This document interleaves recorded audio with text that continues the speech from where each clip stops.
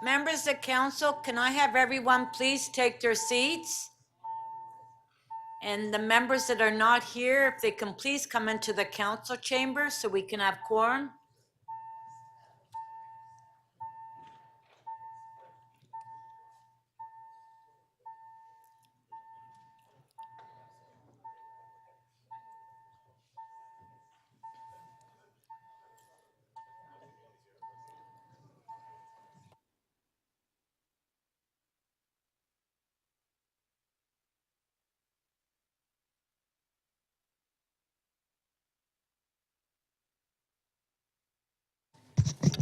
Members of council participating remotely, if you are attending the meeting remotely, would you please turn your camera on so you can be counted for quorum? Thank you.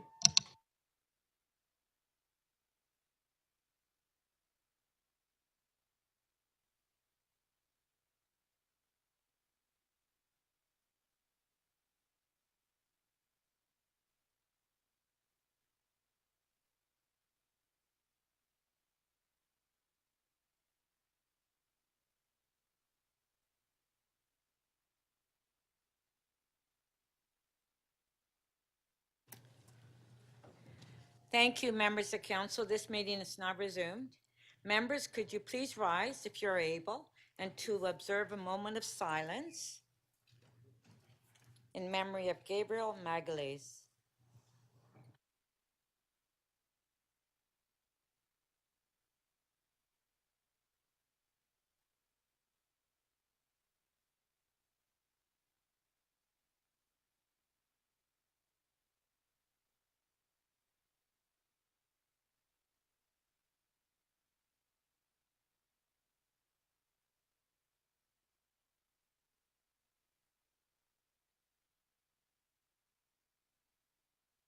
Thank you.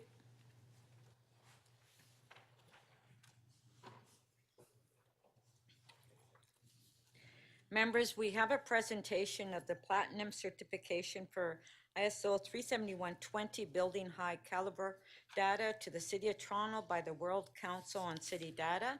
I invite Patricia McCarney, Chief Executive Officer of the World Council on City Data, to speak. Thank you, Patricia. Good morning. Everyone hear me okay? Thank you very much for the kind introduction, and good morning, Deputy Mayor McKelvey, members of council, ladies and gentlemen. On behalf of the WCCD, the World Council on City Data, we are so pleased to join you today to offer our congratulations on the City of Toronto's WCCD ISO 37120 Platinum certifications, and for 4 consecutive years. This is kind of unheard of in our midst. It's an incredible feat. This is bringing Toronto to 8 consecutive years of data. This data continuity being so vital for planning and management across our city. These 4 certifications are a true demonstration of Toronto's dedication to building high caliber data that drives sustainable development and prosperity into the future for our cities. If I could have the first slide, please. ISO 37120, for those of you who aren't as familiar with all of this terminology that I'm throwing around, it's the International Organization for Standardization in Geneva, ISO, that we're referring to. This standard, ISO 37120, indicators for city services and quality of life for which the City of Toronto is receiving these platinum certifications today, is truly a global first, created right here in Toronto. The WCCD led its development at the International Organization for Standardization in Geneva from 2009 to 2014. Once we achieved publication of ISO 37120 in 2014, the WCCD began operationalizing this standard worldwide. Toronto was a foundation city in this effort back in the day with Joe Penichetti and others working so hard to build this with us. Toronto was one of the first cities globally then to be certified under this standard, with a total of 104. They're fully numeric KPIs, or key performance indicators, under this set of 19 themes. The WCCD is working in over 40 countries now. We've rolled it out and we're in 40 countries, and we've certified over 100 cities across the world. So for the first time, this standard equips municipalities worldwide with fully standardized, globally comparable, and independently verified data. So in other words, this is the first time that municipalities across the globe are equipped with apples to apples data, which means they can have an incredible conversation with like-minded data. The next slide, thank you. The WCCD led the development of 2 additional standards then, mostly by popular demand. Cities came back to us and said, well, what about indicators for smart cities, and what about indicators for resilient cities most recently? So we went back to ISO and created ISO 37122 and ISO 37123, indicators for resilient cities, which we're now working with the United Nations to roll out to early adopter cities. The WCCD is now developing what we call ISO 37125. This is for ESG, environment, social, and governance indicators for cities, in collaboration with Canada's leading financial institutions and largest municipalities, and in partnership with the Standards Council of Canada in Ottawa. Underlining Toronto's commitment to data-driven decision-making, these year-over-year certifications will also support and validate the city's sustainable debenture program here at the City of Toronto, a critical funding source for the city's 10-year capital plan. And with that, it's now my pleasure to award the City of Toronto with WCCD's ISO 37120 Platinum certifications for the reporting years 2018, 2019, 2020, and 2021. It's just an incredible feat. Toronto's now equipped with 8 consecutive years of ISO 37120 Platinum certified data, and this is at the highest platinum level. It's really unheard of in our network, and it's a tribute to incredible staff and support from across City Hall. So congratulations, Deputy Mayor McKelvey, and congratulations to your dedicated team and tremendous partnership of our closest colleagues, Heather Taylor and Lauren Birch. The City of Toronto has showcased a commitment to a data-driven future for our citizens and innovative leadership in local governance. So on behalf of the WCCD, I'd like to congratulate you all on the City of Toronto's commitment to standardized and comparable city data. This standardized data will help to increase the quality of life for our citizens while driving evidence-based decision-making and data-driven solutions into the future. The City of Toronto stands out globally in this incredible network across 40 countries as a leader in working to create sustainable, inclusive, and prosperous future for all the residents of our great city. So congratulations once again on these ISO 37120 Platinum certifications, and I wish you all a very good morning. And I'd like to invite Deputy Mayor McKelvey, the City Manager Paul Johnson, and Chief Financial Officer Heather Taylor to please join me for the presentation of these certificates. Thank you very much. Have a nice morning.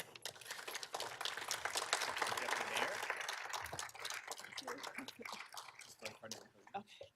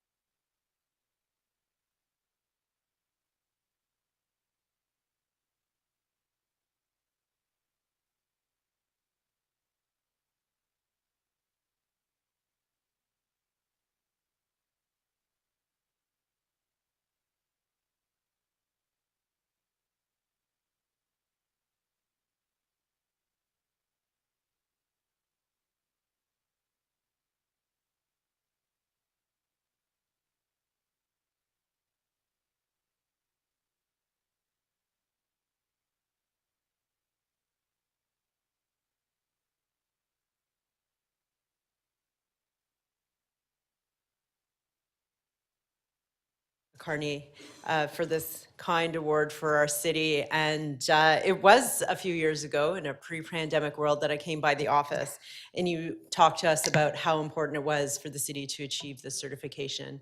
And when we did receive it, I will say that Heather Taylor sent me a note right away because she was so very, very excited and proud of the city. So big congratulations to Heather, to Paul, and to all of our city staff who worked so very hard to make this happen.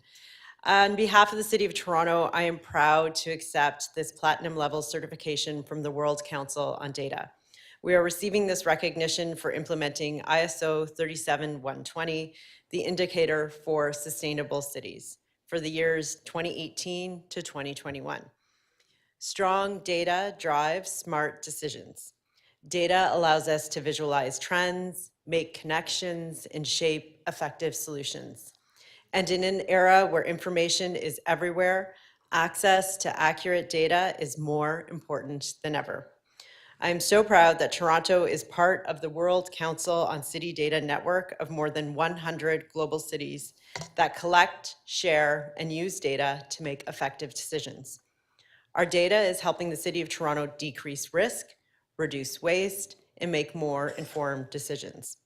Locally, Toronto's data has been used to validate the city's sustainable debenture program, a key funding source for our 10-year capital plan. But our data has an important role to play on the world stage too. Globally, cities are using our data to localize United Nations Sustainable Development Goals and measure their progress towards a sustainable future. And we do the same. This global data sharing network keeps all of us on track towards more effective climate change mitigation. As the headquarters of the World Council on Data, Toronto proudly hosts itself to the highest data standards. And I will say it is worth the tour if you have time to do that. This recognition, the highest such awarded by a World Council, signals that our city is a global data leader. Thank you so much to everyone in our city government whose work has helped secure this award. Thank you to our wonderful public servants that work so hard every day and made this happen.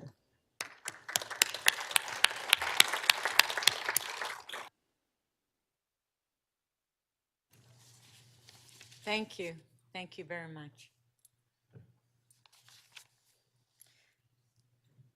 Okay, members, we will now review and confirm the order of paper. There are 87 items left on the agenda, including 46 member motions. Members, I have reviewed a number of urgent motions without notice to be added to the agenda. We will put these motions up on the screen. Councillor Myers.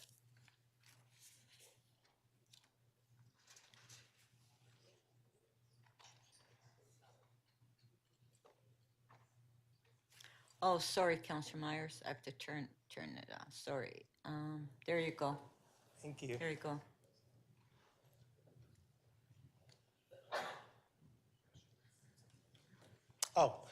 So I have an urgent motion for a class 4 noise exemption for a business in my ward, Sarati. They require this noise exemption in order to run a third shift at night. They are receiving a lot of complaints from, not a lot, a few complaints from one specific neighbor.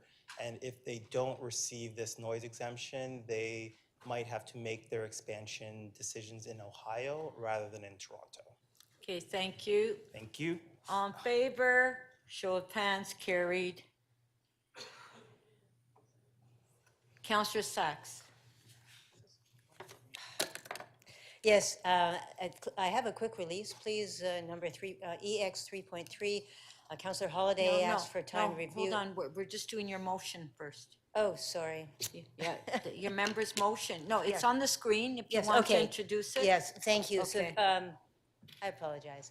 Yes, there is I'd like to move this motion. There is a construction project to demolish a house and build a new house that's been approved by the Preservation Board. They're very anxious to get started. There's a lot of work they want to get done before frost. So we're asking to do it today rather than bring it back in 6 weeks. Okay, thank you. All in favor? Show of hands, carried. Okay, I will now take the release of polls. The clerk will open up the speakers list in CMP, and you can place your name on the list if you have an item to release. Counselor Sachs, you have an item that you would like to release? Please, EX 3.3. This is a minor amendment to the agreement with the CNE. Councillor Holliday asked for time to review it last night, but he's advised me this morning he's okay for it to be released. Okay, so Counselor Sachs is releasing EX 3.3. There's a motion to make, though, as we release it. Yeah, please. so we'll put, is there, do you have the motion? Okay, if we can put the motion on the screen. There it is on the screen, the amendment. All in favor, the amendment? Opposed, if any, carried. Item is amended, all in favor, carried. Thank you. Thank you. Counselor Fletcher, quick release. Good morning. Quick release for EC 2.2, Business Improvement Areas 2023 Operating Budgets, Report number 2, Speaker. Okay, just 1 sec, please. Okay, EC 2.2. EC 2.2, Yeah. yes, the BIAs, okay. Yep. You're releasing, Counselor Yes, Fletcher? yes, I am. Okay, on EC 2.2, on favor, show of hands, carried, thank you. So that's it for the quick releases. Members, before the recess, council was considering item CC 5.3, the Ombudsman Toronto Report. Investigation in the city's process for clearing encampments in 2021, which was timed as the first item following the mayor's key matters. Council has timed item EX 3.13, community safety issues and response, as the first item of business this morning. I propose that since we have staff from TTC and the police with us now, we will consider EX 3.13 first and then return to CC 5.3. All those in favor of adopting the order paper? All in favor, carried, opposed, if any? Okay, thank you. So we will now go to item EX 3.13, community safety issues and response. If you have questions to the staff, please put your name on the list. Questions to staff, please put your name on the list. I want to make sure everyone hears me. Questions to staff. Okay. Okay, and it's my understanding that TTC would like to make a short presentation. Mr. Leary?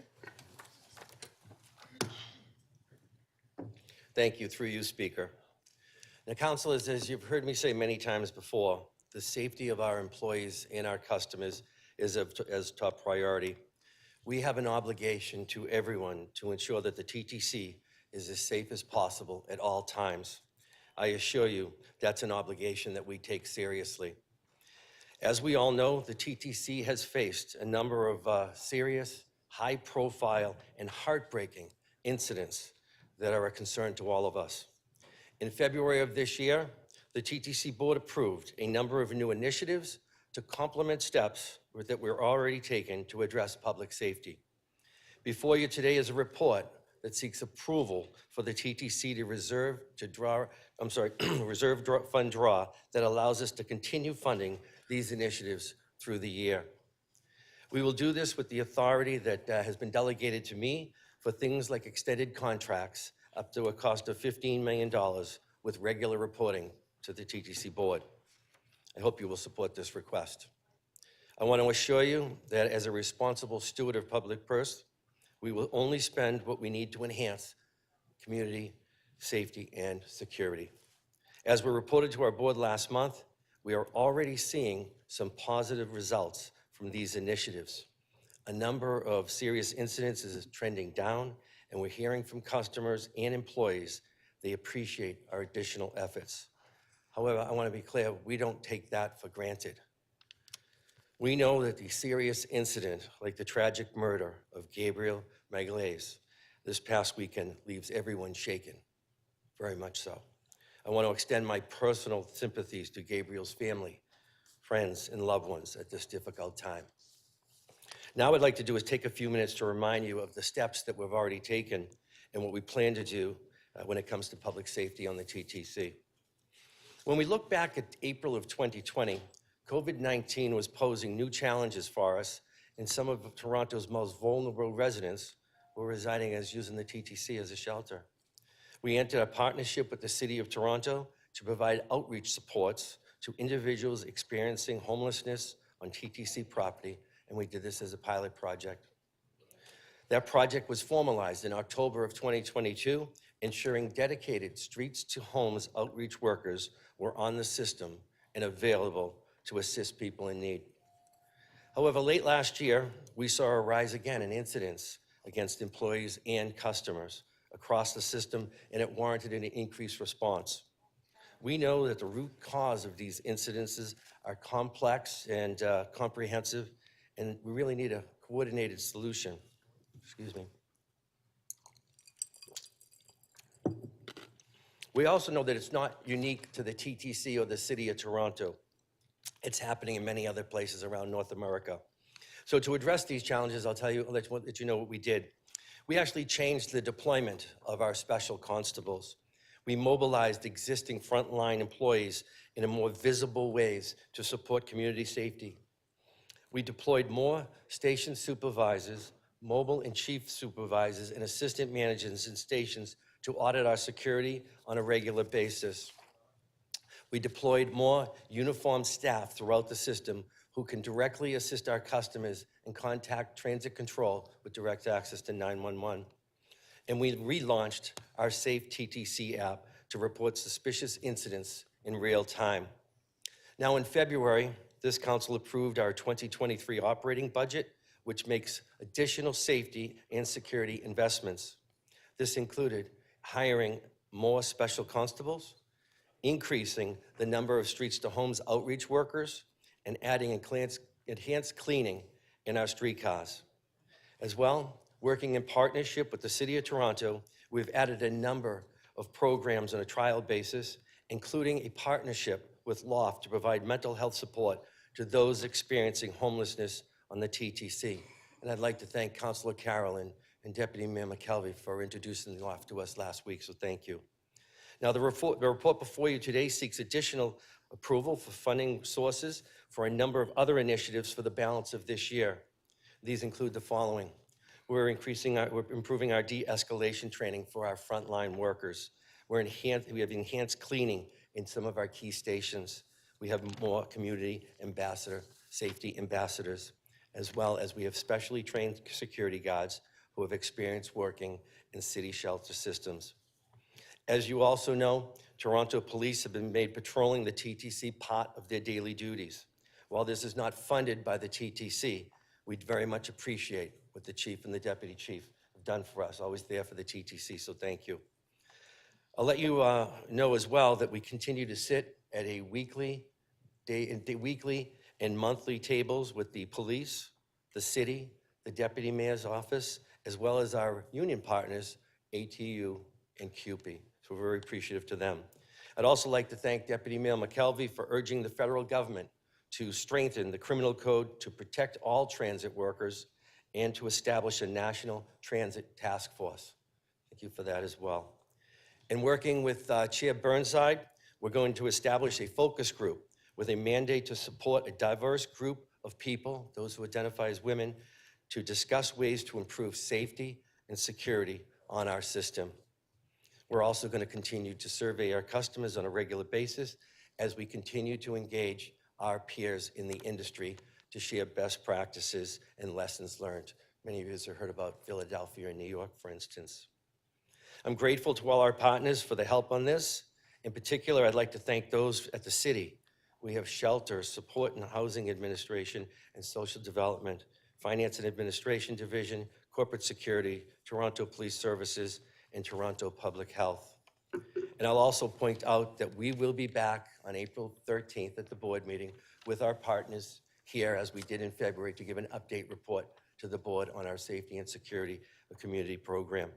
I also would be remiss if I didn't thank TTC employees, frontline employees, for all the hard work that they've done, going above and beyond to ensure the safety of our customers. The TTC is facing new challenges that require new responses, and those responses are, many of those are outlined for you here today. So thank you for the opportunity to speak, and we'll take any questions you may have. Thank you. So we will now go to questions.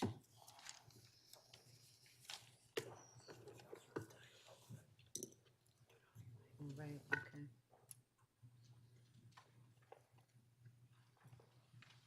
Counselor Fletcher, you held the item. Questions? I noted that you started with the program in April 2020. I'm sorry, it's what you initially said, Mr. Leary.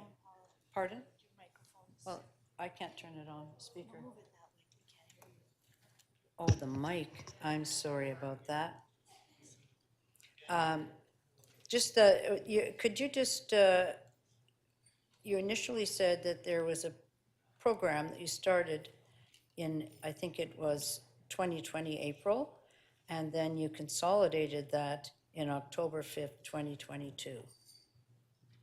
Could you just speak a little bit? That's 2.5 years.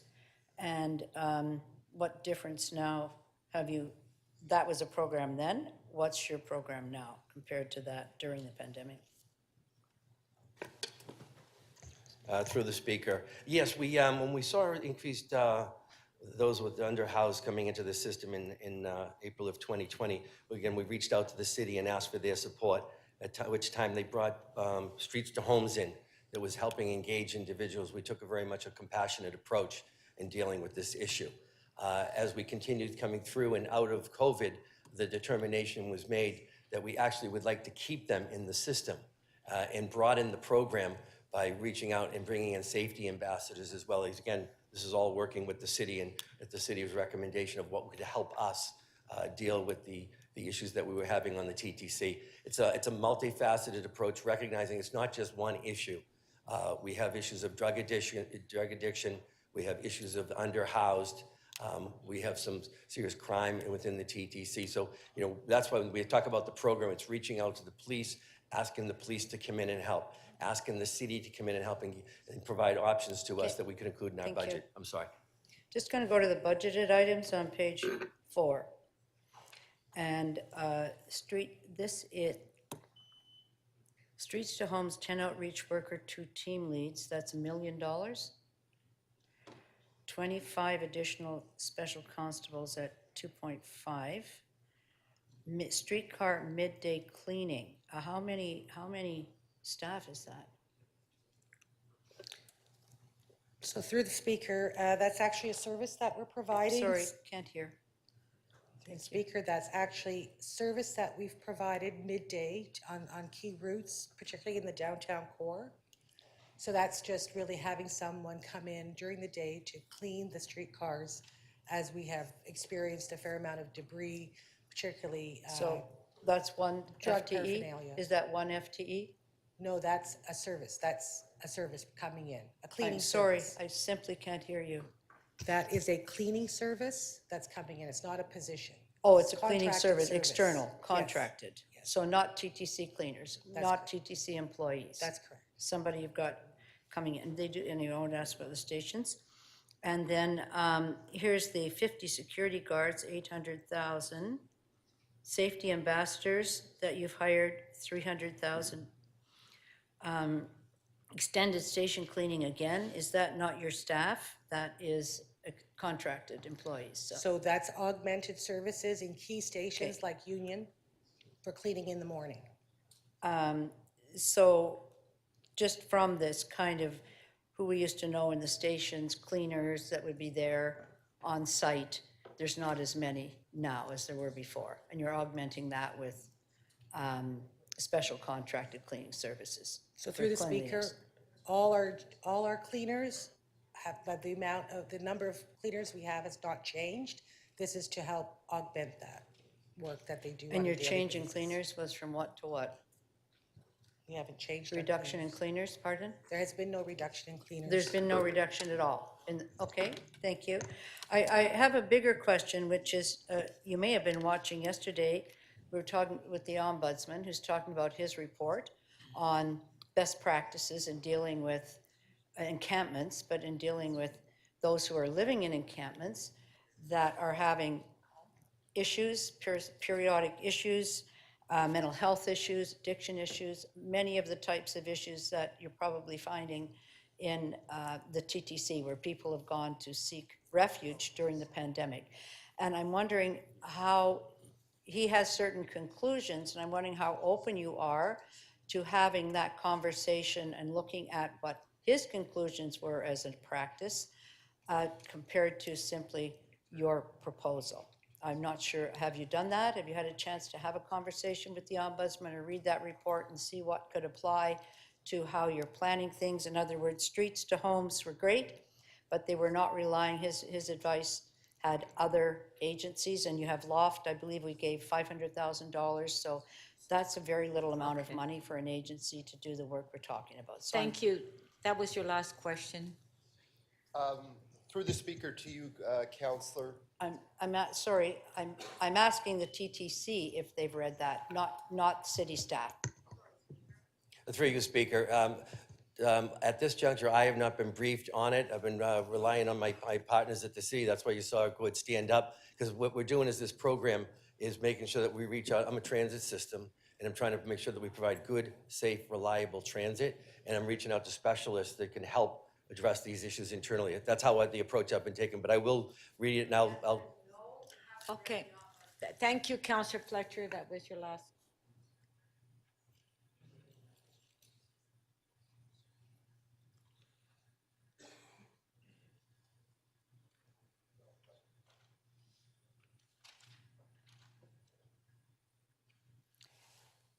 Deputy Mayor McKelvey.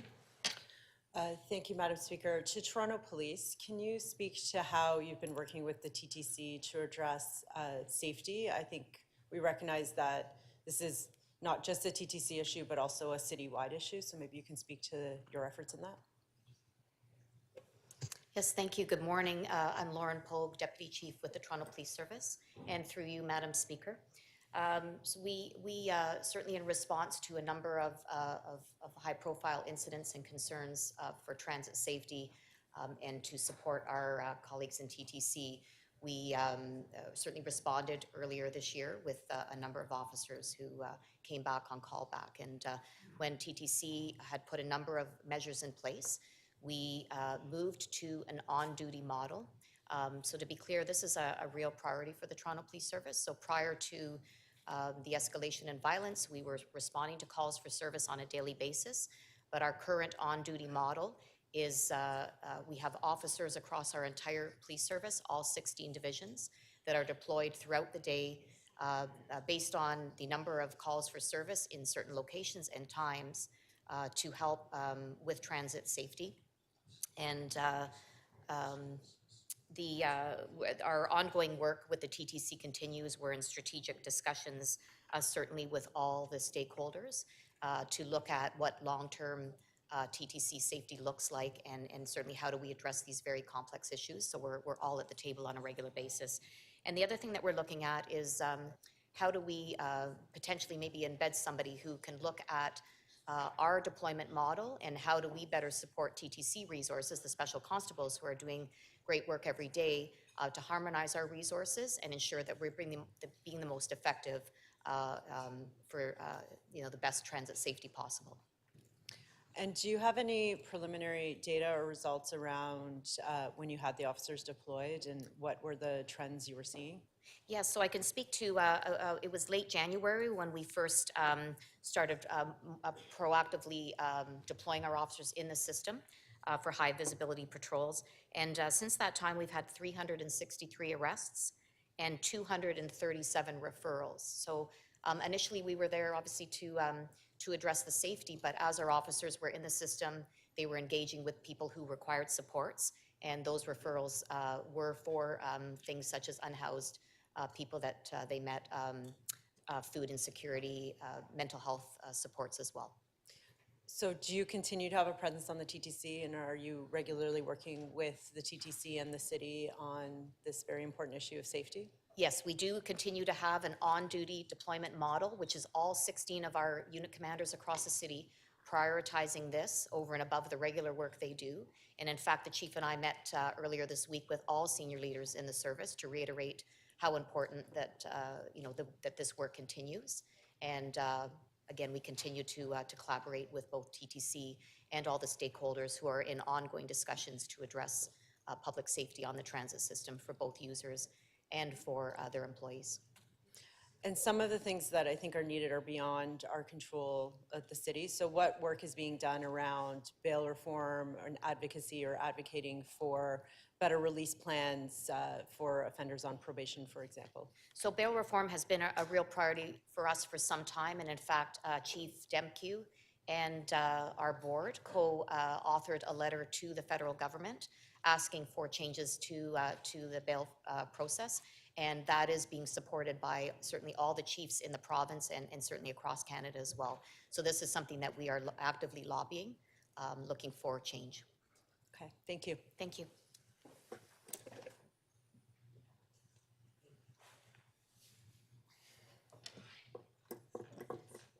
Actually, on the bail reform, I move that motion of the Police Services Board on that. I'm not advocating. I just commented on the question that was asked by the deputy mayor. Just to clarify, sorry. Wow, okay.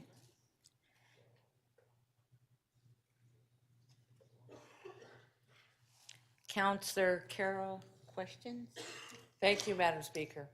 I have a financial question for Mr. Leary, but I just want to go back because Mr. Tanner was going to answer a question that I think we should shine a light on. The city is bringing a lot of response. It was mentioned in Mr. Leary's presentation, and MDOT is a big part of that. But not having gone to the launch, the councillors won't know what I learned there. I wonder if you could talk about what it is they're leveraging in bringing that very low price pilot. It looks like not a lot on the MDOT side and a lot of other resources, but they're leveraging, are they not? Yeah, thanks for the question, and through the speaker to you, Councillor. You know, we've been working very closely with Rick and his team throughout the pandemic, but in a more focused way over the last several months. And that has involved sort of building upon our initial work to add more street outreach workers to the transit system, a total of 20 that are out there 24 hours a day, 5 days a week right now, and checking in on weekends to connect with individuals experiencing homelessness. They partner with the Toronto Public Health, the Works Outreach team, providing harm reduction supports and other connections to service. And the MDOT team that you're asking about really provides that enhanced focus on mental health and substance use issues that some individuals may have. So that brings another 3 case managers, a nurse, and the team has psychiatric support to connect with individuals and best support them. We have plans to have these teams in place in May. We're going to work to fast track the hiring of those teams so we get them in place in April. And since January 1st, the Streets to Homes team has referred about 226 individuals from the shelter or from the transit system into shelter beds. You know, I'd add that the shelter system is firing on all cylinders. We have 9,000 beds in action right now. Every one of them is in use most nights. And, you know, the thing we're really focusing on right now, last month, we housed about 600 people out of the shelter system. And so we want to continue to focusing on that flow of people out so we can continue to work with both Rick and his team and folks, you know, that might be on the street to get into that system. So you have TTC leveraging the experience and knowledge of, I heard Streets to Homes, the Works, the multidisciplinary outreach teams from Loft. This isn't, well, we're calling it a pilot. It's a pilot to deploy it in the transit system. It's been around for a while. The TTC is familiar with their approach and Loft services for a number of years. Through the speaker to you, Councillor, yes, we started to work with this team in 2006. That really is mobile in the community. 2006. Mental health support and outreach directly to where people are living outdoors or, in this case, in the transit system. Okay. Thank you so much for that. And I'm just wondering, since Ms. Campbell is here, if I can ask one other question. We're outside of the transit system. We also are adding to all of these resources, adding even to the MCIT that the police is deploying out where people are called. There's also TCC-ECS. We're seeing success, and I understand you're working on expansion now of the pilot. We are definitely working on expansion of the pilot. Through the budget process, Council had added some resources, and we are doing evaluation this year. We're coming back in October with a report of our one-year results, as well as a recommendation on how we go forward. We're in 64% of the city, and the goal is to get to 100%. Fantastic, fantastic. So that's a whole basket that we can speak about later in speeches. I just have one financial question, and it's about the item. The incidents have sort of made a different focus to this report, but I want to go back to giving the authority to use the funds. And I understand responding in an emergency, and so you want the discretion to be able to do that. But please walk me through when you kick that in, what you do the minute you need to do it, and vis-a-vis the chair or whomever you inform. So there's not just one man saying, okay, I'm going to use 15 million today. What do you go through in the immediate, and then what's the reporting to the board? Okay, that was your last question. So thank you for the question, and through the speaker. Much like we did through COVID and through our cyber breach that we had, we received delegated authority. So of course, we've gone to the board, we've identified the initial costs of the 4 elements that we will be doing. If we need to extend as we determine through the year, we will first have internal approval to make sure it's all okay, give it to Rick. That then moves to the board. So we have committed to regular reporting through the CEO report and through our quarterly financial updates on what we need. And we will only use those funds if necessary, depending on how we determine the situation. Thank you.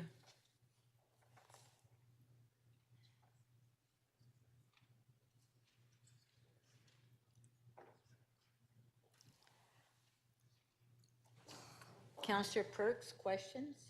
Thank you. Yes, I'd like to actually focus on the specific thing that's we're being asked to consider here, which is to authorize the withdrawal of 15 million from the stabilization reserve.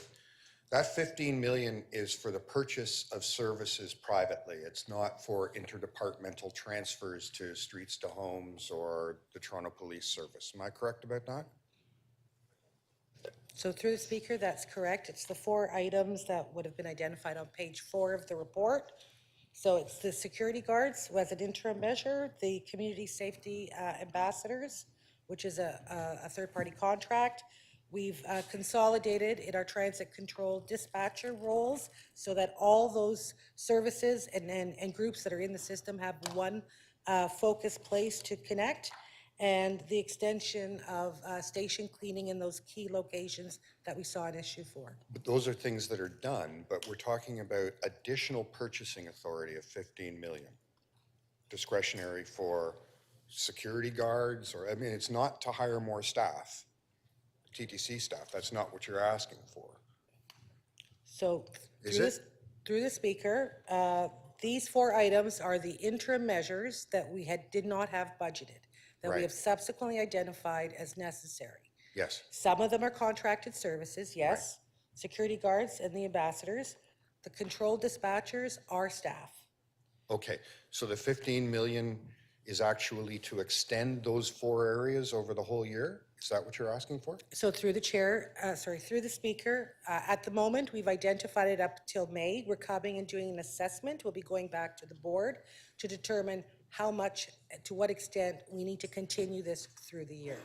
And so if the determination is through the full year, we will look at that, but we're actually looking at the results in the system first and the data that we get from that to determine to what extent that needs to continue. The Okay. 15 million is to help us fund that based on that determination. And if, Ms. Levita, I think we were both here when the TTC stabilization reserve was created. The purpose of that reserve, as I recall, is to take any year-over-year operating surplus at the TTC and to put it aside so that we can mitigate service cuts in bad years. That was the ridership reserve's stated purpose. Am I remembering that correctly? Through the speaker, Counselor, you have a better memory than I do. believe it was but, 2008. But stabilization, yes, that's true. Potentially since that day, there have been a few things that have been deposited in there, but this is part of the stabilization we believe is necessary. But I just, maybe someone in financial planning can help me. The specific stated purpose of that reserve is that in bad years, we have money on reserve so that we don't have to cut the frequency of TTC service. That's what it was established to do. Am I remembering that correctly? Through you, Madam Speaker. Councillor, we did look into the purpose of the reserve. The reserve does not have any restrictions other than contributing to the stability of TTC operations. Operations, yeah. Yes, okay.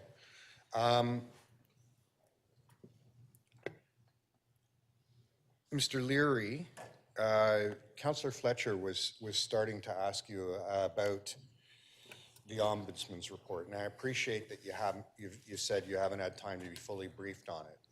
One of the findings in that report is that in order to realize the rights of people without homes, we need to center that in the work that we're doing on these various programs. And that a problem in how we manage the encampments was that people who don't have that expertise were put in charge. So as you're purchasing these additional services, some of which will be dealing with people who don't have homes, I'm curious, what expertise do you have in senior TTC management on the progressive realization of the right to housing? Through you, Speaker. What I would say, Councillor, is that was the reason that I reached out to the experts. As I said earlier, my understanding of public transit and running good quality transit and the economic benefit to this great city, I realized that. I was right away, I reached out to, I'll say, my friends at the city who answered the phone call and gave me ideas. We're taking a social service approach when we're handling this whole situation. No other reason. Due to your care for people, as you can imagine. But to be clear, you're not asking for authorization to give Mr. Tanner discretionary spending over $15 million. You're asking that you have it. That is correct. Okay. With the recommendation if it moves forward with things that Mr. Tanner recommends. Okay, thank you. Those are my questions. Thank you.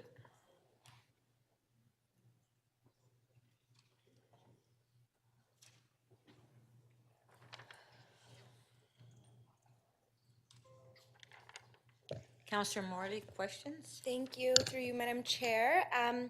Over the last 12 months, we've seen at least 6 violent attacks on unsuspecting victims while on or outside of TTC vehicles or property, including a devastating attack in my ward at Kipling Station. These attacks, while likely the most brutal, are just a handful of more than 1,000 acts of violence on the TTC over the last year, according to the TTC's data. So I just wanted to ask a little bit more about the specifics of these incidents so that we can ensure that we're most appropriately addressing them. Does the TTC's internal data, to the CEO, Mr. Leary, does the TTC's internal data bring forward trends or profiles of the victims or the perpetrators? And question being, how might the data be used to put better safeguards and supports in place that might prevent some of these incidents? Through you, Speaker. At this time, what we do is we're tracking overall numbers when it comes to offenses against customers and offenses against employees. We haven't broken that down into other areas, to be honest with you. No, that's fine. And I just want to, shout out our city for our wonderful Platinum Award today. We talked and learned and we understand how important data is to city building and to getting to the right solutions. And so I just want to encourage the TTC as you continue your work to really consider data collection and demographic data specific collection so that we can make our basket of solutions as precise as they can be. Can you speak to us, Mr. Leary, through you, Madam Chair, how is the violence that is occurring against passengers different than the assaults happening against operators? And should customer safety and violence require a specific and separate strategy if the issues are unique or distinct? Through the speaker, we're seeing very similar acts of violence against both our employees and customers. I quite often look at video of what happens on a bus, and I'll see the violence against our employees, and it's just, we don't tolerate it. It's unacceptable. But there's so many similarities out there about the attacks, right? It comes from many variations, whether it's a push, a bump, a hit, a throwing something at them, or a threat. We document all of that. Okay, so no clarity yet, sort of if there's clear distinctions between the kind of violent incidences between the operators and the passengers. We'll look forward to more details in the April 13th report. And then I have a bit of time. Another question for you, Mr. Leary, is what teams inside the TTC are currently working on this particular safety challenge at the TTC? And how is equity and identity considered in the creation of your basket of solutions? Through you, Speaker. Our team is led by a number of groups that we meet on a daily basis and have this discussion. Diversity, inclusion, and diversity and culture, as we say, with Keisha Campbell is at the table at every day on everything that we look at. When it comes to hiring, when it comes to where we're deploying people and how we interact. I'd let you know that the safety ambassadors, as well as the guards, have come in and spent 2 days getting an understanding of the culture of the TTC, with the diversity and culture department being there, having that discussion about anti-Black racism, unconscious bias, right? So we use it, make sure it's all about calming the temperatures of the water in the station, but we focus on all of that. Our safety department, our special constable group obviously are at the table, as well as operations in our control center. Each one of the groups that we've employed has a radio on them, and they call the control center, and they can call each other to help each other. So we look at all elements of that. Wonderful. That's great to hear. And just to piggyback a little bit on my colleague, Councillor Perks, we've been talking at length about the importance of a people-centered, respectful, compassionate approach to managing our vulnerable populations in the city. I think it was mentioned by the Ombudsman, and it is a very true fact. We should be judged by how we take care of the most vulnerable in our society, and that's the task ahead of us. And so I just wanted to, again, on the point from Councillor Perks, have a little bit more of an understanding, and maybe through you, Madam Speaker, our CFO can talk to us about the impact of the drawdown on this reserve on next year's budget for the TTC. Through you, Madam Speaker. Councillor, the impact in actual fact is on the total reserve balance in itself. If you recall, we did speak about the amount of reserves available to act as a backstop. So this will be a reduction against available reserves. Thank you, that's helpful. Those are my questions. Thank you. Okay, members, before we continue, we do not have quorum. So I'll have to do a quorum call. For councillors that are walking and around and doing other things, please Members- take your seats.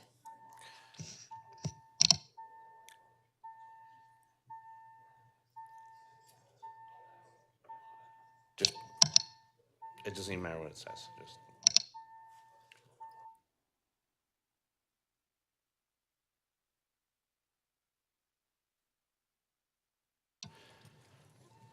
Members of council in the chamber and participating remotely, we've opened the voting panel. Would you please press either the yes or no button, doesn't matter, but one of the two buttons to indicate your presence in the meeting, please.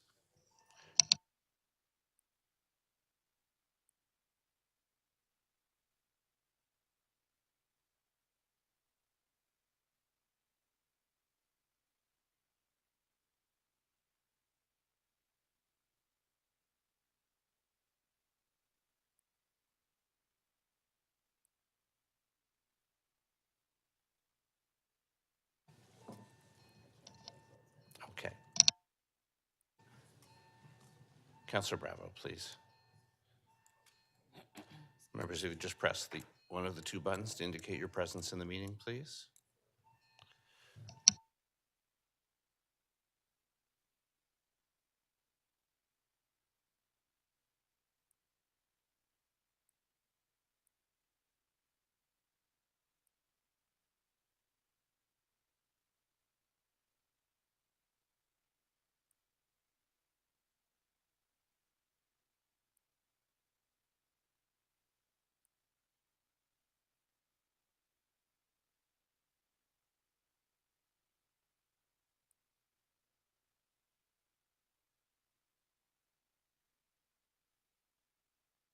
Councillor Carroll, are you able to press one of the buttons, please?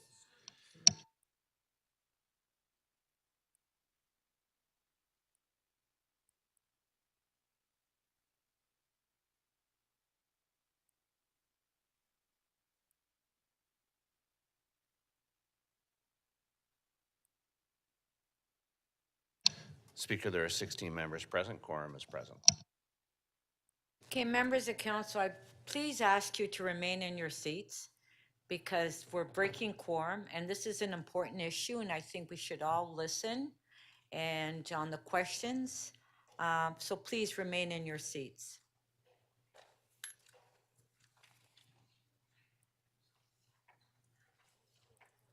Councillor Ainsley, questions?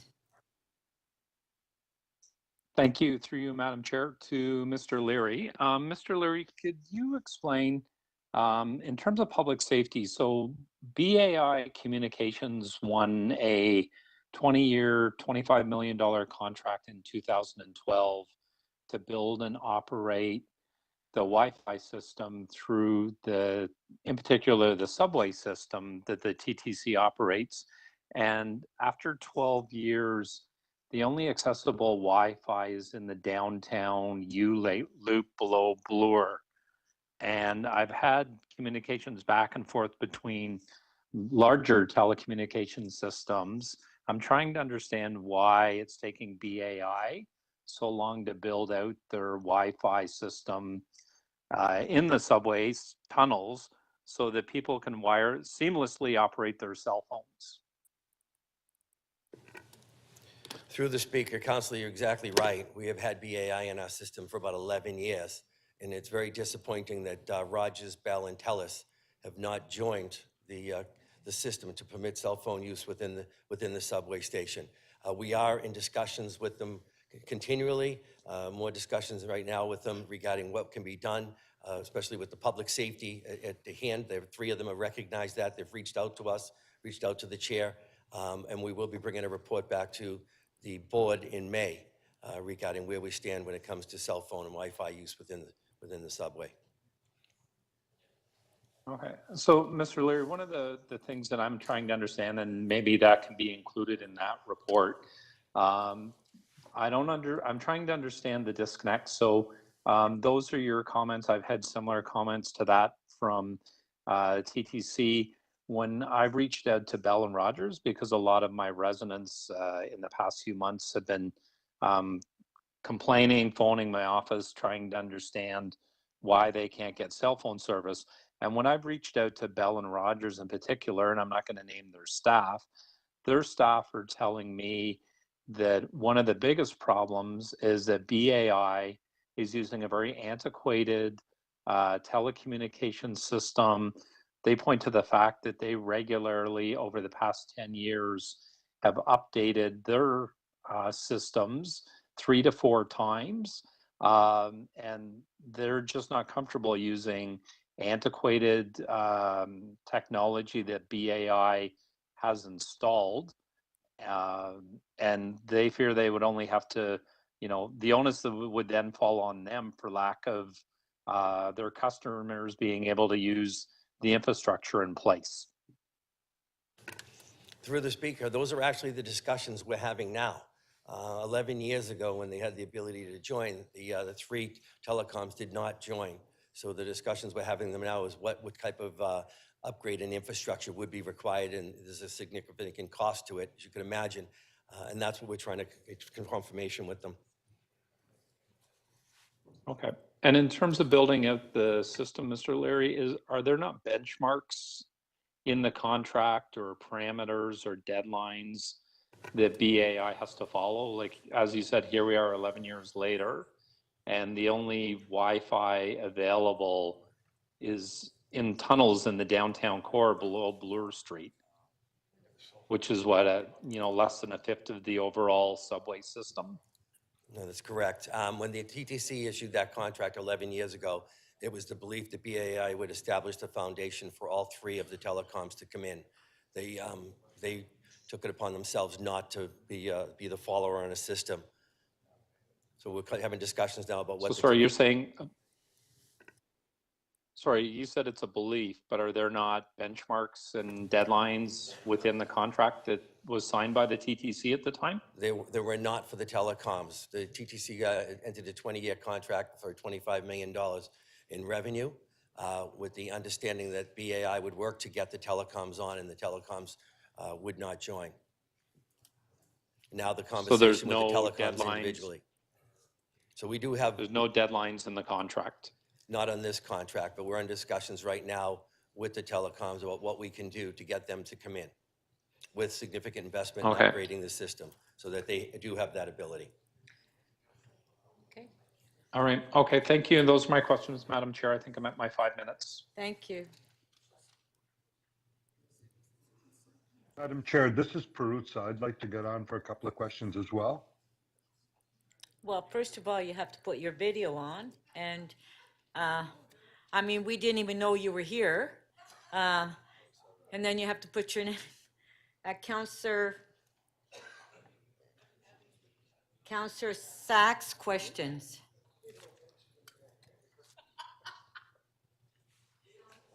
Sachs, questions. Yes, thank you. My question is for the TTC. Of the subway stations in Toronto, only 2 of them are open overnight, one of them being Spadina Station in my ward, which has become a really frightening station to go through, particularly for women and children. Many people, many of my friends, my colleagues are afraid to go through that station, even during the daytime. We have multiple reports of open shooting up. There's homeless people in the station all the time. Will you tell me, please, what specific measures you are doing to make that station safe for the general public? Absolutely. Through you, Speaker.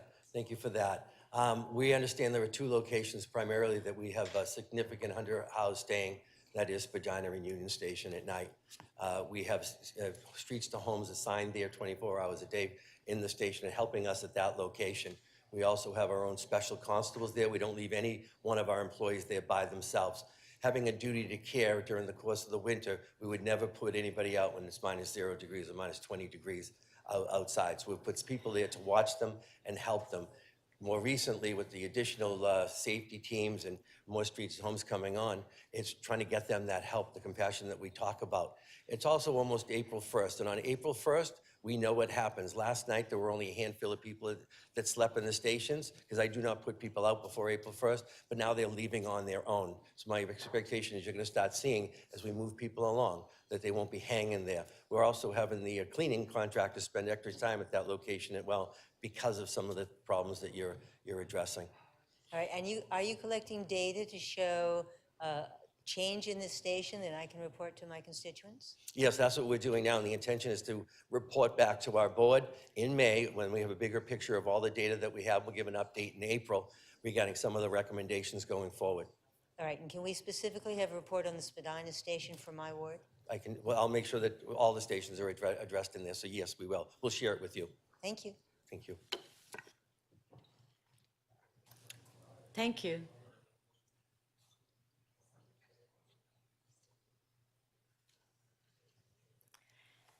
Counselor Myers, questions? Thank you, Speaker. Through the chair, so we've all been, saddened and shocked at the recent incidents that have been happening on the TTC regarding, several murders now. But however, before these latest rounds of incidents, the TTC was also experiencing a significant rise in incidents of anti-Asian hate. Incidents included spitting, verbal assaults, physical assaults, and many residents, particularly in my community, which has a significant Chinese population, felt unsafe as they did not feel the TTC did anything to protect them, to provide them with instructions of what to do in case an assault had happened. And I'm looking through this request for the $15 million, and I don't see anything in here to specifically address incidents of anti-Asian hate or to provide education to riders on what they are supposed to do in the event of assaults by others on the transit system. So could you please just walk me through what would someone do who has experienced anti-Asian hate on the TTC, maybe English isn't their first language or their second language, or they don't speak English at all, how would they know what to do based on what the TTC has been doing for the past 3 years? So in the past 3 years, we've put a heavy emphasis on anti-bias, unconscious bias and anti-racism, anti-black racism in particular, right? But focusing as well on Asian and Southeast Asian, the challenges we've had. What we do is we market throughout the system about respect and dignity throughout, whether it's our employees or our customers, that we put campaigns out. We also make sure that people understand how they get help on our system, whether it's the yellow strip on a bus, that you can always push the yellow strip, right, to get some assistance, or the yellow strip on the on the trains. We have emergency alarms in stations, or in the bus terminals. So we're always trying to make sure everybody knows where they could go, in particular to make sure that all of our frontline employees, right, the customs feel comfortable getting to them so that they can report it to our control center, and we in turn would bring it to the police or our special constables or a supervisor, a first responder. Thank you, but that's not really answering the question that I'm asking. What are you specifically doing with regards to anti-Asian hate? So specifically, I'm thinking an older senior who doesn't speak English, they've been verbally assaulted, physically assaulted, spat on. What does where do they go? So we've been letting everybody know that we There's reach no out. signs in the TTC, for example, saying, if this happens, this is who you call this number. I've spoken to several organizations that deal with the Asian Canadian population in Toronto. They haven't seen much action from the TTC either. So what has the TTC been doing, and what is the TTC planning on doing with this additional money to address these specific incidents? Well, I'll let you know, Councilor. I'd be more than happy to reach out to who you have, because Councilor Lai was formerly on our board, was very active with us in making sure that we did outreach to the Asian community to make sure they knew. We put things out in multiple languages, for instance. We've purposely spent a lot of time I'll say in your section of the city, making sure that we address the needs of the Asian community, to make sure they have that understanding of how we communicate, how to use our system, all our advertising, how to use our website in the multiple languages, how to report any incident, because we make sure everybody knows through the Safe TTC app that anybody can report anything to us immediately. We've put more supervisors and more people in the field to make sure that customers have that ability to contact an employee directly so we can respond to it. But I'd be more than happy to reach out to any group that you have. If we think we can do better, we're always willing to do better. Right, so what I'm thinking of is, why isn't there a sign, a poster in every TTC station or on the bus saying in the appropriate language that, if something like this happens, this is what you do. Call this number, go speak to the operator. We do put a lot of things I in. haven't seen one. You haven't seen one? And I take the TTC almost every day. Okay, I appreciate that. We'll make sure that we'll reach out to your office and talk about any recommendations you have. We put things out in multiple languages around the city, but if there's something specific, I'd be more than happy to work with you on it. Thank you. Thank you, sir. I have one more question, so I'm going to ask. With respect to the $15 million, what decision was made to direct this money to outside third parties instead of investing this money into training your staff? And what person is exactly responsible for ensuring that, the TTC is safe to ride? Like, what is the specific person's name? Whose job is that? Okay, it's multiple questions. Yeah, so can you do them one by one, because they all started collapsing, I apologize if you could. So just give that to me again, because.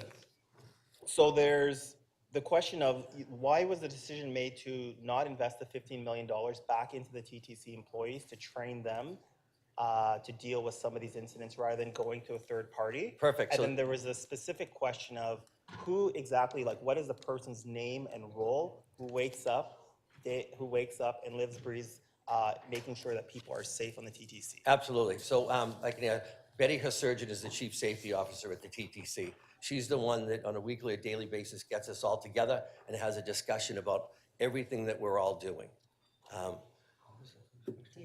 And you had asked about why we didn't. Sometimes, as you would imagine, hiring employees takes a lot longer than reaching out to our friends in the city who had contracts that we could reach out and bring them in right away. Rather than waiting, we reached out and we hired contractors to come in and help us. It's this, and they're also bringing the contract city people to come in to train the trainer to help us learn to train our frontline employees as well. So we're benefiting from experience from others. So there is funding. Thank you. Councillor Burnside. Thank you. Through you to Mr. Leary. If anyone is assaulted or harassed or abused on any level, what should they do? Would they call the police, hit the yellow strip, anything like that? No, we have staff in every one of our subway stations. They're around our terminals and on all our vehicles, as you imagine. They go right to the TTC employee as we recommend it, and the employee will call the control center and get the appropriate help there, whether it's the police, special constables, or a supervisor for immediate response. No matter who they are? No matter who they are. Thank you. Through the speaker to, I believe it's Mr. Tanner. Hi. So we've heard today, and we actually have heard it on other occasions, that at least over this past winter, and probably through COVID as well, the TTC is being used as a shelter on a certain level for a certain number of unhoused people. And I'm wondering what resources you would need, because I know we're also putting 20 streets to homes workers in the system, other agencies to get unhoused people housed. The problem is if you have no space, that makes their job a little more difficult, if not impossible. What resources would you need to make sure that we can address the needs of the people who are unhoused on the system? Thanks for the question, Councillor, and through the speaker to you. You know, as we look at our shelter system, I think, you know, first off, we have to focus on the fact that we came into this year with a $317 million COVID hole that has yet to be funded by other levels of government. In addition to that, we've got a $97 million hole with respect to the services we will be providing to refugee claimants this year. There are a number of other initiatives that we would like to talk about that might help the TTC and to support enhancing services for people who are homeless, and I have a list of those. But if we don't focus on shoring up the funding and support for people who are experiencing homelessness and are vulnerable now, the situation will get worse. On January 1st, we'll be facing a tough conversation around whether we need to scale back the number of shelter beds we have. This provincial budget came down with no strategy on homelessness, no strategy to boost the income of people who are living in poverty in this province, and no fundamental changes to lead us in the direction we need to go. So I've got a list of other things we'd like to do, but if we don't address the fundamentals of where we are right now, we're going to be in real problem. We're going to have a real problem. Thank you. That's my questions. Thank you, Councillor. Other than that, everything is great. Councillor Bravo. Thank you, Speaker. I just want to start with a question around staffing, because we are talking about $15 million to spend discretionary, in a discretionary way there will be some contracts. Is it correct that during the budget process, one of the efficiencies that were proposed was a reduction of about 100 frontline staff? Am I recalling this incorrectly, or is this correct?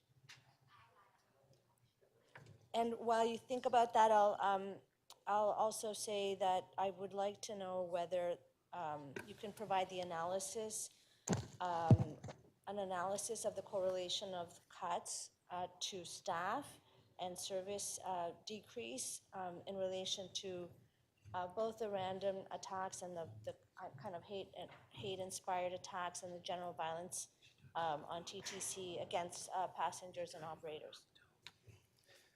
Through you, Speaker. So you talked about cuts. So we haven't reduced the headcount at the TTC because of the budgetary cuts. As you know, that we made adjustments down regarding the service requirements going to 2023 because of the ridership.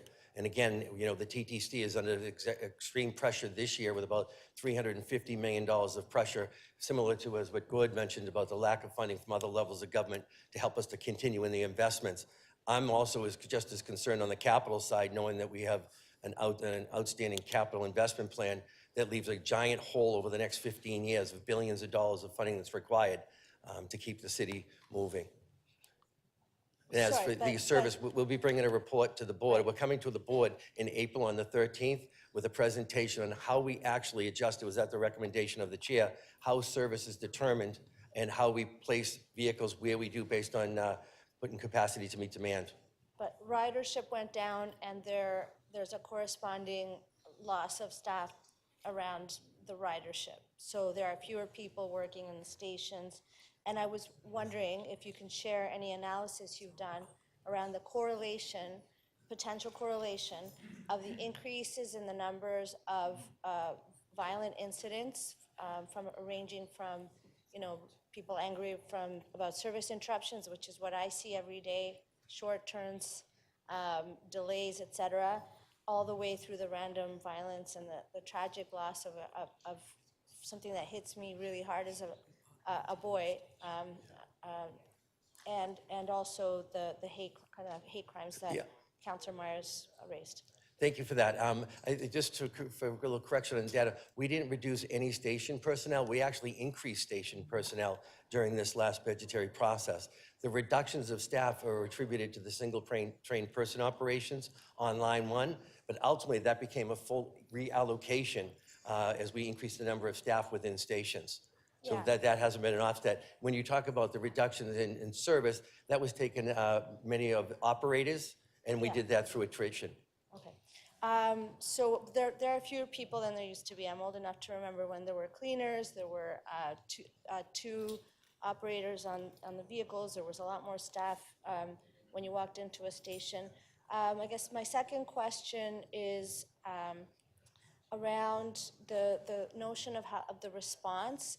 Have you, as has been recommended for the encampment response, do you have a table or relationship with community groups who are experts in mental health challenges, experts in the kind of social issues that we're hearing about, experts who serve and are in relationship with people who are homeless, people who are experiencing addiction, et cetera? Is there a group like that giving the TTC advice right now in this critical moment? Absolutely. As I've said in my opening remarks, it's the peers at the table here with us from the city. We're pretty good at running a transit system, but when it came to the social issues that were occurring, we reached out to the experts. So I'm very grateful for what they've done for us. And what is the advice and reporting relationship there? So we have a joint relationship at a table that we meet with on a weekly or biweekly basis now as we're sharing information. Everything that we have, the data from the police and the TTC, is being sent to Denise's office, right? So it's all going to be consolidated in the Safe TO program so that we can really look at the data and do some analysis of what's best for the Thanks. city. Great. So I have, I'll ask quickly then, the multidisciplinary outreach team, MDOT, how many days are they on TTC? How many workers? Because we know that we hear from special constables and other workers that it's mental health crises and people needing support is a big piece here. And the temporary deployment of half of the fare inspectors position now to help people, how long will that continue? So That was your last my question. last question, yeah. Through the speaker to you, Councillor, I can speak on the MDOT team. So the MDOT team is a $500,000 investment that will include 3 case managers that'll be full-time plus a registered nurse. The team is backed up by a psychiatrist that consults with the team and provides, that level of clinical support. They'll be on the TTC 5 days a week, weekdays, with 2 evenings of those weekdays till 8 or 9 o'clock. Thank you. And through the chair, if I could answer, the fare inspectors were redispatched into the subway station for a temporary time frame until we got everybody else, the contractor services in, then we let them go back onto the streetcars. Thank you. Thank you. Councillor Moyes. Thank you, Madam Speaker. So in regards to the $15 million, when it came to the TTC board last month, I made an amendment in that when the money is spent, that the board be informed as to when and how it is spent. So with that amendment, I actually supported this, and I will support it here as well at council. But my question's about looking at, we talk about the TTC here in silos, and our system touches many other municipalities, Brampton, Mississauga, York Region, Durham, and so people flow from one end to the other. And so my question is, are we talking to other municipalities about some of the issues they're having? Because I'm sure there's a flow of people and problems and issues. And I'd like to hear from a representative of the TTC and from the police about this. Through the speaker, yes, we are. We talked to CUTA, the Canadian Urban Transit Association as well. Brampton, Mississauga, York Region, and I with Durham, we speak on a regular basis about the challenges we have, integrating our service, integrating our ridership, as well as how they're dealing with the issues like we are with mental health and homelessness. So we talk on a regular basis and share information, as well as the big cities around North America. When we look at New York, for instance, or Philadelphia, and what we're doing is taking pieces of with the best that we see from our friends and peers and what we learn from each other, and that's the program we're putting together now. We're sharing the information. But there seems to be a lot of attention in Toronto, and we seem to be having a lot of critical issues, where death occurs. I don't hear that in Brampton, Mississauga, Durham. No, you're correct. The order of magnitude of what happens in this city is so much greater because of the ridership, as you could imagine, and the size of the city and the population. It is not. That's why talking to Philadelphia and New York, right? Someone that I can actually talk about how they're managing the transit system, who they're bringing in from their cities to help them, is similar to what we're doing here. And that was kind of the strategy of putting a program together. Reach out to the specialists, because we're transit. We're not specialists in many social service areas. So I know in New York, for example, they had some similar issues in the past. And it doesn't seem to be as serious now, or it's mitigated down. Are we using the best strategies from those municipalities? Is it working? Well, that's exactly that's a great question, because that's exactly what we're all saying to each other. Who's doing what, and how is that strategy working? We've taken pieces from a little bit of others, right, and integrated into ourselves to see what would be best for the TTC and for the city of Toronto, obviously. Okay. I know the police want to respond. Well, thank you for that. I'm not aware, through you, Madam Speaker, I'm not aware of embedded resources in our other Greater Toronto Area partnerships. I think what we have to remember is that, we have an extensive transit system here, and, Toronto has always been a hub, certainly for people who are coming from other jurisdictions. They're in the downtown core because that's where the services are, and certainly the transit system provides them access to different things that they need in the city. So certainly, I think, what we're seeing in Toronto is not any different than our larger cities in all over North America, New York, Philadelphia. We've read about this phenomenon everywhere. Okay, thank you for that. And just one final question to Mr. O'Leary. How are staff trained when dealing with people in crisis? And who trains them? We've been training all our frontline staff, and as you know, more recently, the operators as well, about how to recognize and how to interact with people who have, I'll say, social challenges in life, all right? About being kind, compassionate, and reporting it. So what we're doing now, especially with the streets to homes and the ambassadors, is people are reporting it to the control center, and we have a direct line to send somebody to help people, whether it's on a streetcar or whether it's in a subway station. So everybody at the TTC knows that, and that's how we're addressing the challenges that are in front of us today. We made sure that we communicate to everybody about de-escalation, right? And that's what I mentioned earlier about the unconscious bias and the anti-Black racism, and making sure that everybody understands the culture that we expect here in this organization, and all our contracted partners have done that same training. Okay.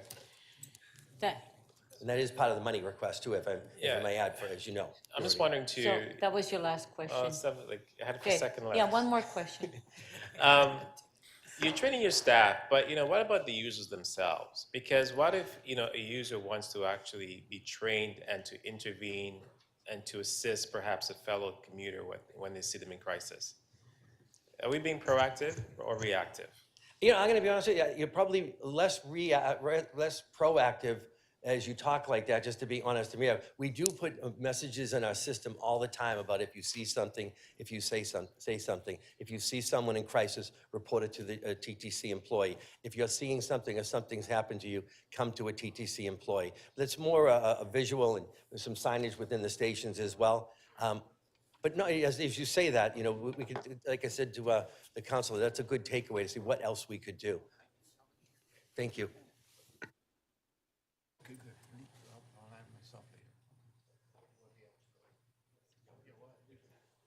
Counselor Malik, questions? Thank you very much, Madam Speaker. And appreciate all the questions that have been shared. I'm here as a representative of this council, but also as someone who is a daily transit user, one of 1.7 million, and these tragedies and the impact on people's feeling of safety on TTC is very deep, and we're all feeling it. And it's resonating in our communities very deeply as well. So my first question is to the TTC, and it's a pretty straightforward one. Does the TTC see a correlation between service levels and safety? Through the speaker. You know, late last year, we were providing more service than we are today, and we were seeing more incidents that were occurring. On March 26th to 27th, we changed the level of service out there, and we're providing about 91% of pre-COVID service for about 70% of our pre-COVID ridership. So I'm not seeing that correlation, especially when we're seeing the accidents, offenses starting to tick down with the efforts that we've put in place.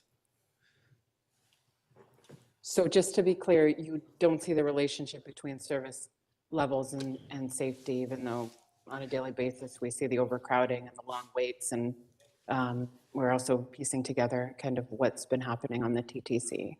You know, the good question. You know, we're seeing the randomness of the criminality of what's happening around the TTC, not necessarily where the service is actually being provided or the quantity of service provided. That being said, if I have the opportunity to say, we do need more investment in public transit, but more service on the street, right? Because we know that that's what our customers are asking for, and other levels of government have to help us because we have some real challenges going into 2024.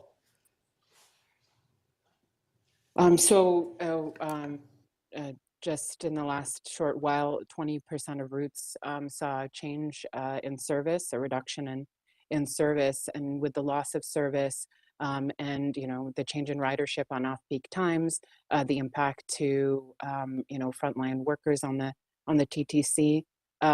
Are we potentially creating a more dangerous system with cuts to service? Through the speaker, what I'd let you know, Councillor, is we match capacity to demand. You'll have seen some slight changes in service when it comes to the timeframes in which buses and streetcars will come. 3 minutes, 30 seconds to 3 minutes is a majority of the change. There are a number of outliers, and what we're doing is we're filling those holes where we see ridership occurring. We track now with the data that we have the ridership on our buses, and I can tell you that about 1.7% of our buses are at maximum capacity or just passing. We're coming to the board on April 13th with a presentation on how we address the crowding issues with what we have today, having additional runners-directed buses. So as soon as we find out about that and we see it, and now we find out about it within days, not months like we used to, and we put extra buses in those areas with streetcars.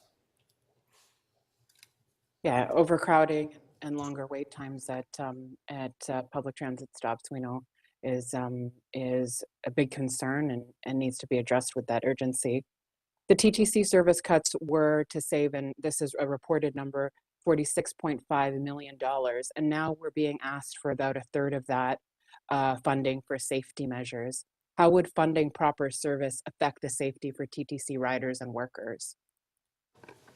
Through the chair, we know that our customers are very keen on the fact that they would appreciate more service more often, all right, as a means of bringing them back to public transit and giving them the comfort of safety on vehicles. That's why I am supportive of additional funding when we can from other levels of government to provide that service.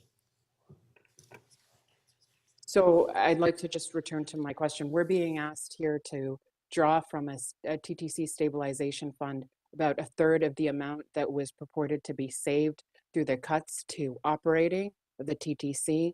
How would making a different choice with these resources and funding proper service from what we have affect the safety for TTC riders and workers? Through the speaker, our customers and our employees expect us to keep them safe. I reached out and it was with frontline employees quite often when this first began and consulted with them, as well as I said, the unions, on what was necessary. And they were very clear to me they needed the supports to feel comfortable and safe on the system. They wanted more frontline employees, they wanted more police, they wanted more special constables. They were asking for them to be seen, and that's the reason we took this approach. And at the same time, they understood the importance of the need to help people in this city. They understood there are a lot of people that have been left behind. And when we talked about the social aspect of bringing the peers in and the specialists in, we got a lot of compliments from the public and our employees for doing that. Thank you. Councillor Nunziata. Thank you. Thank you. And I just have a couple of questions to the police. So the pilot that we had, we had off-duty officers that were involved in the pilot. So now are we using the neighborhood officers that are out there in TTC? Yeah, through you, Speaker. So we have an on-duty model now, which is an entire whole-of-service approach. All 16 divisions, Councillor, are deploying officers. The only areas where neighborhood officers are involved is actually if it is part of their neighborhood. So those specific subway stations that are part of the neighborhoods where they're patrolling in, they are in fact being utilized in addition to our primary response unit officers who you see in the cars on a daily basis. So that's mostly downtown then? Mostly downtown, but you know, we encourage our neighborhood officers, certainly when they're making their way from the police station to their neighborhoods, to ride transit as well for greater visibility, and they certainly do that. Okay, thank you. Now, when the deputy mayor asked you the question about bail reform, and I just want you to expand a bit on that. So, as you know, I moved the motion to the board, and it is being sent to the federal and the provincial government. So just expand a bit on it, where we are on that bail reform. So again, the letter that was co-authored by our board and Chief Demkew to the Prime Minister of Canada.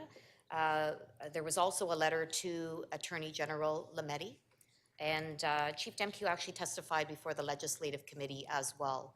And I know I've been at a number of meetings with the chiefs in the province, and you know, everybody is certainly lobbying for bail reform, and including police across the country as well. Now, when the federal government, their announcement of their budget just a couple days ago, there was an item in there about bail reform. So am I correct to say that they do not support the bail reform? Do you know, I can't speak to that actually. I don't think I saw that. Oh, I thought I saw that in, no? Oh, I thought I seen that. Maybe I missed that. Sorry for that then. My understanding is everybody is working together for this Are they? very important Okay. issue in lobbying the federal government. Well, I'm hoping, okay.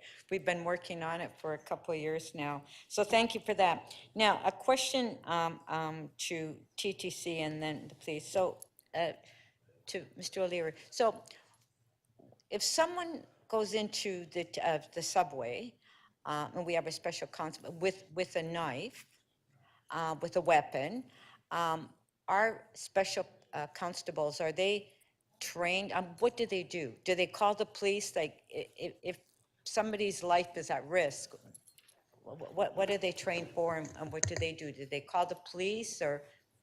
They would, through the speaker, they would notify the control center right away and ask for assistance from the police or any other special constables in the area.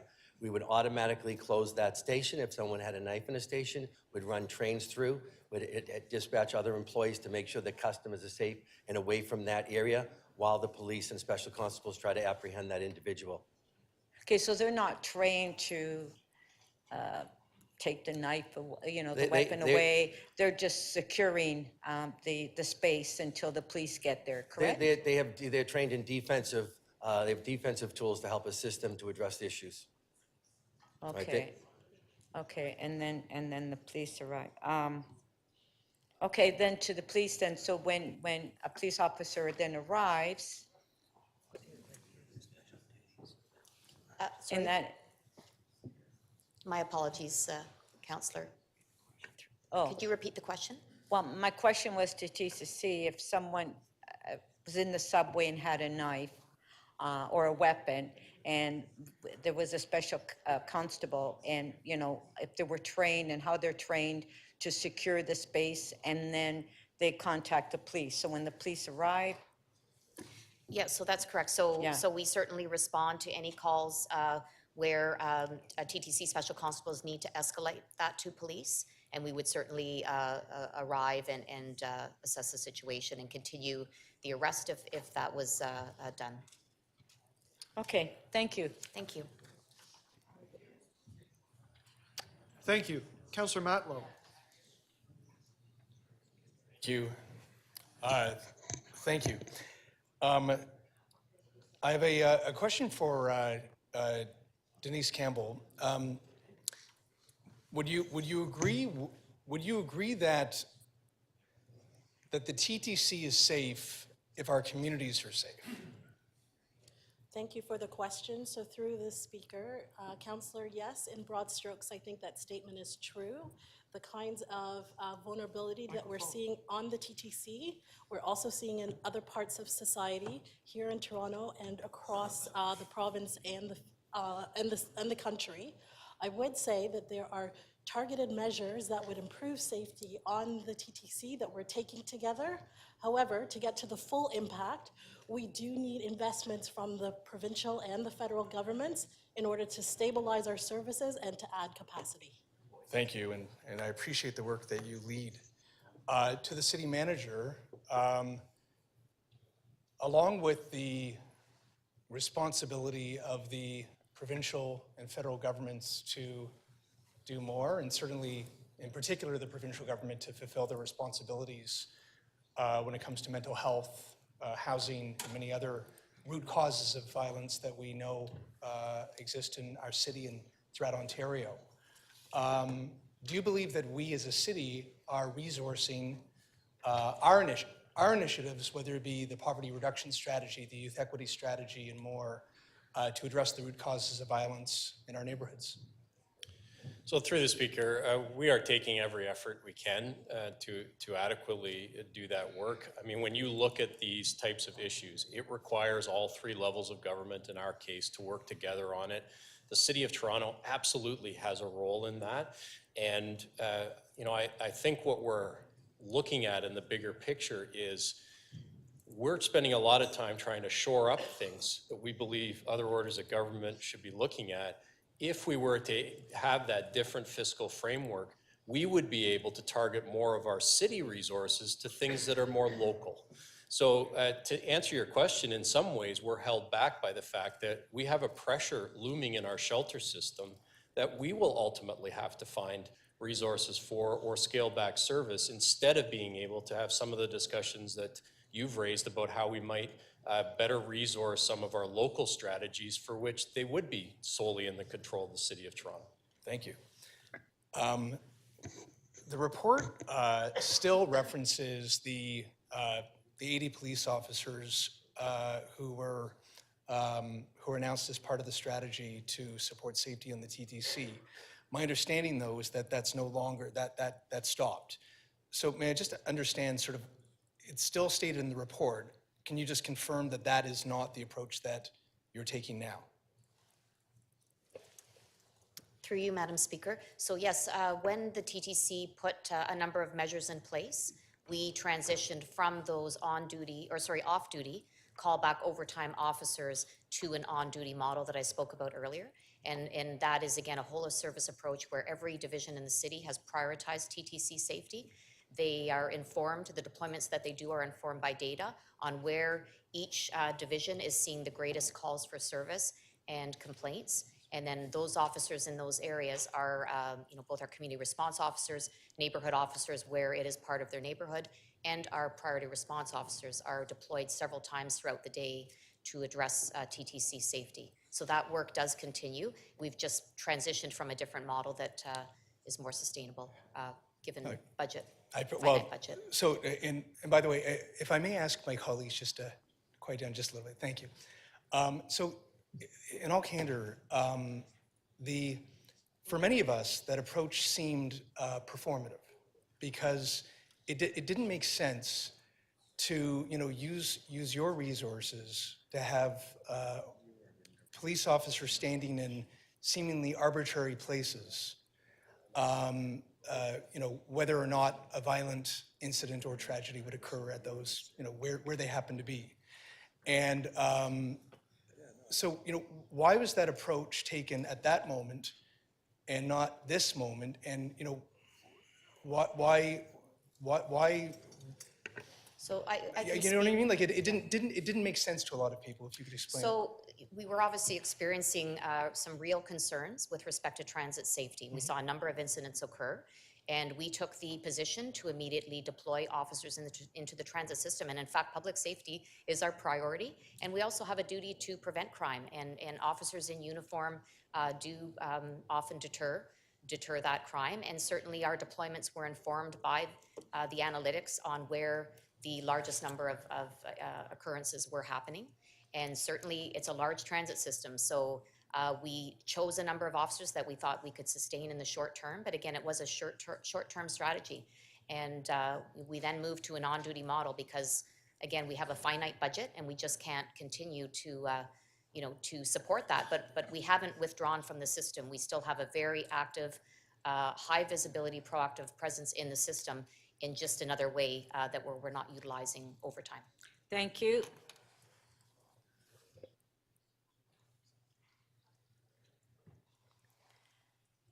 Councillor Holiday, questions? Yes, thank you, Speaker. First question is Toronto Police. I have in my head a news story that I printed off February, I guess the incident happened February 12th. There was a slashing.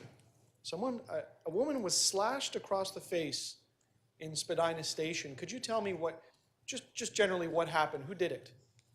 So from the details that I do remember, there was an encounter with a group of young people. Right. The slashing occurred and an investigation was immediately commenced.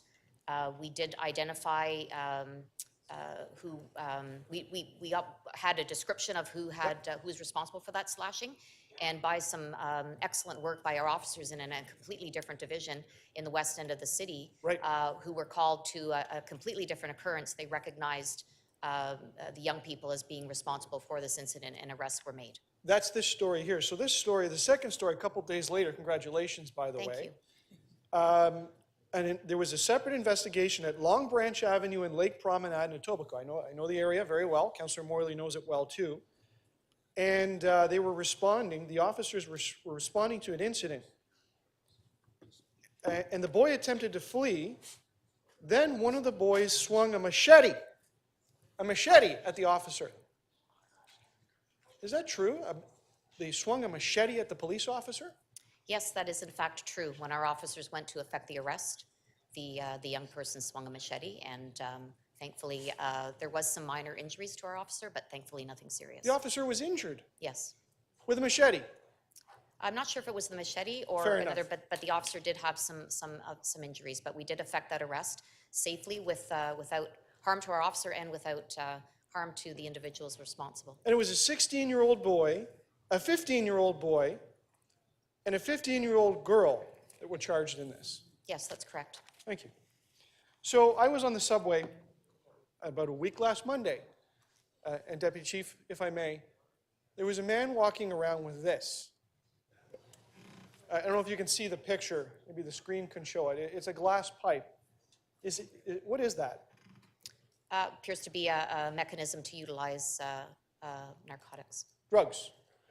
So this person was walking around on the platform, and they lit that, and they blew the smoke around. And I tightened my mask on my face because it was gross. They eventually left. But how do we respond to these? Stuff like this.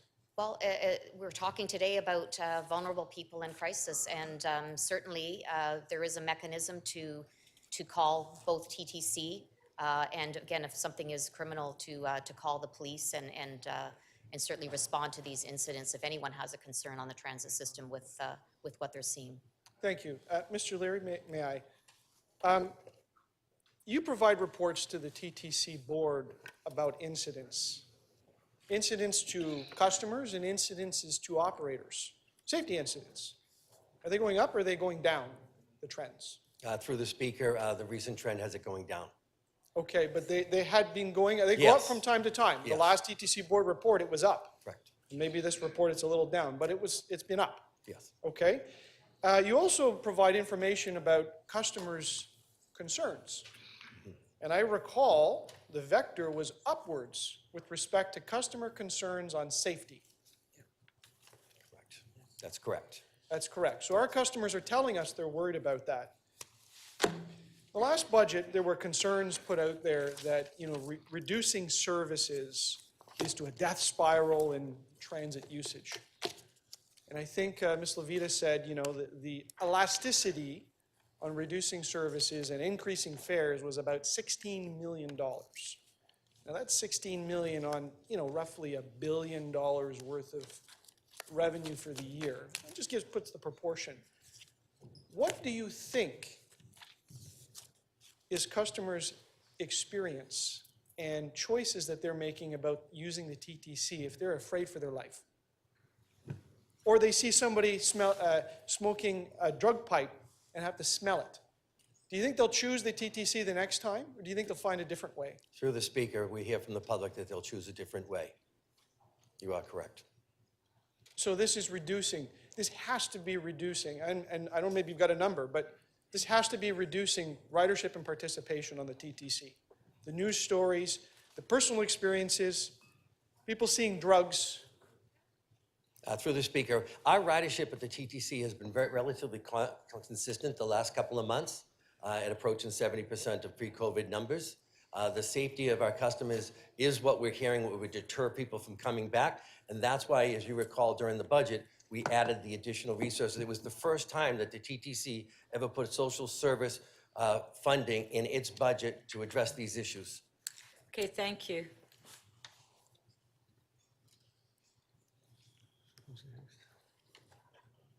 Councillor Perruzza, questions?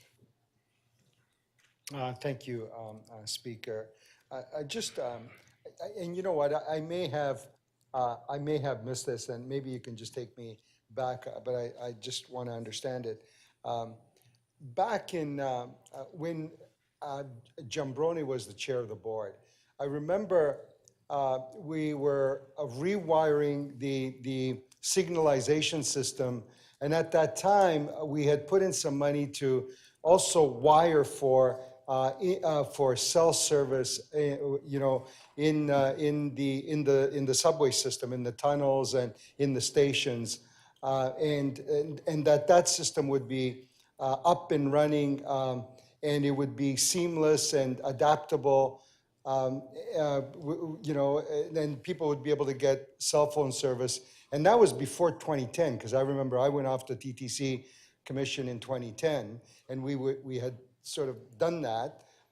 So why don't we have cell service 13 years later? And just give me a simple, I'm not good on technology, like all the nuance of digital stuff, right? Like, why can't I use my cell phone? I was on the subway the other day, and I couldn't use my cell phone in the tunnel, in the subway. Why? The issue is 11 years ago when that contract was issued to BAI, the BAI intended to have Rogers, TELUS, and Bell join them, all right, and provide cell phone service. We got $25 million over a 20-year contract. The three telecoms refused to participate. Now we actually are in conversations again with the telecoms, and because of this issue, the social issue that's happening and the security issue, there seems to be more of an interest, and we'll be going to the board in May to have that discussion. So explain to me why it is that outfits like Rogers or Bell cannot connect to or refuse to connect to this BAI when at that time, and I know that both Chair Giambrone and the board was adamant, and this is why we opposed Presto. We were adamantly against Presto. Why? Because it wasn't an adaptable system, right?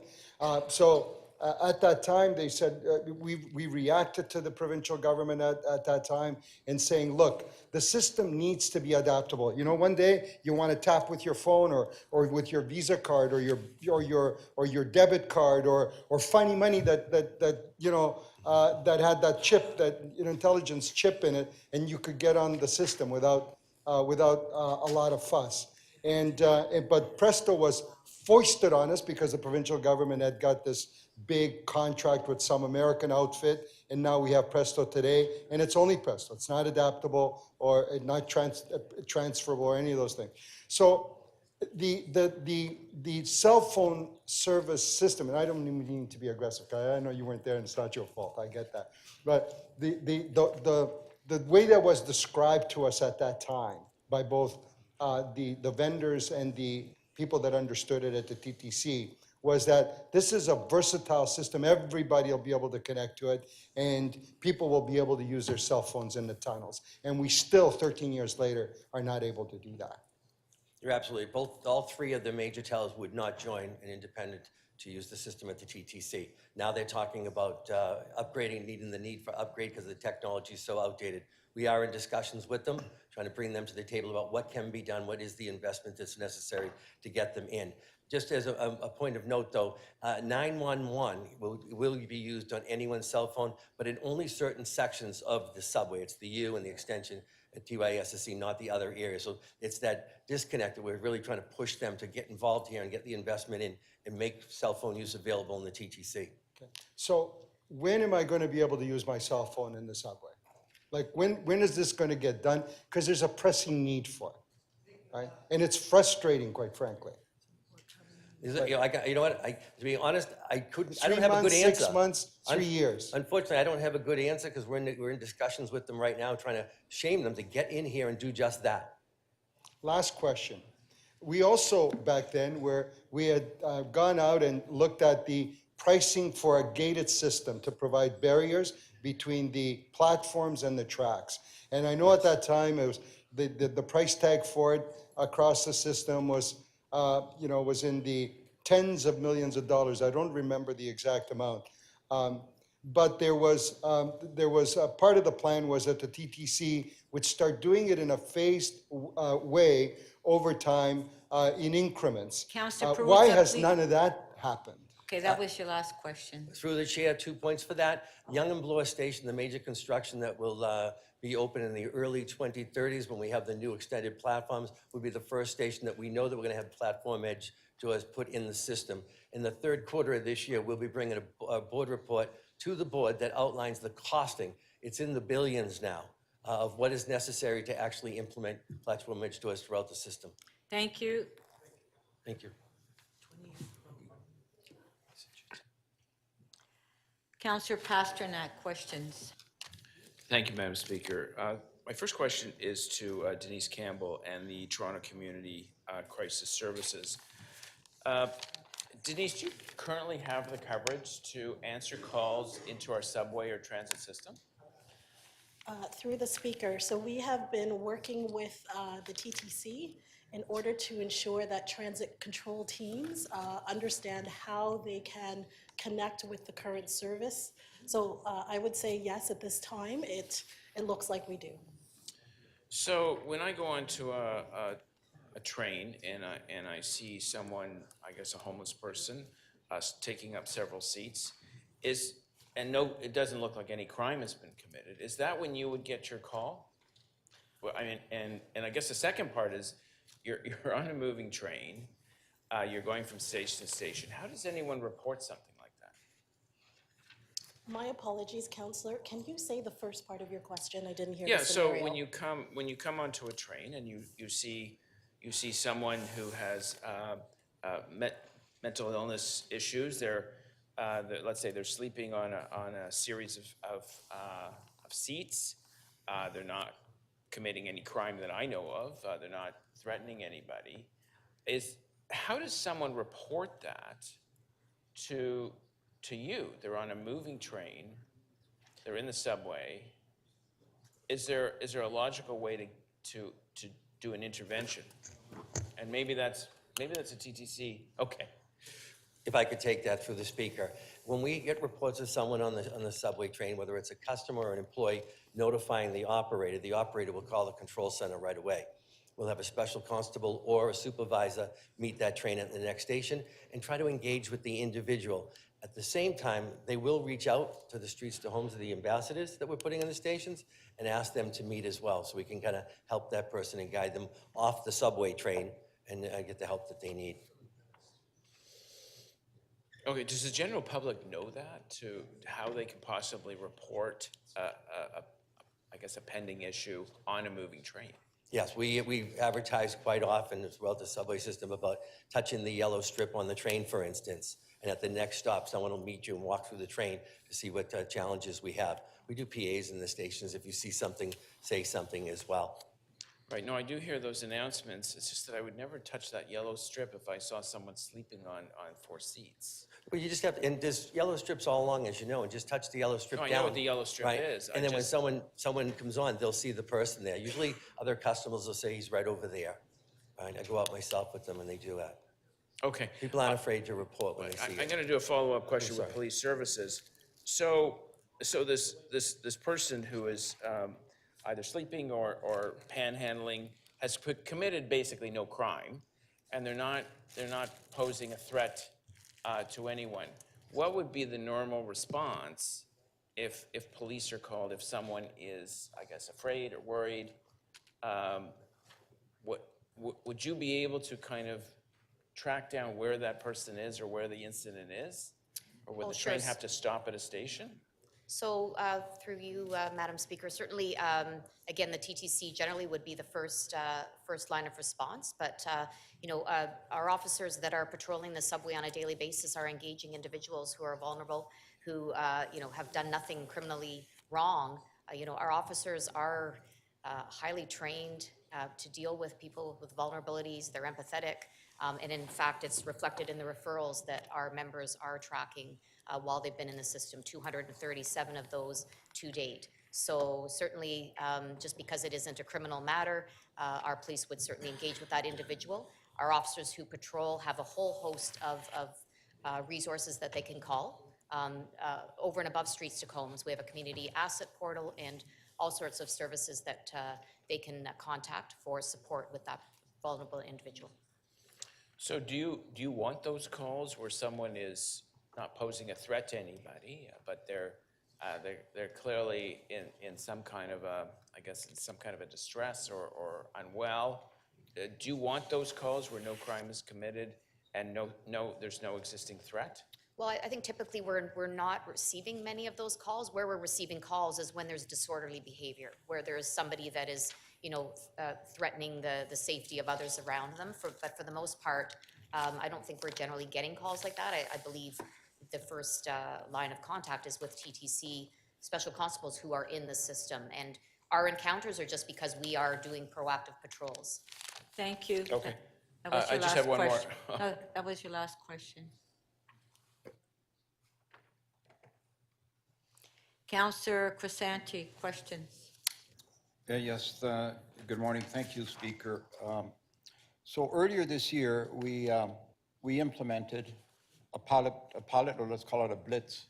I think it was more of a blitz that was, in my opinion, very successful, which included 20 community safety ambassadors, 50 security guards, and the deployment of 80 Toronto police officers on the TTC, and a whole host of other initiatives. How long did that blitz last in the way that is described here? I'm not sure who that may be. Mr. Leary? So through you, Speaker, so we deployed those 80 constables at the end of January, and we changed to an on-duty model middle of March. Sorry, end So of it's January? end of January to middle of About March, so it's probably about 6 7 weeks. Yep, in total? yes. And then the other component to this with the safety ambassadors and 50 security guards, are the 50 security guards in addition to the special constables? Through the speaker, that's correct. What we did is we put the security guards in the stations so that we could redeploy the majority of the special constables out on the buses. I was talking to the frontline employees about where we needed additional support. All right, so, and this, is that still currently, is any part of this still currently underway? It's still happening now? Yes, the security guards are still in the stations. Okay. Right, and we're gonna go to the board in May after we do an assessment through April on what our recommendation will be to continue. We have the safety ambassadors still in the stations. At the end of this month, or excuse me, at the end of May, we're gonna stop with the outside cleaning because we have enough forces to keep the cleaning internally. And you've heard about the police, how they, the new daily dispatching. Yeah. So, Deputy, we just one more question, because I know now that you mentioned earlier that we've now converted to an on-duty model. So what does that mean, and how many officers would you estimate that there are at any given time in the system anywhere in the city?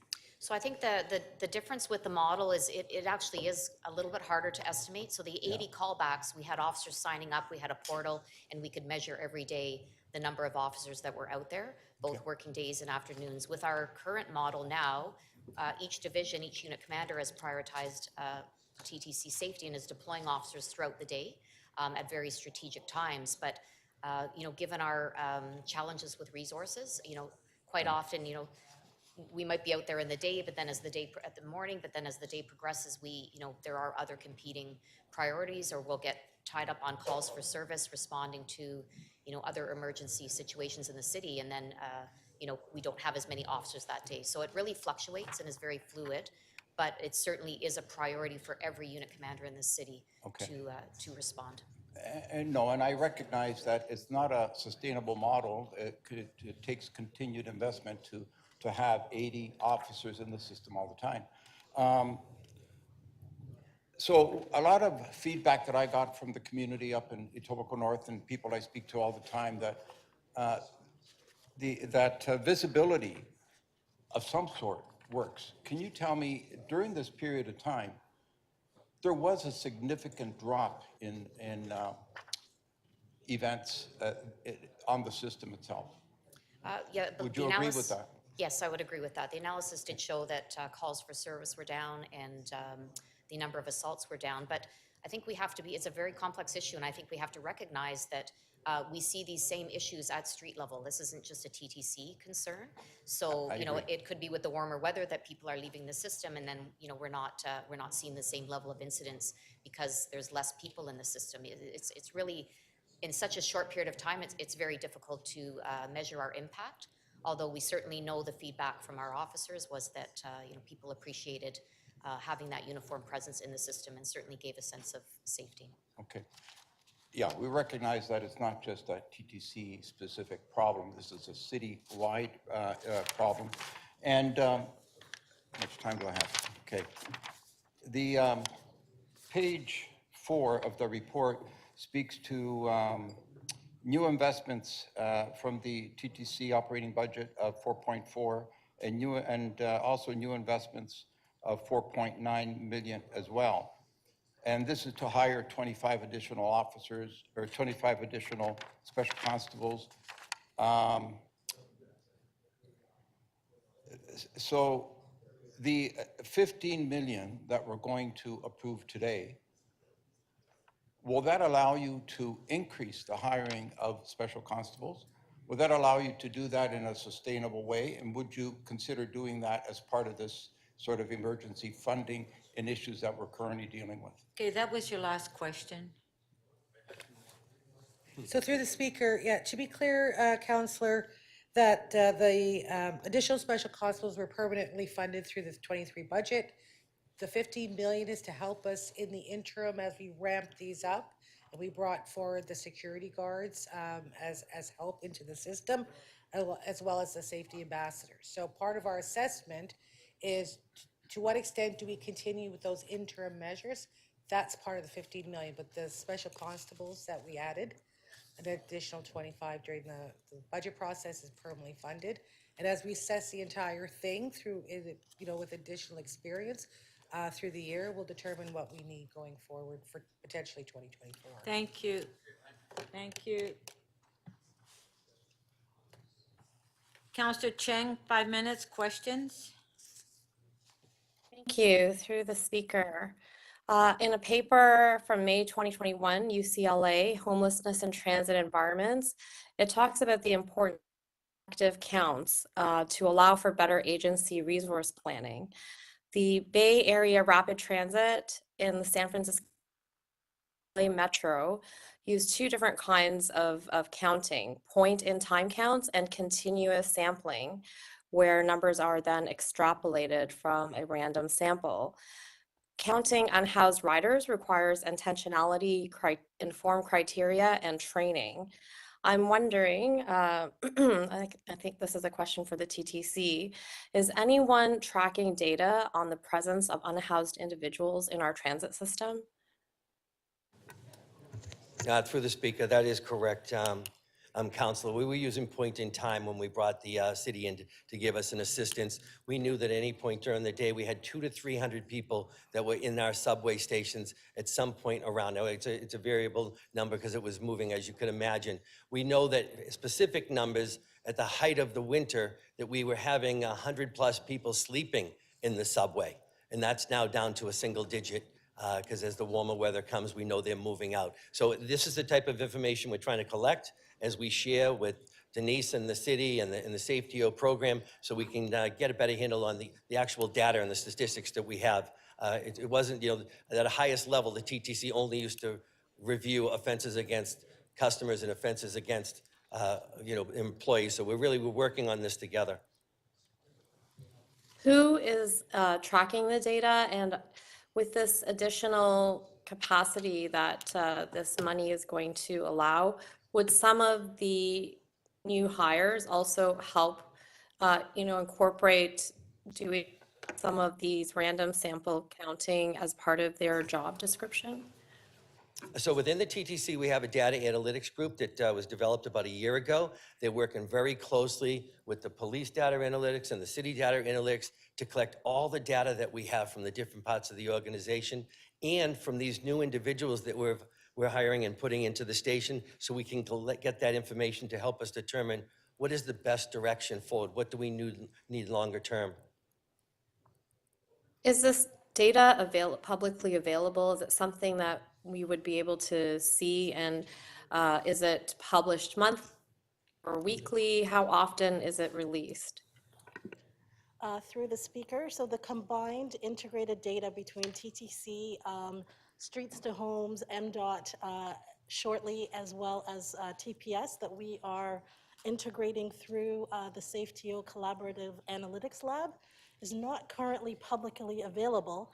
However, each system at different points will release numbers to communities and to the press as part of announcements and conversations, and certainly through the TTC board. I think because it's such a critical issue right now, more regular reporting would be very helpful.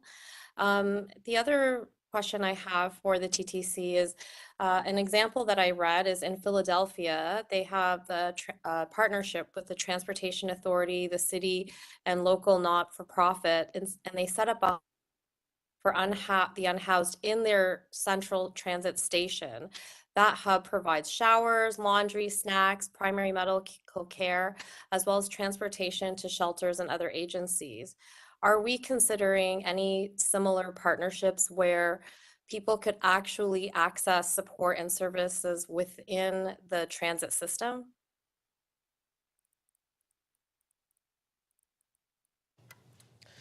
The TTC is currently doing a jurisdictional review of those kinds of best practices from other cities, and we are supporting them in order to do the analysis to then help guide future decision making. But they're definitely, I think you heard in the CEO's remarks, they're definitely looking at other systems in order to understand what some best practices are and how an integrated approach might support enforcement as well as a social service response. It sounds to me like Bloor Station would make a really good location to have a hub in partnership with a charity. And so this next question is Last question. for the, okay, this question is for the TTC as well. So when we talk about considering technology, what was already implemented years ago is now out of date. So I don't think we need to talk about how we activate that previous old technology. When you say that we are considering new technology to be implemented, is it 5G or I've also heard there are boxes that can be installed along the line that pulls signals from above ground and amplify them underground. Okay, can you What please types of ask the question? technology are being considered? Thank you. I'm sorry? Through the chair, it's our speaking and our discussions that we're having with the telecoms regarding what they would want to provide service into the TTC system to upgrade what's currently there and what the cost would be for that type of investment. So it wouldn't be a TTC, it would be a telecom investment. Thank you. Thank you. Councillor Cole, questions? Let's Yeah, I'd try to like ask, let's try to ask questions on what we have before us. Thank you, Councillor Cole. Pardon me?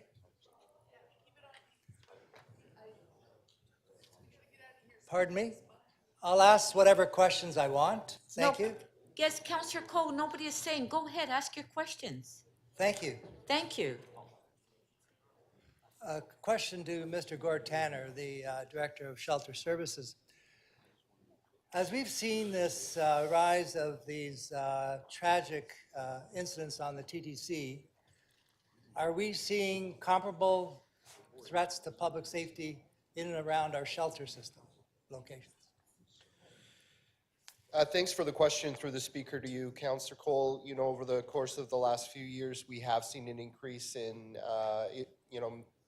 incidents of workplace violence within our shelter system. So similar trends.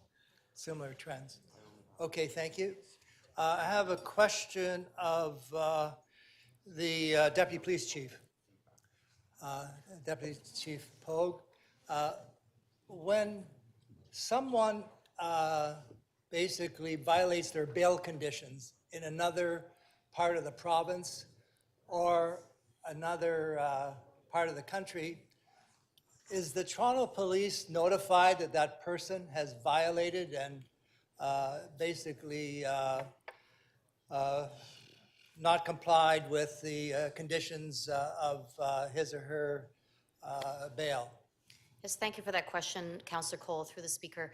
So we, on a regular basis, get we get CPIC checks. So officers in another jurisdiction who encounter somebody who is wanted for a parole violation or bail violation, or they're found to be certainly violating any of their conditions from release of court, will contact us and see if we are willing to return that person to our jurisdiction. So again, a lot of that depends on what in fact they are wanted for. And of course, the most serious of crimes, they will hold that person for us until at which time that we can either send officers there to return them or they will transport them here for us. But will they notify you that a violent offender who has basically broken bail conditions, taken off their bracelet, which happens quite regularly, and they show up in Toronto, or they basically have left that jurisdiction, is Toronto alerted that that has happened?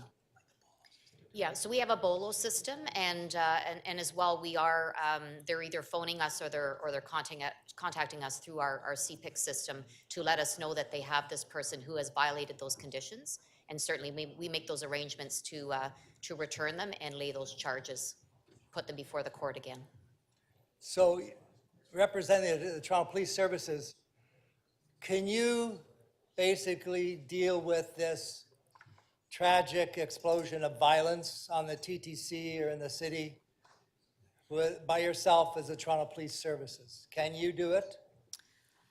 No, I'll say no. We certainly, we certainly take every incidence of violence and escalating trends in violence very, very seriously.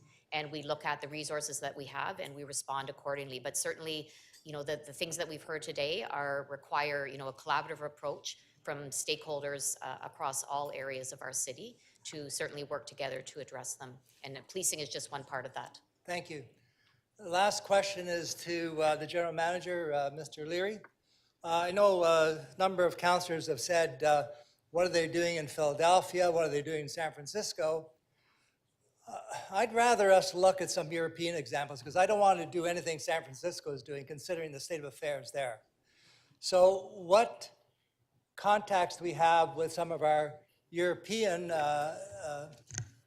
transit partners in terms of, because I'm sure whether it's London or Munich or other European cities where they take transit very seriously, what are they doing, or do we contact them to ask them for best practices? We have. There's UITP, the Imperial College of London, that we're in contact with. To be honest with you, we're really focusing on a more local approach. I do have staff that are talking to them to get information as we do this peer outreach. So it's not just, as I mentioned, Philadelphia and in New York. It will be looking at some of our peers in the European community. And last thing, I asked the deputy police chief, can you solve this problem of violence on the TTC by yourself? And with this extra money that you're asking for? Through the speaker, absolutely not by myself. This is a multidisciplinary approach that we're taking with the support of my partners. Thank you. That was your last question. Councillor Bradford, questions? Thank you, Madam Speaker, and thanks to all the staff for being here today. Wanted to follow up on some of the questions around the incident data that's being collected. Who collects it? Where is it kept? When is it published? And how long have we been tracking that? Through the speaker, the TTC tracks it in multiple ways through our dispatch control as well as our special constable group. On an annual basis, we'll be taking it, I believe it's May, I apologize to the Deputy Chief, an annual report that goes to the Police Services Board that outlines all criminality and all the workings within our, the TTC when it comes to our special constables. What we're doing, though, is we're trying to do a better job, as you see in the report, now that we have multiple groups actually tracking data. On a daily basis, we know our special constables, they were up to 115 or 120 events a day, right, where pre-COVID they're in the 40 range. And now we have other groups that are collecting data as well. So this is what we're doing as we share with the city So of Toronto. talk to me Police. about, a special constable arrives on a scene, there's an incident. They assess the situation. Are they making the determination of how that data, how that incident would be classified? This is a mental health issue. This is an issue with someone experiencing homelessness. This is a criminal activity. Who's defining what type of incident is taking place, and how does that get captured? So they will make that determination there. A report will go into the control center, dispatch a special constable. He or she will make that determination today. If it's a criminal activity, they will address it. They've been trained with mental health, and they have a good understanding of how that, and then they call streets to homes, and we'll bring them over. So they're identifying the type of issue that feeds into a report that goes to Toronto Police on an annual basis. Is that correct? It will be going as part of what we just reviewed, Okay, correct? so how long have we been tracking the data in this capacity, understanding the types of incidents, because there's lots of incidents, but understanding the types of incidents is necessary for us to be able to diagnose the problem and understand what supports we need. How long have we been doing that? In that sense, since I've been at the TTC, my 9 years, but it's been very hard data, threats, assaults, actually, pushing, it's been identified like that. It's never been broken down into the, I'll say, the mental health areas or the homelessness areas like we're doing today. Okay, so that is a recent development that we have brought forward, recognizing there's different types of incidents and having that more granular understanding of what type of incidents are taking place so that we can have a better understanding of what types of response and supports are needed in the system. Correct. Okay, a couple issues. You mentioned the calls. Can you give me that number one more time? The report states that the volume of calls for safety and security have exceeded the capacity of the TTC. I want to tee up on the special constable calls there. What were we pre-pandemic and what do we average today? So pre-pandemic, we were about 40, 45 calls for our special constables that they would address. That's not all calls, and that's not what was reported. The police would also handle calls, right? And that's why what the chief and I are doing now is we're going to get together and kind of how do we want to best integrate special constables with the special constables and the police force to get this information. So 45 pre, what are we today? We're about 90 right now. We were up to 115, 120 at a peak. Okay, and how long does it take from a team of special constables to move from one call, one incident to the next? So if you're downtown, it can be within minutes.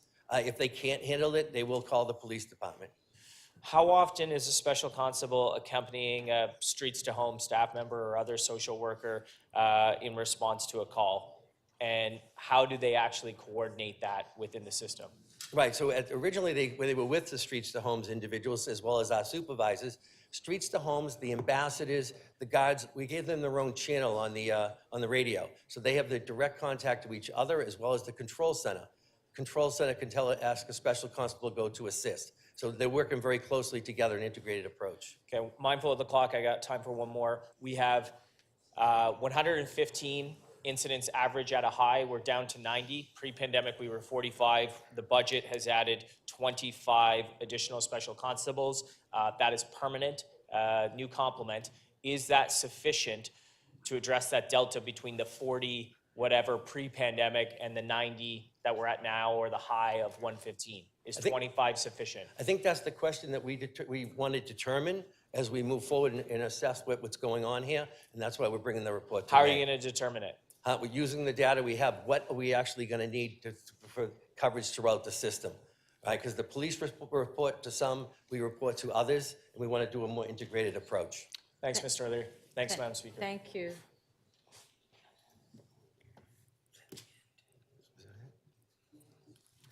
Councillor Thompson, question? Yes, thank you very much, Madam Speaker, and I apologize to everyone if any questions that I may ask has already been asked and answered.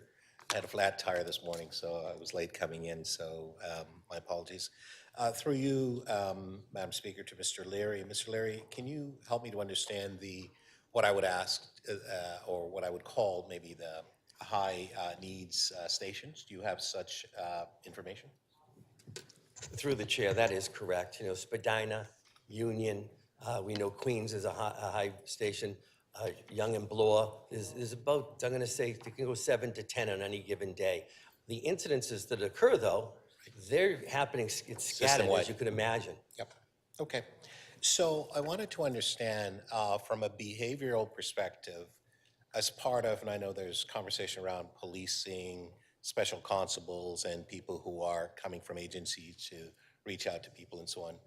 But from an analytical point of view or perspective, is there a program that you have in place, the combination with the police or individuals, where you're looking at behavioral analysis and so on in terms of coming through the airport, for example, they will try to identify who is a carrier for whatever. I'm wondering if you could identify individual coming into the system who you could perhaps somewhat qualify that you may want to create a situation where you provide special attention to those individuals.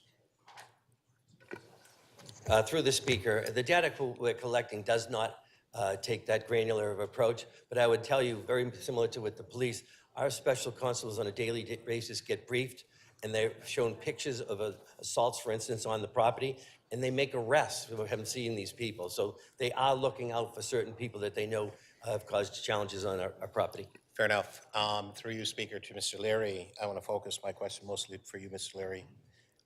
With respect to helping passengers being aware in terms of how they would actually report an incident if they saw something, what's the procedure? What is the understanding, either PSAs that's provided to the public at large so they can report incidents? Can you help us to understand that, please? No, absolutely. Through the speaker, what we've done is, we do things like public announcements in stations. You've often heard, if you see something, say something.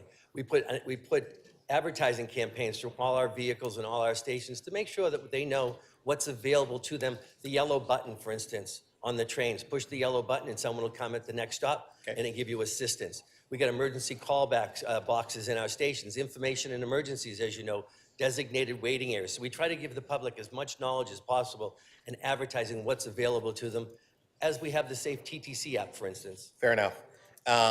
So you have mental health workers, you have police, you have special constable, and you have others who are part of that complement of people creating that sort of awareness and visual and so on in the system now? Yes? That's correct, through the speaker. And how many people do you have as part of that complementary group, sort of system-wide, and how do they actually populate the system in order to create, I guess, a sense of understanding and awareness and/or needs to respond to issues in the system? Very well. We have the 50 guards that we've hired to be in the system. They help us open our stations and close our stations with our frontline employees. It gives them a sense of safety and comfort. They also spend the other portions of the day being visible in our stations when we redeployed our special constables. Fair enough. Sorry, and can you tell me then, so you've identified someone who has an issue, either being called or your special constable or the police identifying those persons. You told us about this relationship that is being formed in terms of external agencies and so on. I'm wondering then, when a special constable or the police themselves, and maybe the police can speak to this, identify a person and recognize they need shelter, support, and so on, how do you make that connection through to the city and or to agencies? And what mechanism is in place to help you to understand whether or not that person or persons are getting the type of cares that they need? And the final part of the question, because I'm almost at 5 minutes, so I'll give you a chance to really respond. We've seen Mayor Adams and the governor in New York come together. We've not seen that type of relationship with the provincial government, noting that there's a need for them to be involved. Are you reaching out to the provincial government as well with respect to the recognition that they need to play a greater role as part of this process to make the system better and safer for all? Through the speaker, every conversation I have with the provincial and the federal government, I stress the importance of operating and capital funding needed for this for the TTC, recognizing the importance of this system to the greater Toronto area, not just to Toronto. So that's first. The first part of the question you asked, what we do, we've actually given all these different groups their own radio with their own channel. So we have direct communications with the guards, with the safety people, with the streets to homes. So anybody in the system reports something to the control center, or they see it themselves, right? They report across to each other so that they can go. And that's the information we're starting to track now. I know how many calls the special constables have, right? And how many calls are given to streets to homes. And now they're assessing that information. We're bringing it all together under the SafeTO platform so we get a better understanding of what's happening in the system. I think I'll leave it to the police. Thank you. Thank you for your question, and through Madam Speaker. So our officers who are deployed in the system, when possible, they do co-patrol with Streets to Homes workers, and they will also contact TTC special constables to say, we're here at Yonge and Bloor. Is there anybody available? And then they will patrol together. Where they are not together, we certainly have very quick access to a whole list of social services that our officers will connect with, depending on what the person they're encountering requires. Thank you. Thank you. So that's it for our questions. So we're going to go to speakers now. And the first speaker is Deputy Mayor McKelvey. Thank you, Madam Speaker. I have a motion. Number one, that City Council endorse the ongoing work by the Toronto Transit Commission, Toronto Police, and the City of Toronto staff to ensure the Toronto Transit Commission is safe, and that the Toronto Transit Commission must be safe for all riders and all transit workers. Number two, City Council call on the other orders of government to assist the city in addressing community safety and complex social issues on the transit system by A, joining the provincial and territorial premiers as well as Chief of Police, Toronto Police Services Boards, call to action to urge the federal government to take immediate action to strengthen Canada's bail system to better protect the public and first responders. B, request that the federal government amend Criminal Code Section 26901 to include all transit workers in the provisions. C, request the province ensure proper release plans are made for individuals to be released from custody and reintegrated into the community. D, request both the federal and provincial governments increase investments in social supports to address the root causes of violence, to invest in mental health and addiction treatment, as well as increasing investments in community safety and enforcement. E, request the federal government honor the election promise made to the City of Toronto and provide 2022 operating funding for the city's continued COVID-19 costs, largely to support the transit system and homelessness response. And F, request the province and federal government work with the city to address its 2023 COVID-19 costs, including for transit and homelessness, so that the city can continue to provide adequate shelter capacity for vulnerable residents and transit service far in excess of demand as a result of the lingering impacts of the pandemic. 3, City Council call on cell phone providers to help our efforts to keep the Toronto Transit Commission safe and ensure cell service for all cell phones is available across our subway system as soon as possible. 4, City Council forward this decision to the provincial and the federal governments. The TTC needs to be safe. We all agree on that. The TTC needs to be safe for riders. The TTC needs to be safe for workers. I don't think any of us want to be in front of a camera and asked again what we have to say to the parents of a 15-year-old and a 16-year-old that has been killed on the transit system. It is absolutely horrifying. I think the questions we all asked this morning show that we are all completely horrified by this incident, and our hearts are absolutely, absolutely broken. As a parent, to be worried about your children getting on transit, that's unacceptable. But what we all know here is that we know our city staff are working very, very hard. They told us the things that they are doing to address homelessness in our city. We heard from our police.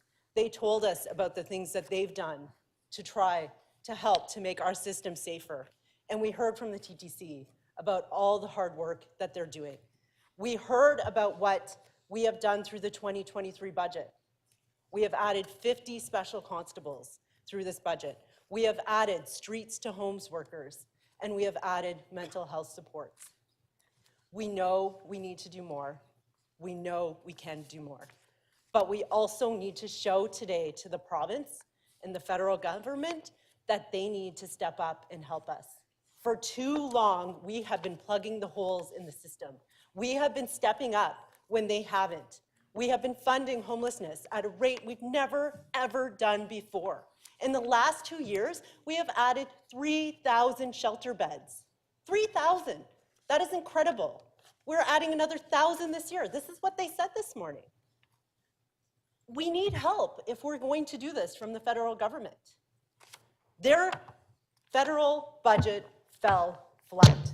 It is not helping cities. It's not just our city that is grappling with homelessness coming out of the pandemic. It is not just our city that it doesn't have the ridership it needs.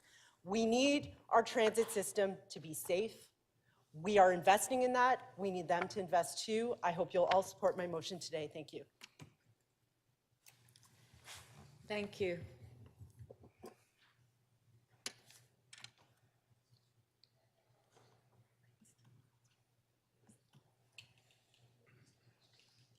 Where's the speakers list? Carol's next. It's on the screen. Councilor Carroll. But I can't see it on my. Oh, it's not there?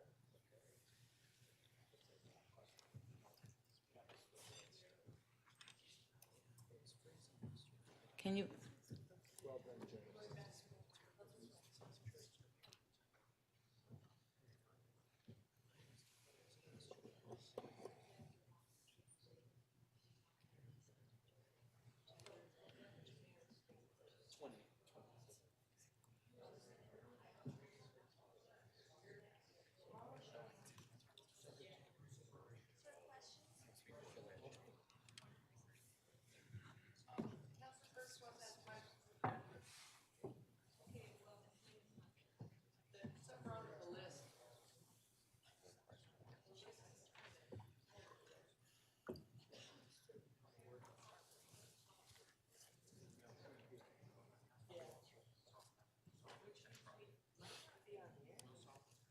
Oh, my mic is stuck on.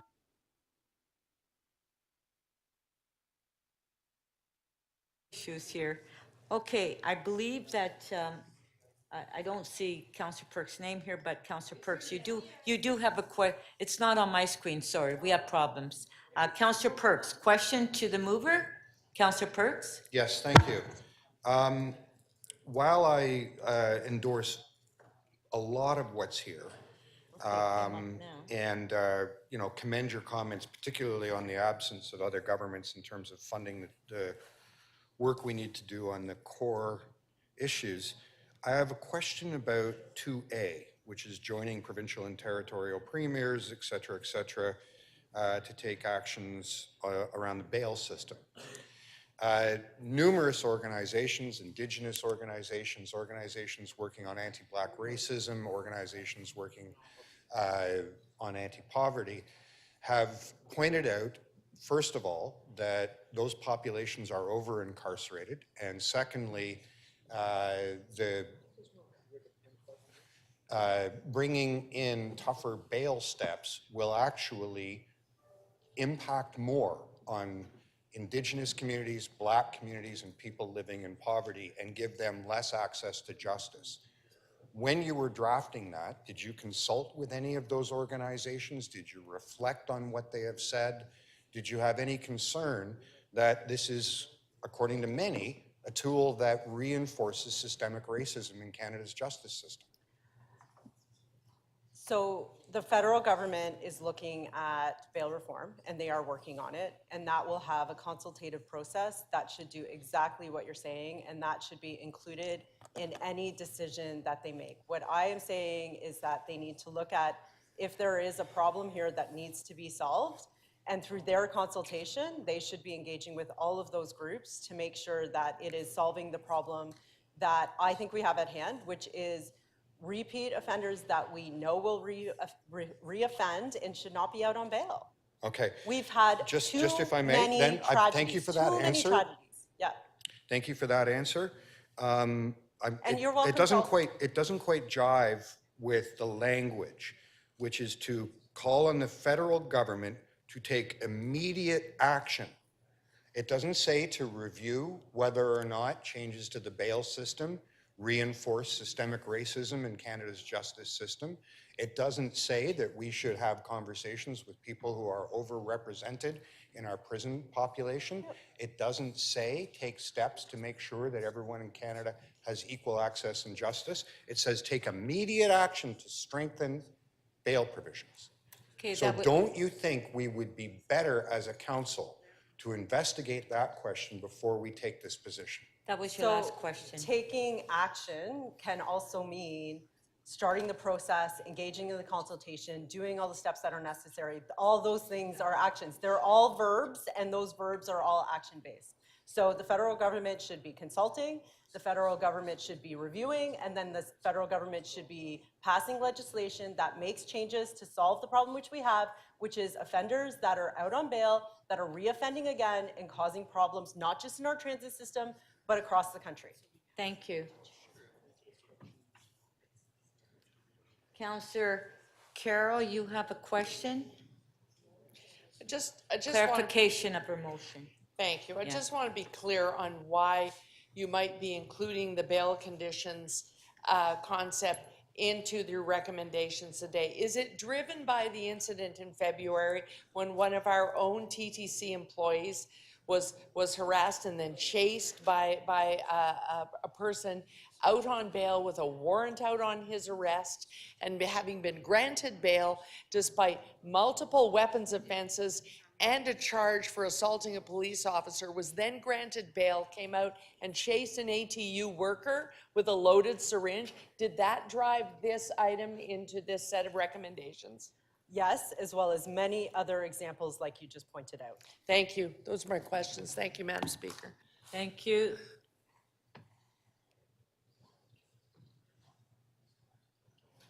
Councillor Bravo, 3 minutes, clarification of the motion. Yeah, thank you. I also agree and support very much the call on the federal government and the provincial government to support us in this challenging time. My question is also on the language and in Part A around how we characterize our participation as a City of Toronto in a conversation about bail reform. I heard in your remarks, review, consult, engage. I think those are really good words. I would love for those words to replace coming with a position on how the government should take immediate action or what that looks like. I think this is quite prescriptive and doesn't speak to the participatory nature of what you intended, which I think is, would you be willing to make that change? So my intent is to drive action and show forcefully that change needs to happen. I'm hesitant to make amendments that weaken that position. We want immediate action. They can determine that action is to consult, to engage, et cetera. But I think we have to stand firm on the word action, and we want the government to act. We want them to work through this process. We want them to do it in a fair way. We all agree on those principles of fairness, all of them. I think we all agree on that.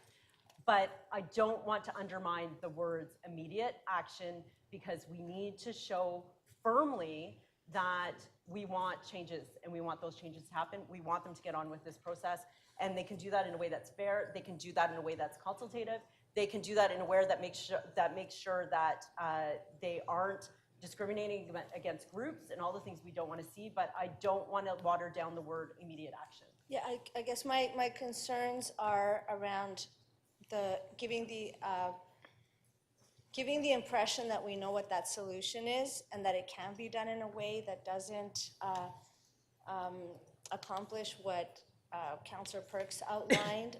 There's serious concerns around the implications around how bail reform happens. I'll remind this council that in 2020, there was a report adopted that talked about having particularly the interests of people experience anti-Black racism and Indigenous people with our obligations to that relationship, that would be the guiding principle of how we made policy. So I'm concerned around that, but I also wanted to ask if you've thought through how the problems with pre-trial detention or remand, bail and remand are working out. 67% of the people who are currently Okay, being Councillor held Bravo, in please jails- ask your question. We only have 3 minutes. Have you thought through the implications of what it means to have 67% of people being held in a pre-trial remand, and how that actually is contributing to people becoming more sick and more likely to engage in criminal activity, which is what the evidence shows? Thank you. So the problem we want to solve is exactly what Councillor Carroll pointed out, which is people that have offended, that have reoffended, and that will continue to offend and are being let out on bail and are causing problems in our traffic system. So, No, Councillor Bravo, sorry, it's only 3 minutes. Thank you. Okay, thank you. Okay, we'll recess to 2 o'clock.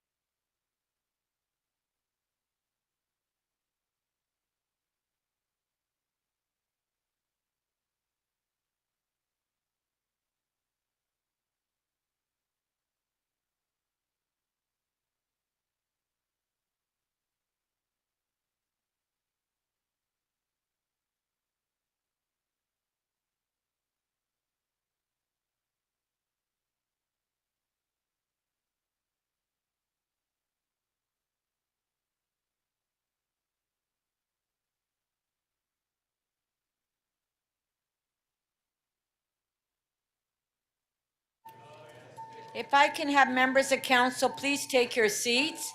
And if you're not in the council chambers, can you please come up?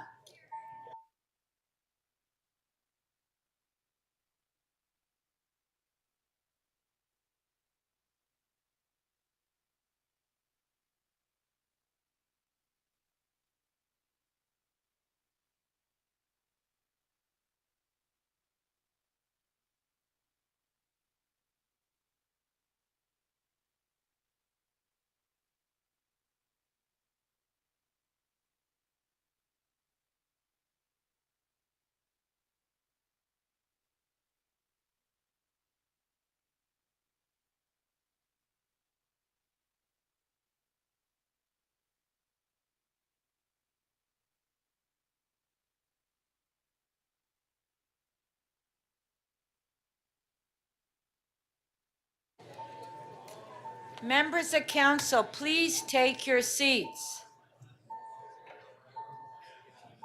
Members of council.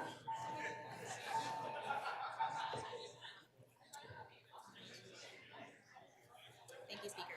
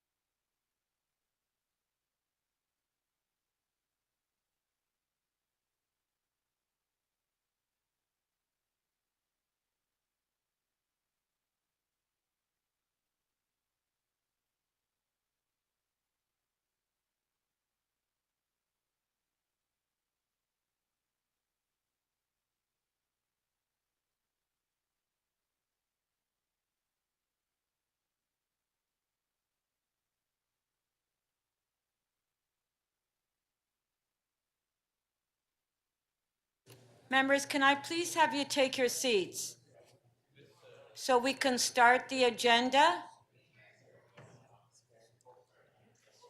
Councillor Bravo, please. Councillor Burnside, please take your seat.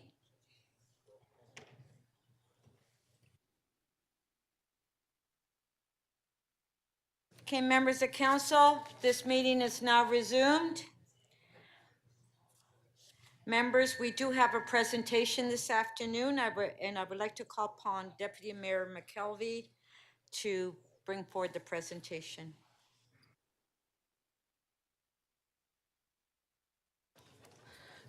Good afternoon, members and visitors of council today. As Deputy Mayor, it is my pleasure to represent the City of Toronto as we show some love to Team Canada, the winners of the 2022 Davis Cup.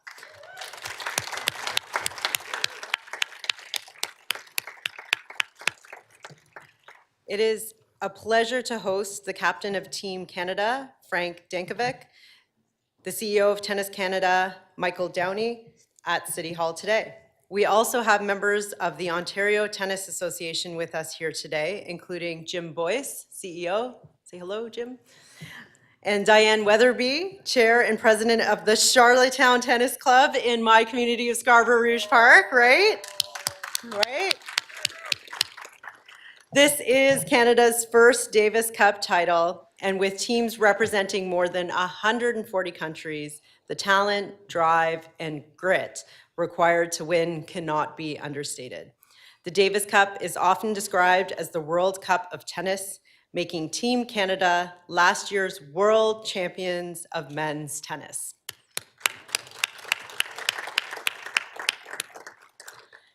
Let's take a moment to show Team Canada how proud we are for bringing the Davis Cup home to Canada for the first time. I already jumped on the applause, but we can give it to them one more time.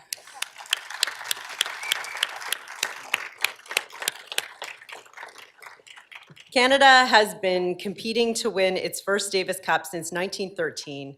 This is a journey 109 years in the making. And with 5 members of the team aged 24 or younger, the future of men's tennis in Canada is brighter than ever. While they are not here today, I would also like to extend our best wishes to the women on Team Canada. They are currently competing in the Miami Open in preparation for the Billie Jean King Cup qualifiers this April. We know that they too will make us all proud. Growing tennis in this country would not be possible without the hard work of Tennis Canada and the Ontario Tennis Association. More than 170 tennis courts are in Toronto, and learning the game is now easier than ever. Whether you're in a club or picking up a racket for the first time, I encourage all Torontonians to step onto the court and try tennis. Congratulations once again to Team Canada on winning the 2022 Davis Cup. I'd now like to invite Michael Downey, CEO of Tennis Canada, and Frank Dankovic, captain of Team Canada, to say a few words. Thank you.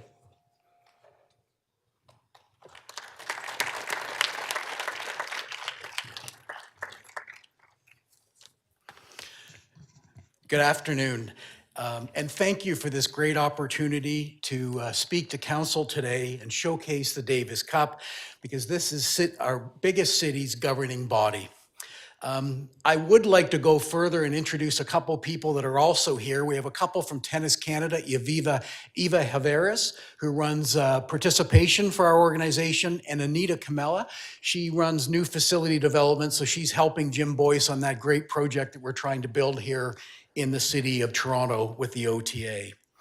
The trophy is amazing, and we hope that you do get to go upstairs and see it, because it comes in 4 or 5 large boxes. It's about 400 pounds, and it takes 3 very husky men to actually assemble this unit. Given the importance of Canada winning Davis Cup for the first time in our history, we are taking this trophy on a nationwide tour. It will make nearly 50 stops, covering every province, but we wanted to make sure we got it down here to the City Council in Toronto. We will also be bringing it back to Toronto in August. It will be profiled on opening night on August 7th at the National Bank Open up at the Sobeys Stadium at the grounds of York University. And the entire team and Captain Frank will be there in front of a sellout audience. The Davis Cup has a rich history. It was actually named after Dwight Davis, a student who created the competition back in 1900, 123 years ago. When you see the trophy, there is a small sterling silver punch bowl at the top, which was the original trophy that cost $1,000 US in 1900. And that company is still operating, that actually made the trophy. And it's also known for, if you're baseball fans, as I think you probably will be having the Blue Jays here, the Cy Young Trophy that goes to the top pitcher in the Major League Baseball was also made by that company. The Davis Cup is the largest annual international team competition. Last year, 155 nations competed in Davis Cup in a year that was won by Canada. Only 16 nations in the 123 years have actually won this competition, and actually only 12 nations have won it since in the last 50 years. So even though it took us a long time to get there, we are part of a very elite group of nations who have won this trophy. We won it by beating, in Spain last year in November, we defeated Germany in the quarterfinals, Italy in the semifinals, and Australia in the finals. And it is one of the most difficult competitions to win. If you're a tennis fan, Switzerland has only won it once with the legendary Roger Federer, and Serbia has only won it once with the world #1 Novak Djokovic. Winning Davis Cup doesn't just mean Canada is the #1 ranked men's tennis nation in the world. It means we are a nation with depth. And that means we've got depth of talent because not one player can win Davis Cup. And that's why we believe it took a village to get here with our friends at the OTA and other provincial associations and private academies. But Canada is a world-leading tennis nation now. Let me turn it over to Frank Dancevic. Frank is from Ontario, originally from Niagara Falls. He's now one of our national coaches. He represented Davis Cup 19 times as a player. And Frank has been our Davis Cup captain since 2017. And I didn't realize, he told me today at lunch, that he's actually our junior Davis Cup captain as well. But before I turn it over to Frank, one other thing. I forgot to mention that Jim Boyce, who's the president and CEO of the OTA, also competed with Canada in 1975, 1976, and 77 as a Davis Cup player. Thanks very much.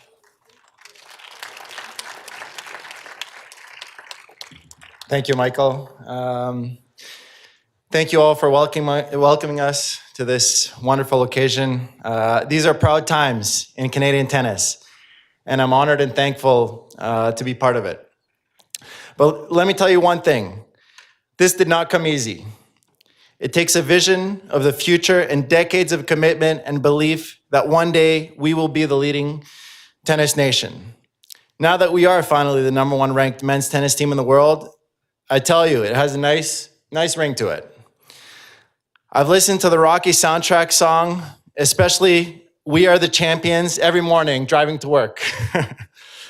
I walk proudly with my head high and admit sometimes it's a little too much, but hey, we get to shine this year. I'm thankful for Tennis Canada's support over the years and their belief in the team and myself. The staff were a huge part of our success, keeping our players healthy and focused on what they had to do best, and the fans that made their trip overseas to support us. All the fans back home watching over on the TV, it was an incredible feeling having everybody by our sides and cheering us along all the way. Without all of them, none of this would be possible.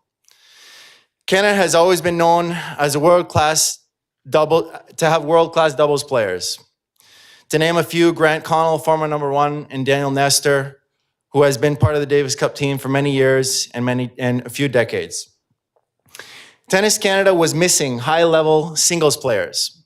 Back in 2004, under the guidance of Michael Downey, Hatem Mikdadi, and Louis Borfiga, Tennis Canada foresaw the future and focused on building high-performance program targeting the young generations in hopes that one day this investment would pay off and that we would have a few world-class tennis players.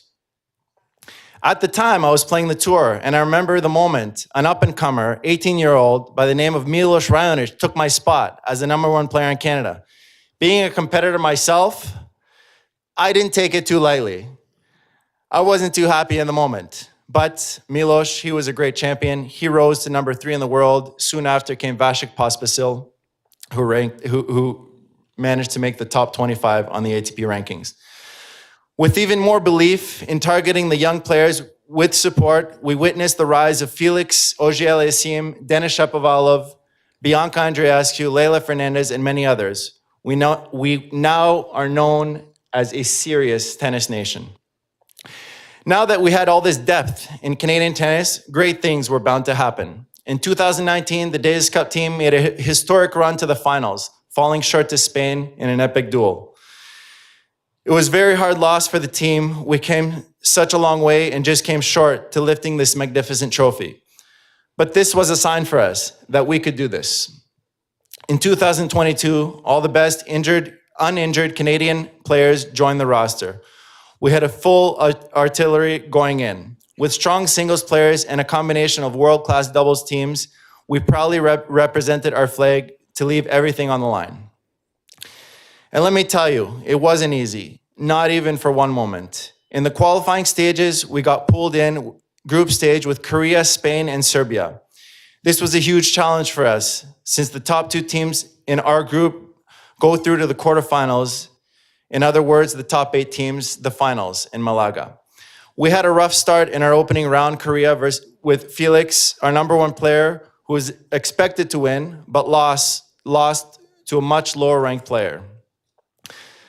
Up next was Vashik Pospisil, who needed to give us a point to stay alive. He battled a long 3-set match, running on fumes and 5 cans of Coca-Cola in the 3rd set to keep us alive. The next, we were down facing a menacing doubles team, 2 physically intimidating big Korean hitters who were coming at us swinging freely. Down 5-3 in the 3rd set, we're running out of time, and it was the moment we needed to dig really deep and turn things around. There was a slight hesitation and a sign of nerves from the Koreans on the first point at 3-5. We saw the opportunity and stepped up our game to win 7-5 in the 3rd. Next was Spain, the #1 team in the world. Our first match was Felix versus Alcaraz. Alcaraz made big waves on the ATP Tour in 2022, rising to #1 in the world and just winning the US Open the week prior. This was the ultimate challenge for Felix and our team. There was one way to win this, and one way only, to go out guns blazing and not look back. The match started with incredible intensity from both youngsters, giving blows back and forth to each other. Almost every point was won with a winner or forced error. In a deciding tiebreak, Alcaraz took the first set 7-6. One of the most difficult moments for a tennis player is when you're playing your best and you still come short. This was the feeling Felix felt on the bench starting the 2nd set. Observing the quality of the tennis match Felix was playing, I felt like he was the better player. And this was a matter of time that Alcaraz would give him an opportunity to seize. I looked at Felix and I said, Felix, you are the better player. You are the better player. He got lucky to win that first set. He is hanging onto a thread right now. He is gonna fall. Felix kept pushing and kept playing his game. And at 2-1 in the 2nd set, he got his break where he took the match in his own hands and won 6-2, 6-3 the next 2 sets. We ended up beating Spain. It was a great victory for us to get through, eventually making it into the finals, into Malaga, where we beat Germany, Italy, and Australia to take the cup home. Thank you very much, everybody, and for your support.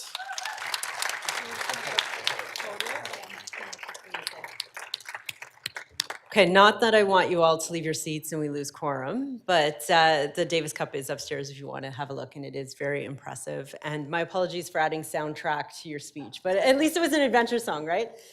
Okay, so thank you and congratulations again.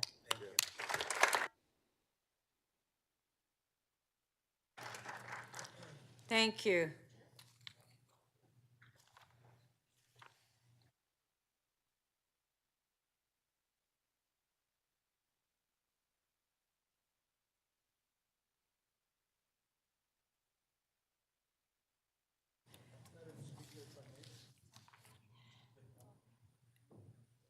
Councillor Perruzza. Madam Speaker, as the council representing the home of Tennis Canada, I just wanted to extend my congratulations to this great team that has brought this great championship to our country. Thank you very much. Thank you. Okay, members, before we start the member motion run through, I would take the release of holds. The city clerk will open up this speakers list and CMP, and you can place your name on the list. Any quick releases? Okay, if you can please, Councillor Fletcher. Just one moment. Go ahead. There we go. Thank you. Thank you. It's a TE 3.6, 975 Danforth, zoning bylaw amendment application, appeal report. And I'd like to release that. It's got a construction management plan that the developer has agreed to, and also asking MLS to keep an eye on this because a number of people feel it's actually very susceptible to an Airbnb building. Thank you. Okay, so Councillor Fletcher is releasing T 3.6. On favor, show of hands, opposed if any, carried. Did you read the TE? Councillor Mantis. Yes, Madam Chair, IE 2.4, the Southwest Agincourt Transportation Connections Study. I have a motion that I had given to the clerk. Okay, does the If they staff could have that just- motion? Okay, if we Yes, can they do. put, we can put the motion on the screen.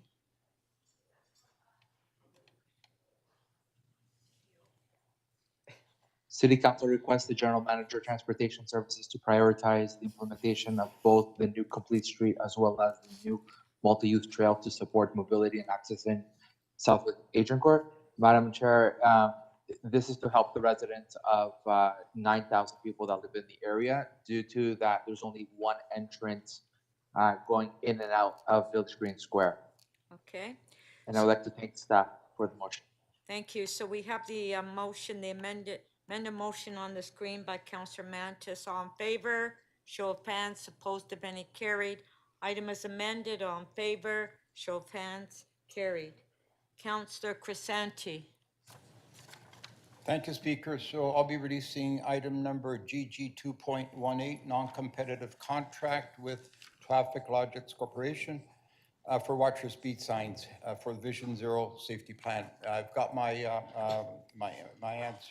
questions answered by staff, and I'm satisfied with this item. Thank you, Madam Speaker. Okay, so Counselor Crescenti is releasing GG 2.18. On favor? Show of hands. Opposed, if any, carried. Thank you. Counselor Perks.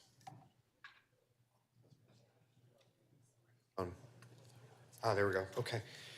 Thank you, Speaker. I'd like to release PH 2.10, City Solicitor Opinion Bill 23, More Homes Built Faster Act 2022, and Section 111 of the City of Toronto Act 2006. Okay, Counselor Perks is releasing PH 2.10. On favor? Show of hands. Opposed, if any, carried. Thank you.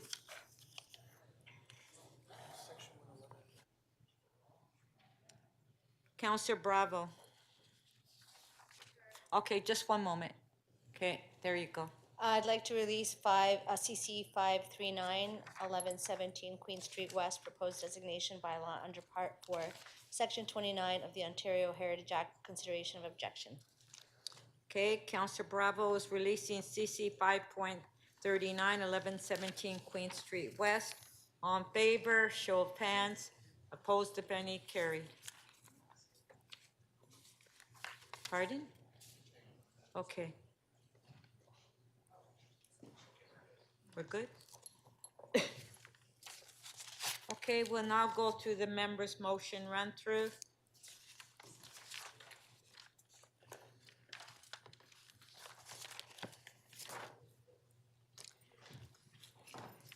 MM 5.1, we'll put the motion on the screen.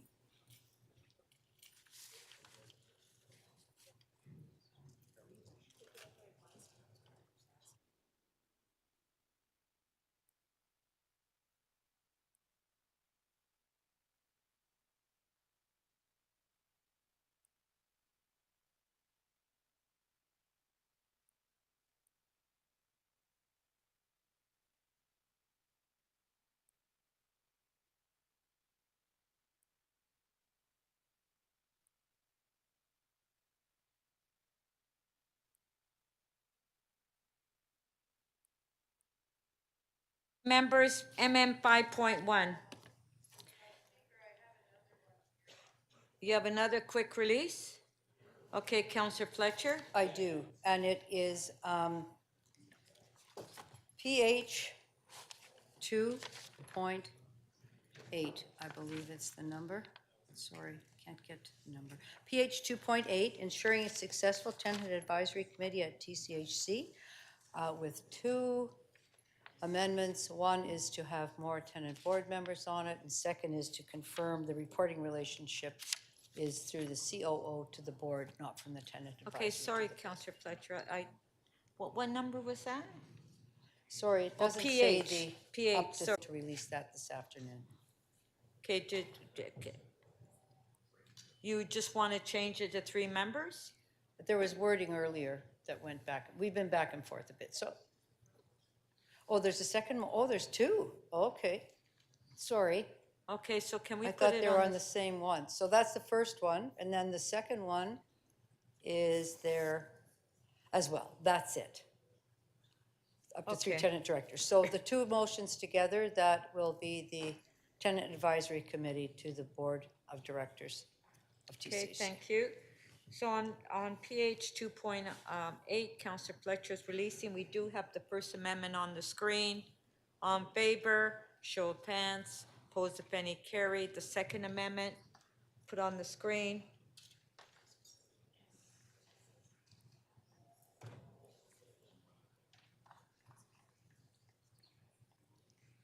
There it is. On favor, show of hands. Opposed, if any, carried. Item is amended. On favor, carried. Thank you. So we will now go back to the members' motion, MM 5.1. We'll put the motion on the screen.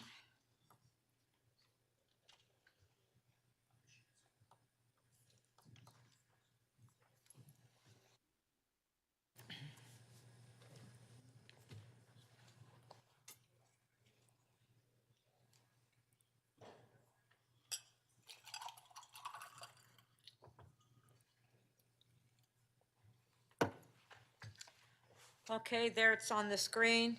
Notice of this motion has been given. This motion is subject to referral to the Executive Committee. A 2/3 vote is required to waive referral. A revised member motion was posted on March 27, 2023. So all in favor of waiving referral? Show of hands, carried. On the item, all in favor, carried. MM 5.2, notice of this motion has been given. This motion is subject to referral to the Toronto and East York Community Council. A 2/3 vote is required to waive referral. All in favor of waiving referral? Show of hands. On the item, all in favor? Opposed, if any, carried. MM 5.3. Notice of this motion has been given. This motion is subject to referral to the Toronto and East York Community Council. A 2/3 vote is required to waive referral. All in favor of waiving referral? Show of hands. On the item, all in favor? Carried. MM 5.4, notice of this motion has been given. This motion is subject to referral to the Planning and Housing Committee. A 2/3 vote is required to waive referral. All in favor of waiving referral? Carried. On the item, all in favor? Carried. Yeah, thank you. MM 5.5, notice of this motion has been given. This motion is subject to referral to the Executive Committee. A 2/3 vote is required to waive referral. All in favor of waiving referral? Okay, recorded vote on the referral.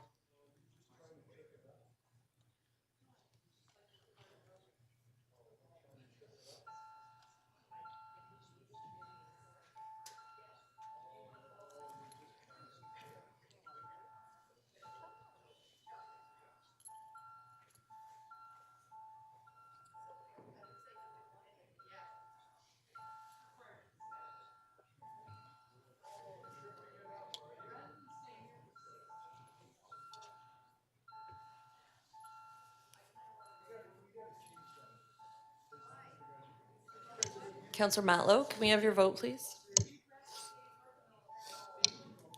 Councillor Bravo, please. Okay, please, we're in the middle of a vote, please. Councillor Perruzza? Councillor Sachs, please.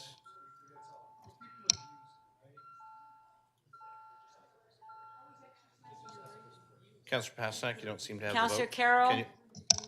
Councillor Perruzza? Okay, Councillor Perruzza. Councillor Pasternak, how do you vote, please? Thank you. Speaker, the motion to waive referral carries. The vote is 20-5. Okay. On. Okay, point of personal privilege, On a Councillor. point of personal privilege, while we are considering motions, I believe that as a counselor, I can exercise my right at any time to ask for a recorded vote on waiving referral. You're right. And I do not appreciate being admonished when I exercise my right. No, you're correct, and Thank you. I've been trying to ask Councillor Perruzza to stop it, and he won't stop it. Okay, please, we're in the middle of a vote. Okay, Counselor Perruzza, apologize.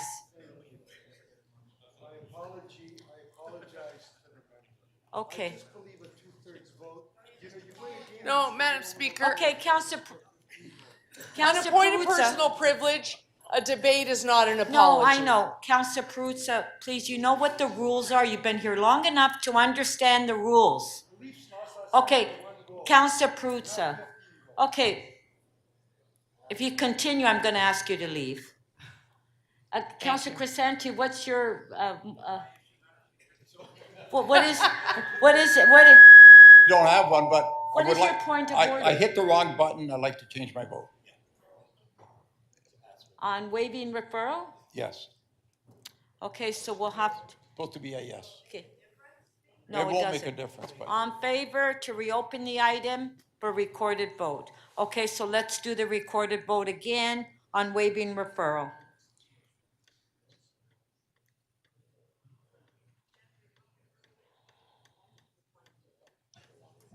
Just stand by, members, while we prepare the motion.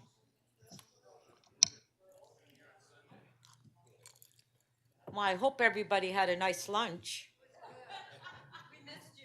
It sounds like they did. I'll drink to that. Yeah.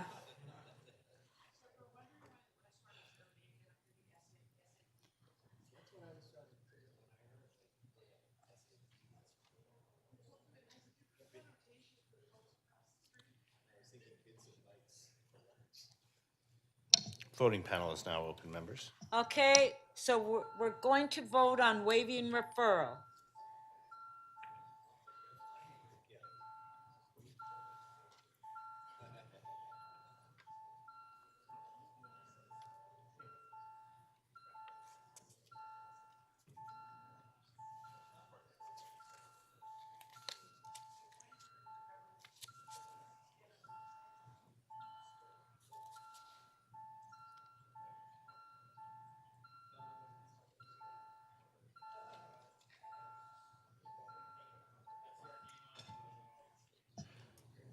Speaker, the revote on the motion to waive referral on MM 5.5 carries. The vote is 22-3.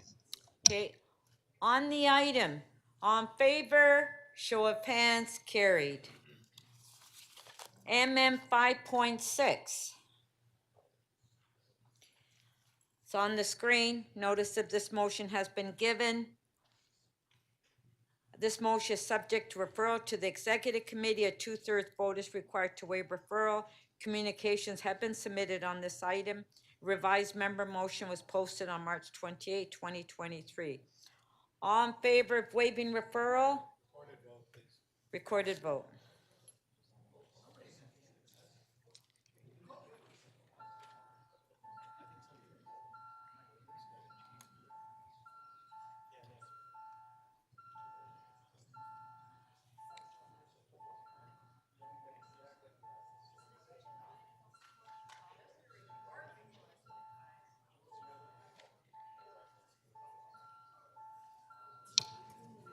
Councillor Perruzza, your vote, please. And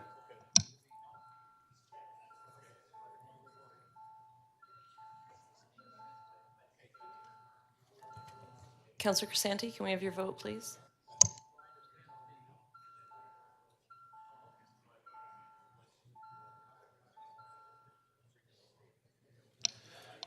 the motion to waive referral carries. The vote is 19-6. Okay.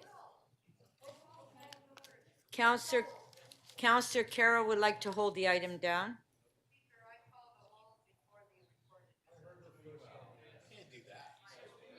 No, I'm sorry, you have to wait until we waive referral to hold the item down.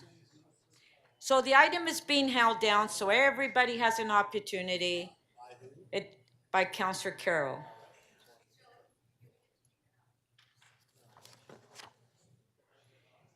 MM 5.7. Notice if this motion has been given, this motion is subject to referral to the Infrastructure and Environment Committee. A two-thirds vote is required to waive referral. A communication has been submitted on this item. All in favor of waiving referral? Show of hands. Carried. On the item, all in favor? Okay, I'm sorry. Who wants to hold it? Counselor Perks, you want to hold it? Okay, so MM 5.7 is being held by Counselor Perks.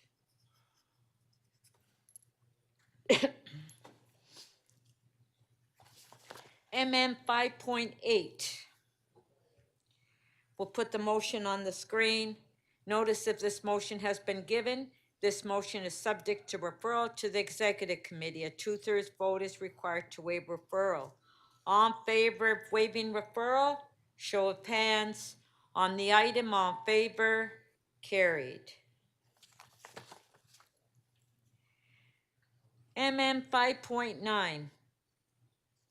Notice of this motion has been given. This motion is subject to referral to the Economic and Community Development Committee. A 2/3 vote is required to waive referral. All in favor of waiving referral, show of hands. On the item, all in favor, carried. MM 5.10. Notice of this motion has been given. This motion is subject to referral to the Economic and Community Development Committee. A 2/3 vote is required to waive referral. All in favor of waiving referral, show of hands. Carried. On the item, all in favor, carried. MM 511. Notice of this motion has been given. This motion is subject to referral to the Planning and Housing Committee. A 2/3 vote is required to waive referral. A revised member's motion was posted on March 24th. All in favor of waiving referral? Carried. On the item, all in favor? Carried. MM 5.12. Notice of this motion has been given. This motion is subject to referral to the Executive Committee. A 2/3 vote is required to waive referral. A revised member's motion was posted on March 29th. All in favor of waiving referral? I don't see anybody with their hands up. Carried. On the item, all in favor? Pardon? You want to hold it? Okay, Councillor Carroll's holding.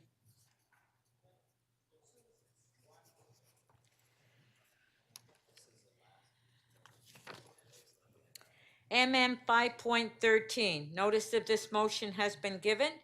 This motion is subject to referral to the North York Community Council. A 2/3 vote is required to waive referral.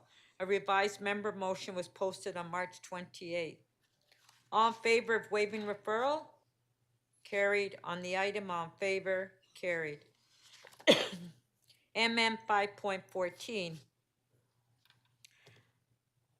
Notice of this motion has been given. This motion is subject to referral to the Economic and Community Development Committee. A 2/3 vote is required to waive referral. All in favor of waiving referral? Carried. On the item, all in favor? Carried.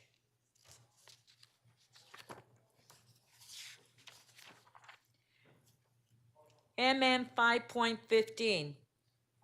Notice of this motion has been given. This motion is subject to referral to the Executive Committee. A 2/3 vote is required to waive referral.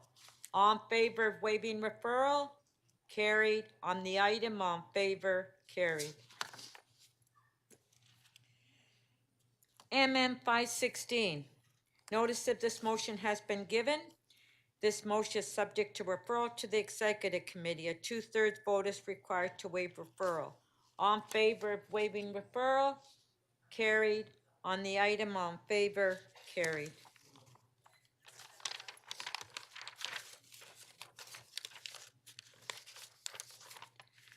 MM 5.17. Notice that this motion has been given. This motion is subject to referral to the Executive Committee. A 2/3 vote is required to waive referral. All in favor of waiving referral? Carried. On the item, all in favor? Carried. MM 518.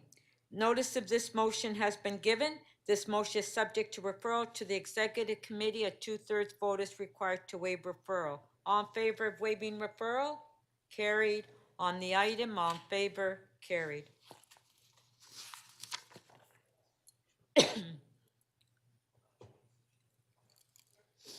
MM 519.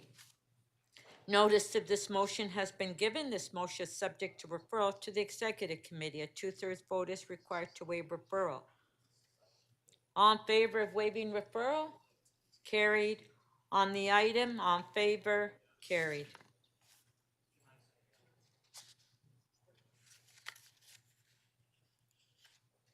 MM 520. Notice of this motion has been given. This motion is subject to referral to the Executive Committee. A two-thirds vote is required to waive referral. A revised member motion was posted on March 29, 2023. All in favor of waiving referral?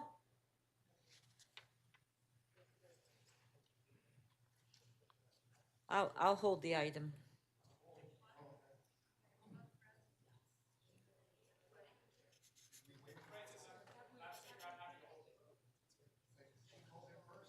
Are you holding it?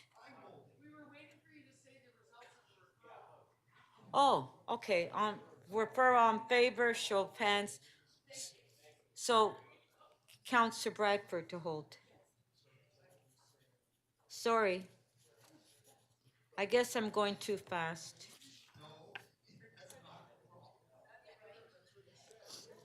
MM 521. Notice if this motion has been given. This motion is subject to referral to Councillor Perruzza, please. It's hard for me to hear when you're speaking.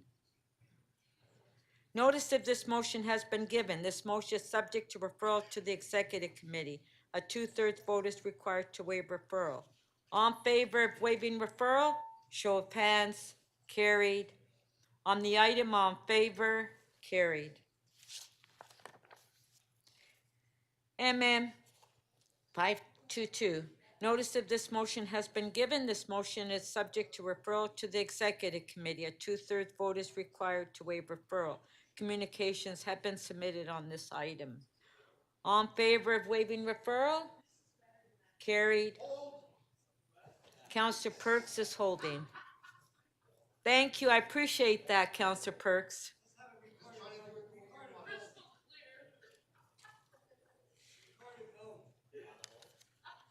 There's no recorded vote. Councillor Perks is holding the item down.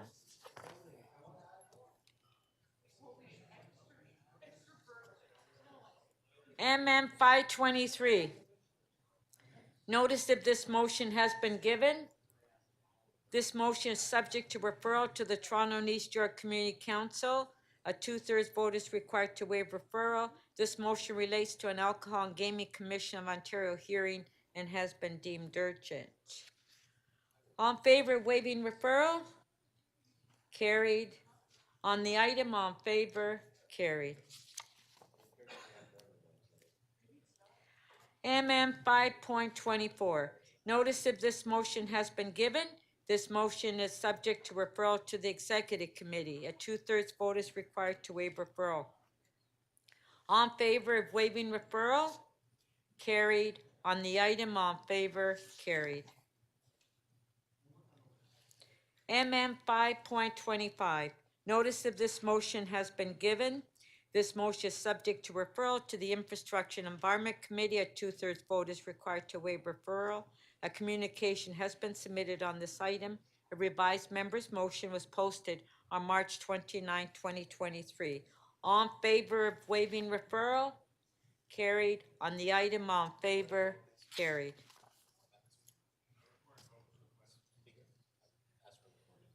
Oh, sorry, I didn't hear that. Who asked for it? Okay, on MM 525, Councillor Thompson is asking for recorded vote.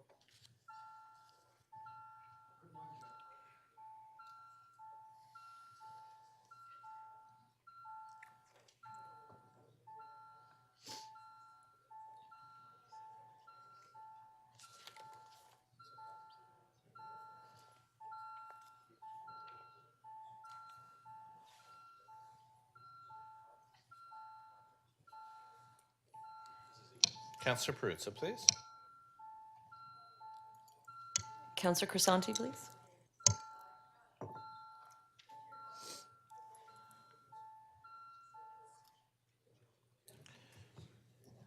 Speaker, the motion carries unanimously, 25 in favor.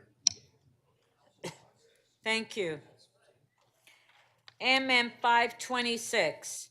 Notice of this motion has been given. This motion is subject to referral to the Infrastructure and Environment Committee. A 2/3 vote is required to waive referral. A communication has been submitted on this item. All in favor of waiving referral? Carried. Councillor Fletcher would like to hold.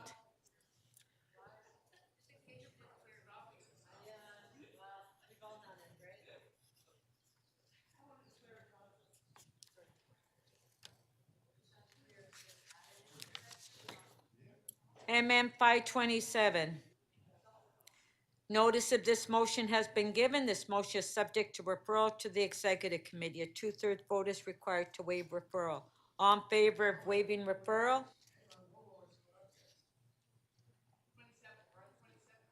27.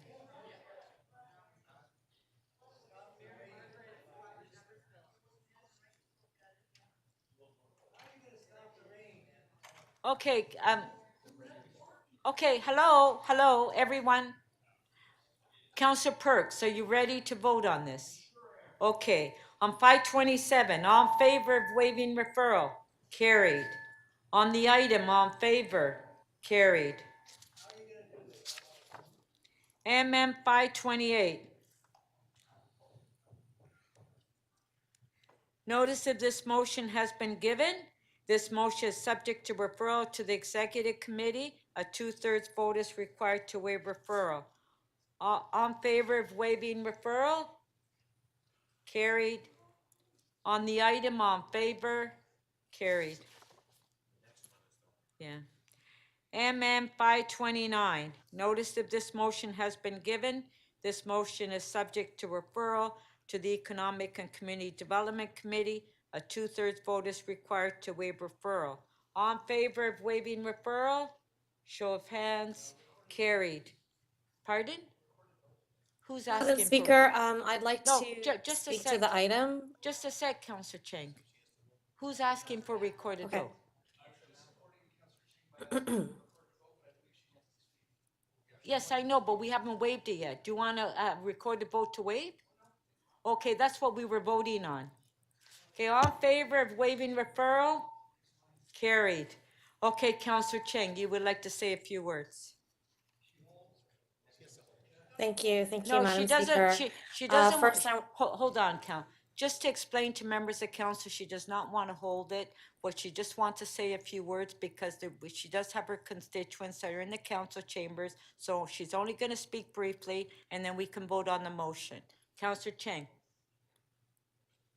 So I just want to thank all the members of the community who are here today, in particular Mehdi Shams, a longtime business owner, and Dr. Reza Moridi, the first Iranian Canadian elected to legislature and was previously appointed as a cabinet minister in Canada. I also want to thank my staff member, Atifeh Javadian, who has worked hard on this. I know so many Iranians have gone to work every day with a smile and positivity while weeping at night as she and many of our community members have watched the many terrible events unfold in Iran. The Young Corridor in the north of Willowdale has long been known as a landing place for Iranians in Canada. The contributions to the community can be seen in the arts, food, and businesses that have been established in our neighborhood. Most recently, many Iranian artists contributed their talents to share the joy of Nowruz with Willowdale. I move this motion in recognition of their contributions to our community and also in acknowledgement that this has been a very difficult time for the Iranian community. Since the murder of Mahsa Amini, the Iranian community have gone through wave after wave of grief and anger as protesters in Iran, many young students, have been arrested and killed as they fight for women, life, freedom. It is meaningful for this community to know that Toronto stands with them and commits to working towards establishing a place in Toronto where Iranians can celebrate their culture within a free and democratic society. So I thank your consideration of this motion. Thank you very much, and we will have a recorded vote on the motion.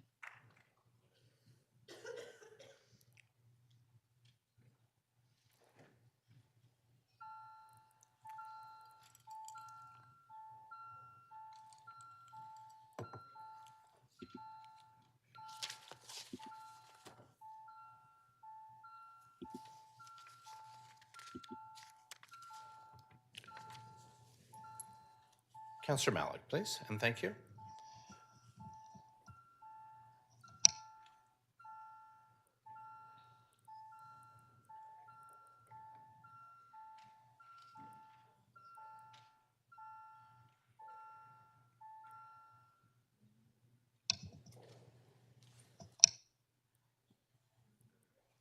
Speaker, the motion carries unanimously, 25 in favor.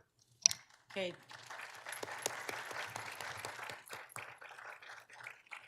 I'd like to thank the public that's here today. Thank you.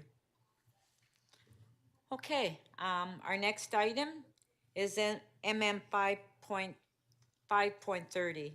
Notice that this motion has been given. This motion is subject to referral to the Executive Committee. A 2/3 vote is required to waive referral. All in favor of waiving referral?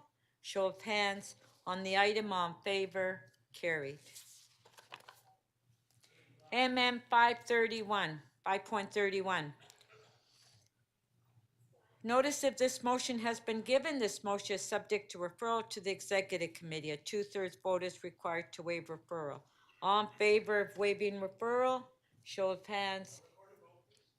On the referral? On the item or the referral? Okay, well, we're just voting on the referral. All in favor?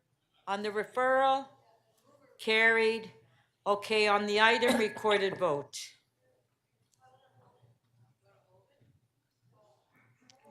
Counselor Bravo, you want to hold it? I can't hear you. Yes? Okay.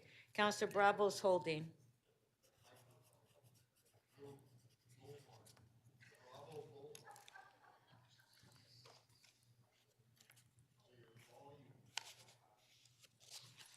MM 5.32.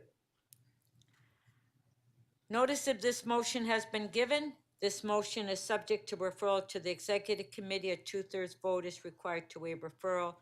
A revised member's motion was posted on March 28, 2023.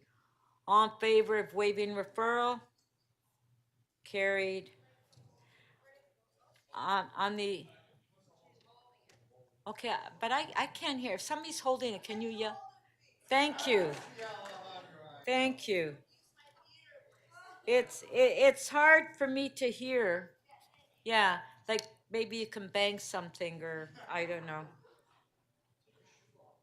Yeah, take your shoes off and throw it at me maybe. All right. So that's being held. MM 5.33. Notice if this motion has been given, this motion is subject to referral to the Executive Committee. A 2/3 vote is required to waive referral. A communication has been submitted on this item. Recorded vote on the referral? Yes, Councillor Thompson already asked for it. Councillor Thompson, you're asking for recorded vote on the referral.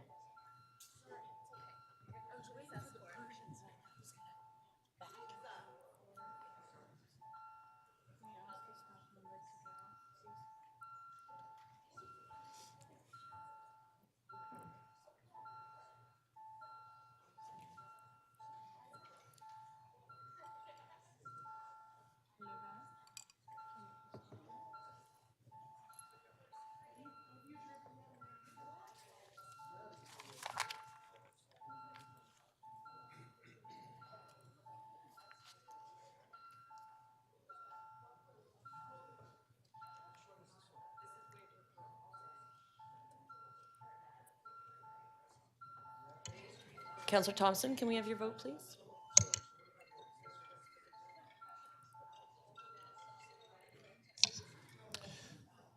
The motion to waive referral carries. The vote is 20-5. Okay? And Councillor Thompson, you'd like to hold the item down? Okay.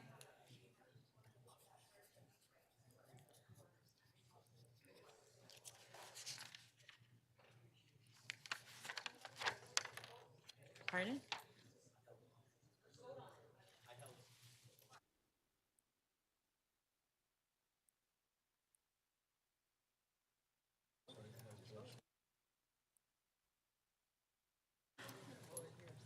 Okay, so just one sec.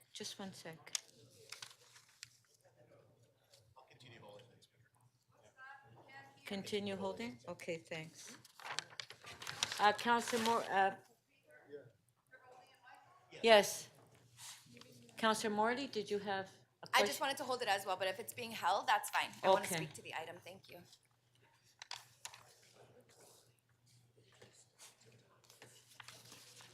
MM 5.34. Notice of this motion has been given. This motion is subject to referral to the North York Community Council. A two-thirds vote is required to I'm waive good at referral. navigating headaches. Yeah. All in favor of waiving referral? Carried on the item. All in favor? Carried. MM 5.35. Notice of this motion has been given. This motion is subject to referral to the Toronto and East York Community Council. A two-thirds vote is required to waive referral. All in favor of waiving referral? Carried on the item. All in favor? Carried. MM 5.36. Notice of this motion has been given. This motion is subject to referral to the Toronto and East York Community Council. A two-thirds vote is required to waive referral. This motion relates to a Toronto local appeal body and Alcohol and Gaming Commission of Ontario. Hearing has been deemed urgent. All in favor of waiving referral? Carried. On the item, all in favor? Carried. MM 5.37. Notice of this motion. Point of order, Councillor Perks. Yes, thank you. On a point of order on this item, in reviewing it, it looks to me like the title of the item and the recommendations say two very different things. One suggests we're supporting a war effort, and the other suggests that we're supporting a humanitarian effort. And I was wondering if we could amend the title to reflect what the motion actually says. So you would change donation of vehicles to support the Ukrainian government's humanitarian effort. Yeah. So, Deputy Mayor?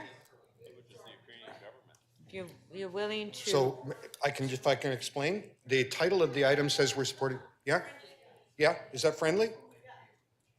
Okay, so we'll make the changes. Thank you. Thank you. I just don't think municipalities should be buying war equipment. Oh, just one sec. Let me turn your mic. Oh, sorry. Okay, go ahead. Yes, absolutely. And I just want to tell you what the origin of this actually was. So last year, my cousin flew to Poland and crossed over and went into Ukraine as part of a humanitarian effort. And when I asked, as somebody that was on the ground, what did he see that they need? And it was vehicles. And that's because vehicles are being damaged by the damaged roads, vehicles are being damaged by the act of war, and humanitarian efforts have difficulties transporting goods. And they also need vehicles that aren't marked to transport people safely around as well. So that was the origin of this, and it was very much a humanitarian thing. So thank you. Okay, thank you. Okay, so we're in the middle of voting to waive referral. On favor? Carried. On the item, all in favor? Carried. And the staff will make the necessary amendments to the motion. MM 538, My cousin wants me to take them with them. Oh, sorry, your mic is on. MM 5.38. Okay, a notice of this motion has not been given. A two-thirds vote is required to waive notice. This motion is subject to referral to the Executive Committee. A two-thirds vote is required to waive referral. This motion has been deemed urgent by the chair. All in favor of waiving notice? Carried. All in favor of waiving referral? Carried. On the item, all in favor? Carried.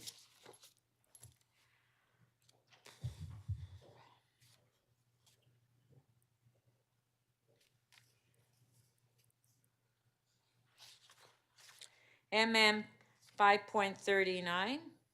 Notice of this motion has not been given. A two-thirds vote is required to waive notice. This motion is subject to referral to the Toronto and East York Community Council. A two-thirds vote is required to waive referral. This motion has been deemed urgent by the chair. All in favor of waiving notice? Carried. All in favor of waiving referral? Carried. On the item, all in favor? Carried. MM 5.40. This motion has been deemed urgent by the chair. This motion is not subject to a vote to waive referral. This motion has been added to the agenda and is before council for debate. On the item, all in favor? Carried. MM 5.41. This motion has been deemed urgent by the chair. This motion is not subject to a vote to waive referral. This motion has been added to the agendas before council for debate. On favor on the item? Carried. MM 5.42. This motion has been deemed urgent by the chair. This motion is not subject to a vote to waive referral. This motion has been added to the agendas before council for debate. On favor on the item? Carried. MM 5.43. This motion has been deemed urgent by the chair. This motion is not subject to a vote to waive referral. This motion has been added to the agenda as before council for debate. On the item, on favor, carried. MM 5.44. Notice of this motion has not been given. A 2/3 vote is required to waive notice. This motion is subject to referral to the executive committee. A 2/3 vote is required to waive referral. This motion has been deemed urgent by the chair. All in favor of waiving notice? Carried. Okay, hold on. All in favor of waiving referral? Carried. And Councillor Pruitt is holding. You've held the item down. Sensitive. Can we set it down to a time like right after the motions and deal with it? No, because we have other items. Can we set it down right after that? Well, we have other items, Councillor Pruitt, so No, I let's. know we have a lot, but this is Okay, time but let's just sensitive. wait till we get to it, okay? But we need to get to this one. I know, we will. We're gonna be here. Just make sure that you're here. We're all gonna be here. MM 5.45. This motion has been deemed urgent by the chair. This motion is not subject to a vote to waive referral. This motion has been added to the agendas before council for debate. On the item, all in favor? Recorded? Recorded vote.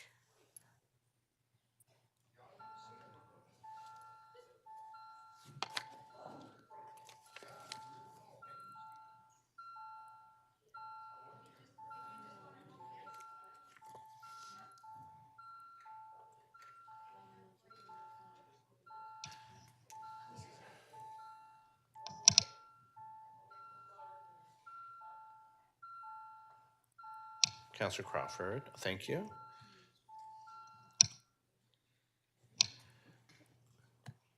The motion is adopted. The vote is 24-1. Thank you.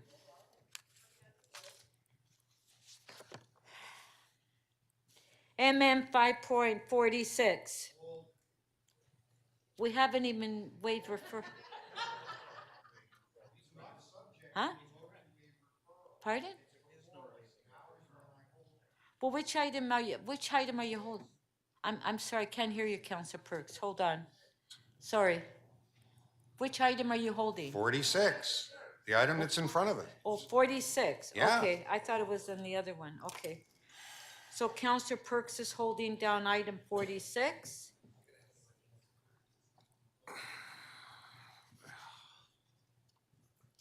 Thank you. MM 5.47. This motion has been deemed urgent by the chair. This motion is not subject to a vote to waive referral. This motion has been added to the agendas before council for debate. On the item, all in favor? Carried.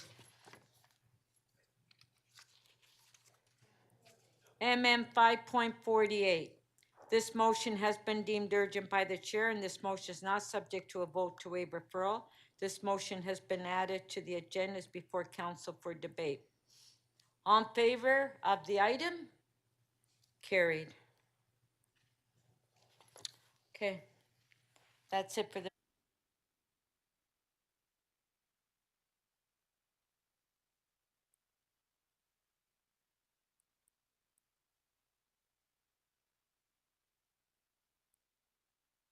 back to the item that we were, yeah.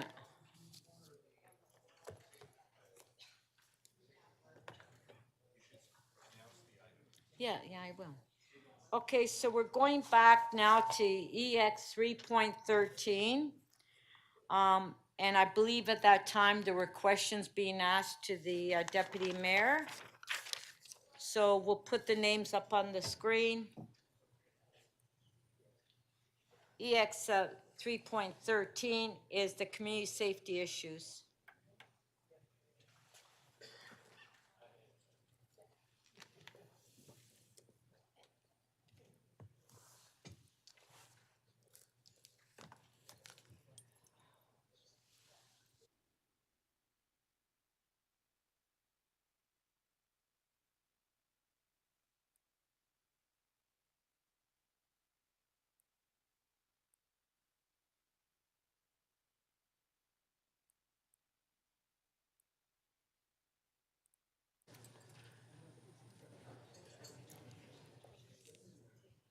Councillor Myers, you're asking a question on the deputy mayor's motion. You have 3 minutes for clarification. Thank you, Speaker. I want to first commend Deputy Mayor McKelvey on her motion. I agree with the vast majority of it. However, like my colleagues, Councillors Bravo and Perks, I do have significant concerns with 2A. Specifically, the requirement to strengthen Canada's bail system. Canada has one of the toughest bail systems in the world. And oftentimes people who are poor have to plead guilty in order to get out. And oftentimes bail is only available to those with means. Okay, I'm And sorry, Councillor Myers, to interrupt. But right now, you're asking questions. I'm asking my question right now. Okay, you're asking a question, so if you want to amend the motion, then when you get up to speak, you can move an amendment to the deputy mayor's motion. Thank you. No, Okay. I wanted to ask first if the deputy mayor had consulted with anybody in the Indigenous Affairs Office or the Confronting Anti-Black Racism Unit to see if that item was consistent with, first of all, the Truth and Reconciliation Act, the Truth and Reconciliation Commission calls to act. Item 30, which calls upon federal, provincial, and territorial governments to commit to eliminating the overrepresentation of Aboriginal people in custody over the next decade and to issue detailed annual reports that monitor and evaluate progress in doing so, and Council's Confronting Anti-Black Racism Strategy, which Section 13.6, which calls on us to advocate to the provincial and federal governments to remove barriers to applying for criminal record suspensions, which would be, in my view, inconsistent with this. So thank you for your question. What I have before you is echoing the calls to action that we have from the 13 provinces and territories. The language on that is, Dear Prime Minister Trudeau, we write to urge that the federal government take immediate action to strengthen Canada's bail system to better protect the public and Canada's heroic first responders. I'm using the language that's consistent with that, and I recognize that the Government of Canada has a duty to consult, has a duty to meet the requirements of the anti-Black racism strategy they have and meet the requirements that they have under the Truth and Reconciliation. So I am calling on the federal government to meet their requirements around engagement, consultation, and action on this issue, consistent with what we have out of all 13, using the same language, and in addition, consistent to what we have coming out of our Toronto Police Board and from our police chief.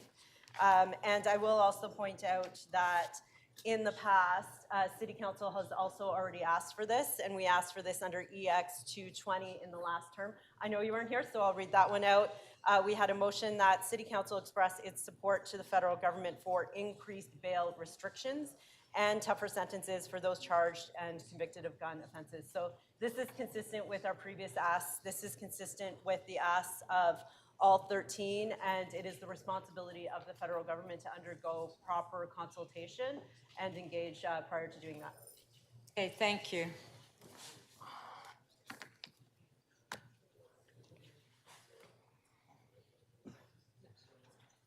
Counselor Cole, 3 minutes clarification of the motion. Well, in this motion, which is a very comprehensive and very, very timely motion, has the, Sorry, Counselor Cole, I'm going to put your time on hold. Please, there is too much noise. hey, come on now. Come on. Get with Counselor it, come Holiday, on. Counselor Burnside, it's,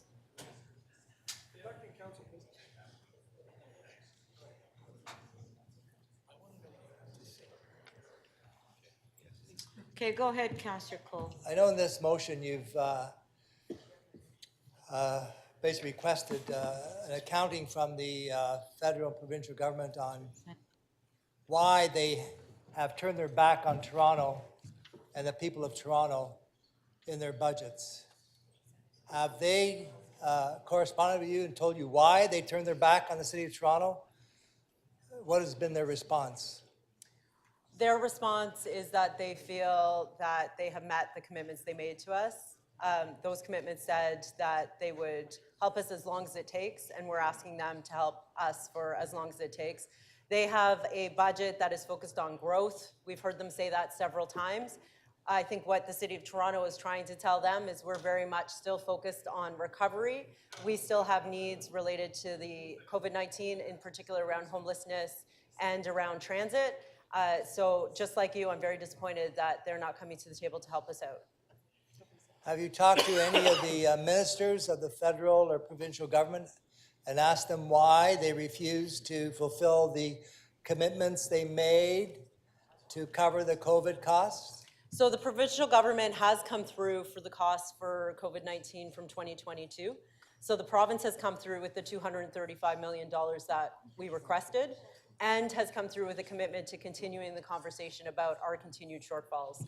The federal government has not come through with the 2022 asks. The finance minister was quite clear in the conversation that I had her with Monday that they would not be honoring that commitment, and they have not committed to future conversations with us either. And that finance minister, I can't remember her name. That finance minister's name is Chrystia Freeland, and she is the MP for, I believe, Toronto Centre. Toronto Centre. Or Toronto. Oh, sorry, Toronto University Rosedale. She is the representative for University Rosedale. Did you remind the finance minister she represents the people of Toronto in her riding? No, anyways, I won't get you in trouble. Okay. And I did not remind her of that. We spoke very quickly. She was quite clear that they would not be honoring the commitment. I said that I was willing to bring forward an additional capital ask that was related to housing, transit, climate action, equivalent to our $235 million ask for last year, and the answer was no. Okay, thank you. Thank you.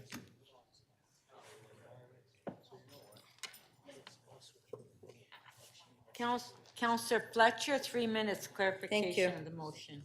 I'm just going to follow up on the bail matter that you've raised in your motion. And I think it may have been really spurred on by some of the things that we heard today and the problems in the TTC. But just in... Sorry, can we just a little... Speaker? Yeah. Could you? Okay, Apologies, Councillor Fletcher. Sorry. Okay, Counselor Perruzza and Counselor Burnside. This is the second time. Counselor Perruzza. Okay, go ahead. Thank you. Just, I'm sorry we were interrupted. I know. But I spurred on by some of the examples that we heard today, and then Councillor Carroll said someone who was on bail and multiple charges, chased somebody with a syringe. Would you agree with me that the majority of incidents that we've heard about in regard to this are really from people that are suffering often from very severe mental illness? I think what we heard this morning is that there are a plethora of problems that are facing us right now. Some of those are mental illness, some of those are addiction, and some of those is criminality. In this motion, I think we've attempted to cover all three of those.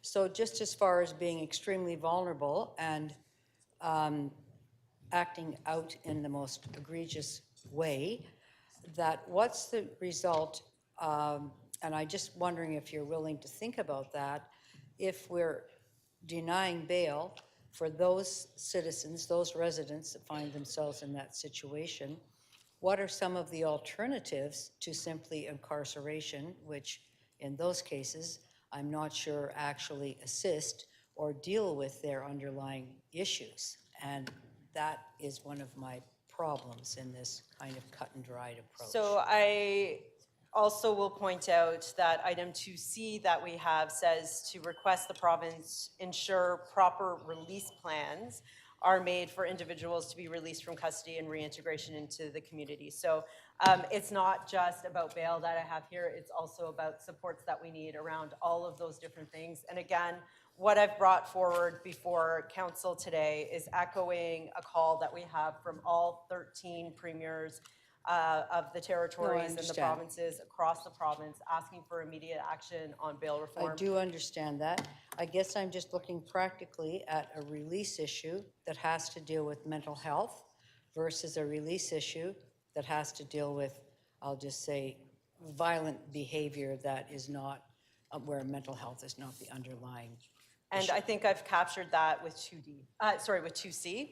And there's also 2D, requesting the province federal government's increase investment in social supports to address the root causes of violence, to invest in mental health and addiction treatment, as well as investments in community safety and enforcement. So we are covering everything here. This is saying that this is a large problem facing our society. It's not a matter of investing of one thing or the other. It's in many, many different areas that we need to invest.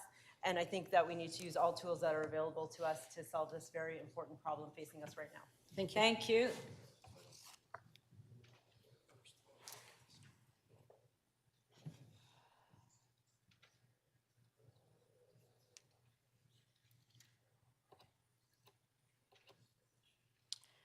Councillor Fletcher to speak. Councillor Fletcher? Lunch. And I just give the clerks a second to find it, Speaker. Pardon? I have a motion. Okay, does the had- staff have it? I did. Maybe I better jump down on the list. Okay. I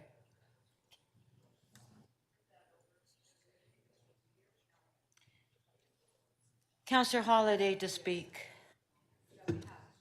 Okay, hold on, I've already gone to Councillor Holiday, you're after. Thank you, Councillor Speaker. Holiday. Yes, thank you. I have two motions. May I ask the clerks to present them, please?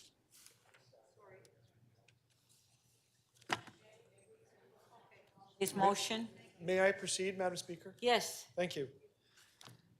Members, there's two motions up there. The first is to examine and ask for a report to find out how we can restore a police unit on the TTC. The second report asks the city manager to take a look to see what other jurisdictions are doing in North America. Because as we heard today, this is not the only city. Hold on, can we put the motions on the screen, please? Speaker, can you pause my time, please, Yeah, until that's there it ready? is, I'll give you a sec. There it is, It's okay, been a now bit of it's an on the awkward screen. start between It's two on the councillors. screen. Thank you, Speaker. Members, if you ride public transit, and you've done that for a while, you'll understand what I'm about to say. I can think of 3 other times when the sentiment on transit, the tension, the feeling, the looks on people's faces of being what it's like right now. I think back to September 11th, just after that 2001, there was a tension. People were on edge. They were looking over their shoulder. I think back to SARS in 2003. People were really nervous riding public transit. I think back to COVID, 2020. There was a vibe, there was a feeling. And I think to what I've been experiencing over the last number of months, that same feeling is going on. If you don't think that there's a problem out there, you're not paying attention. We can look at the numbers and we can understand that some of the incidences have been really high profile. but it's human beings that ride the public transit, and people react to that. We've talked about it many times in this chamber that public transit is really important to making our city work. It's important for the environment. It's important to deal with congestion. It's an efficient way to move about. But people are second guessing that. If you don't think that's true, talk to some of your friends and family. Ride the public transit and see what it's like. Just last night I was coming home from council and there were people blasting music on the subway car. All it was scowls and looks from people. They were so upset about this. They didn't want to hear it at the end of the day. That's just a small thing. Imagine to those that knew or saw or experienced somebody that was injured, knifed. I asked about it in the questions today. Stabbed.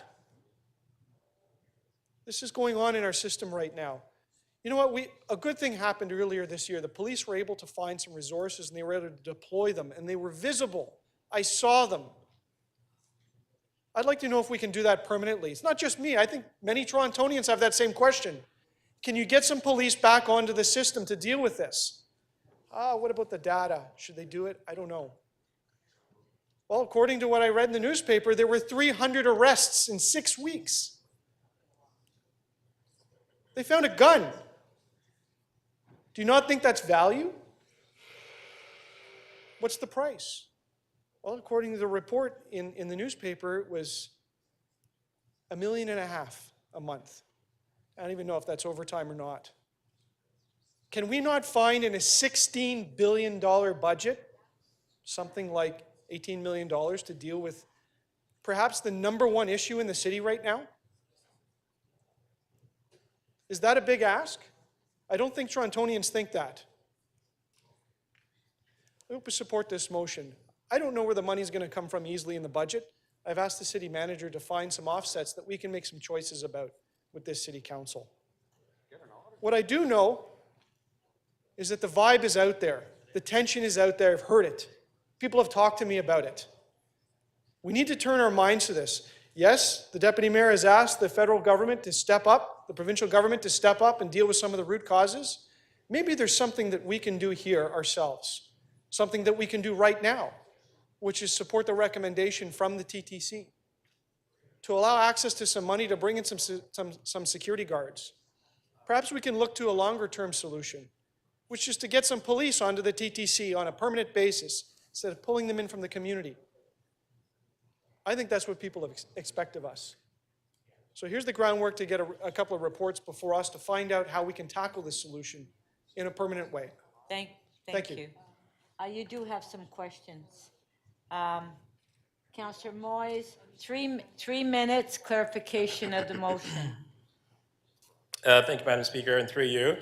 I'm happy Councillor Holiday ended his remarks on leadership. Because again, we've been talking about this for the last how many hours now on this specific issue. We know that we have special constables in the TTC. We have TTC fare inspectors, we have fare ambassadors. We have, we've just increased more funding to the TTC so we could actually hire perhaps more mental health workers and so forth. So Councillor Holiday, with all these things we have in place, how is a special police unit going to change anything? When we know that mental health and housing is the culprit of the pressures we're having in the TTC, and not only the TTC, but also across the city, across the province, across the country. It's been stated time and time again by staff, by the professionals here in this room, by the police, but yet your solution is, forget all of that, let's just get more police in here and put people in jails. I didn't say forget about it. Well, let's put them in jails. When you hire more police officers, then that means you arrest them, regardless of the circumstance, regardless of their mental health, regardless that they're underhoused.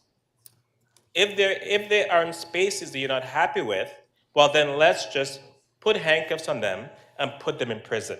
Okay, just clarification of the So motion. my clarification is, Madam Speaker, Why, are you saying we should eliminate special constables and fair inspectors and everything else that we trying I to do didn't this? say that. Well, what are you saying in this Okay, let him amendment? explain it, Counselor Moise, let him Well, explain it. Counselor, through you, Speaker, in my questions, I asked about someone that was stabbed. And then the police were able to arrest three youths that were carrying a machete. So are you expecting a security guard to deal with somebody carrying a machete? Sometimes the circumstances warrant a police presence. Apparently it did in 300 instances in the 6 weeks that they were there. It was 314 if I recall. They found a gun. Is there not a time and a place for the police? Through you, Madam Speaker, people have guns and knives in our community as well, in our malls, and in some instances in our schools. Are we gonna police every corner of our society? Okay, that was Which, your. so that- my question is, do you Speaker? wanna deal with the Yeah, problem I or the think- symptom? Okay, Counselor Moise is clarification of his motion Well, I'm asking only. a question. So, thank you. Okay, Counselor Holiday, Would you like- just to respond, and that's May I? it, yes. So this council is responsible for a number of things, including what happens on city property. And if we're aware that people have guns on city property, we need to take steps to keep people safe. Okay, thank And I'll you. put to council that bringing some police in will help. Thank you, Counselor Holiday. Counselor Myers, 3 minutes only, clarification of the motion. Thank you, Speaker. First, I'd just like to thank my colleague for his concern with safety on public property. I wish that concern extended to our roads. Whoa. So just for clarification, how did, Counselor, how did you arrive at the figure of 80 officers? Why not 100? Why not 200? 80 officers is what was used in the 6 weeks when they were deployed. And it is my understanding that a number of years ago, when there was dedicated police enforcement, 80 officers was the number that was used. Now, And Counselor, have you given any consideration as to how we're going to pay for 80 officers?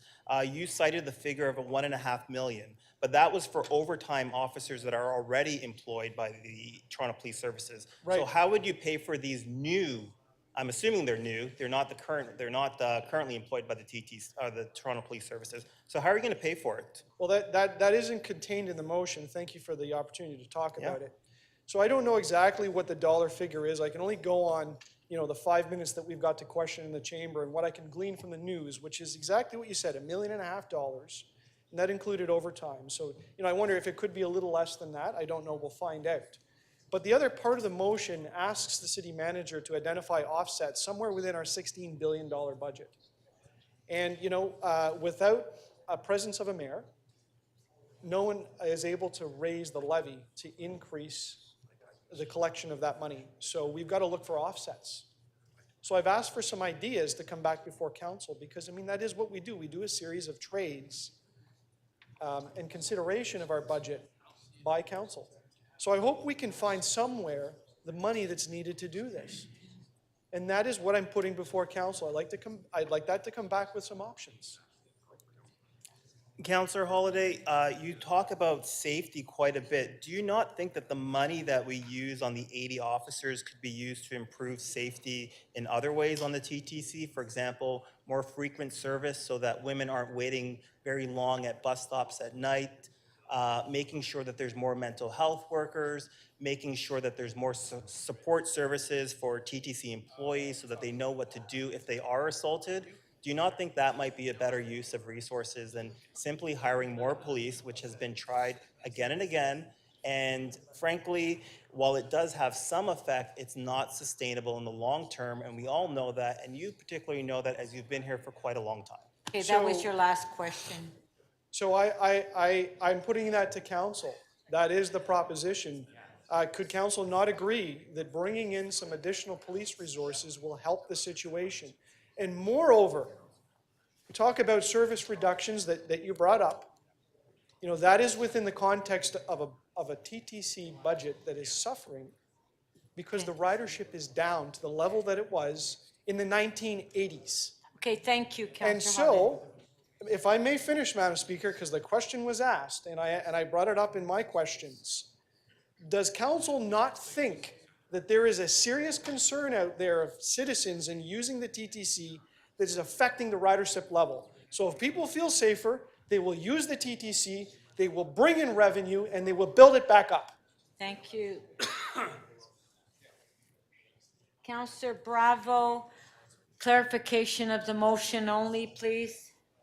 Councillor Holiday, you invited us to ride the TTC. I ride the TTC every day. Yesterday at 7 p.m. at St. George Station, it was a 10-minute wait for on the line 2 going westbound. By the time it came, it was completely packed. And all of the problems that people in society are facing right now were present on that subway train, as we were like sardines. Have you previously supported increases in service on TTC? So I know the train because I was there around the same time. I recall the board Can you saying just 8 answer the minutes. question? Have you supported But if I may answer the service? question. Thank you. I think it said 8 minutes. I'm not sure that it was that, and it was packed.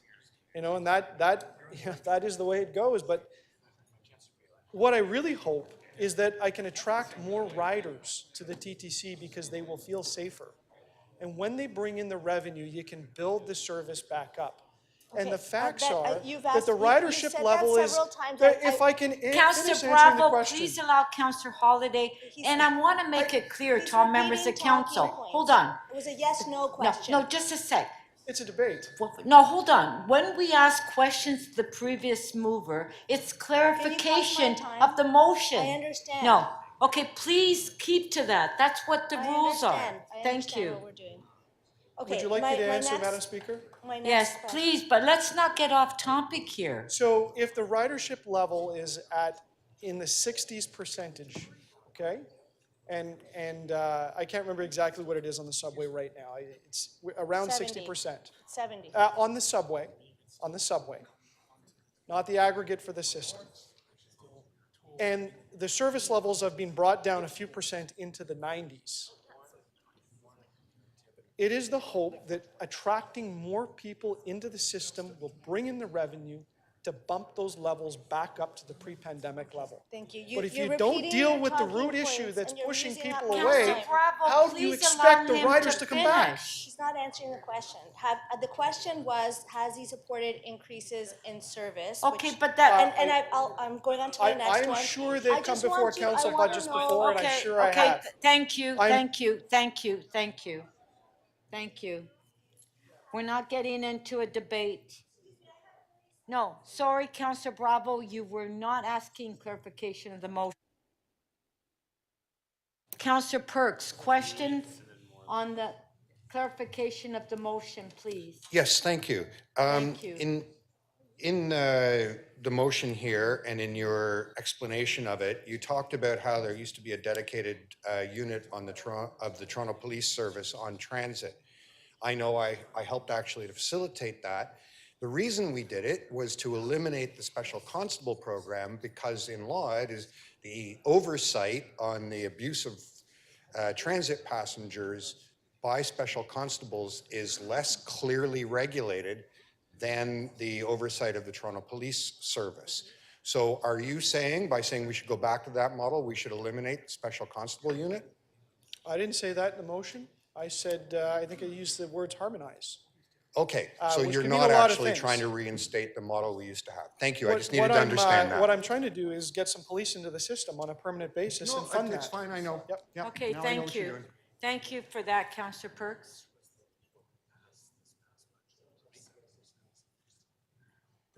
Councillor Burnside, questions on the motion, clarification. Councillor Thank- Burnside, 3 minutes. Thank you for that guidance, Madam Speaker. So I was clear on the motion, and then I listened to Councillor Myers, who asked if it would be more advantageous to add mental health workers instead of police. So I'm confused. Is this motion are you saying that all the problems that have to do with violence on the TTC have to do with mental health? No, I don't make. Thank you. I don't make that assumption at all. Thank you. Thank you. And in fact, those 3 youths that were charged, I mean, there's Okay, nothing to suggest that that was a layer on it. Thank you, Councillor Holiday. We have Councillor Morley, clarification of the motion only. Thank you. Thank you, Madam Speaker. Thank you. Go ahead.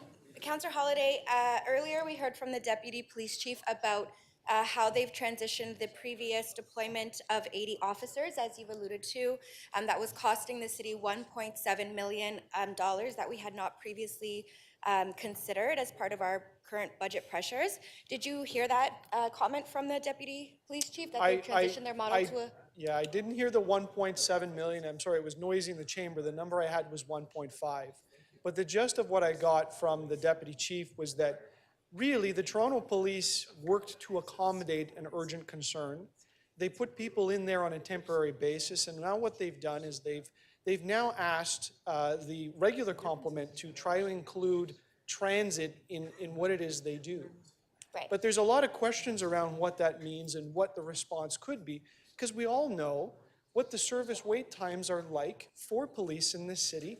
That was in the Auditor General's report, and I'm sure you've heard about it as a councillor, that people are concerned about it. So do you not have confidence in our Toronto Police Services and their ability to respond to the TTC challenges and to continue as an all-service approach across all wards and all divisions, as they have alluded to within their existing complement of resources? I have such confidence in the Toronto Police that I think Toronto Council should give them money to dedicate some officers to this work. I will remind my colleague that we give them the most amount of money of all budgeted line items in the city. And I have the great confidence that they will continue to do their work on the TTC. Thank you for the clarification. Thank you, Councillor. Councillor Chang, 3 minutes clarification of the motion. Thank you. Yesterday, a parent told me that their child is slated to take the subway to school in September, their 10-year-old son, and they were planning on letting him do it alone. But now grandparents from a suburb of Toronto are likely going to drive to Toronto to get the kid to school because of what happened recently and the ongoing threat of violence. So I'm wondering if you feel that an increased policing presence would help parents feel safe putting their children on transit alone. I believe that that is at the heart of what this discussion is about. That people are turning their backs on public transit and taking other options because they are afraid. And I believe that the addition of these police officers will help turn that tide. And I am frankly shocked at the lack of courage around council to take that step. So I'm just wondering if you knew that in country of Taipei, a city of 2.9 million, that with less complexity than Toronto, lower amount of mental health issues that Okay, are Councillor Chang. happening on transit. Councillor Chang, again. No, I have a question of clarification. But Yeah. clarification of what Councillor Holiday is moving. Yes.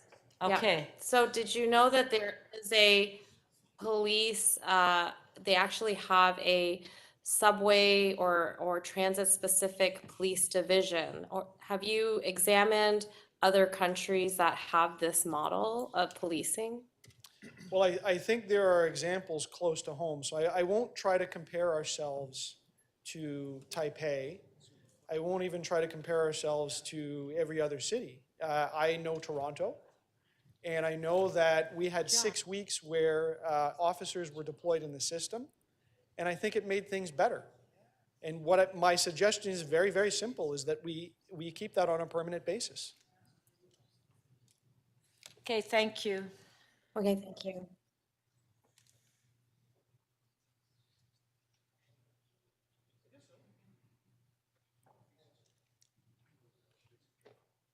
Okay, Counselor Fletcher, are you ready?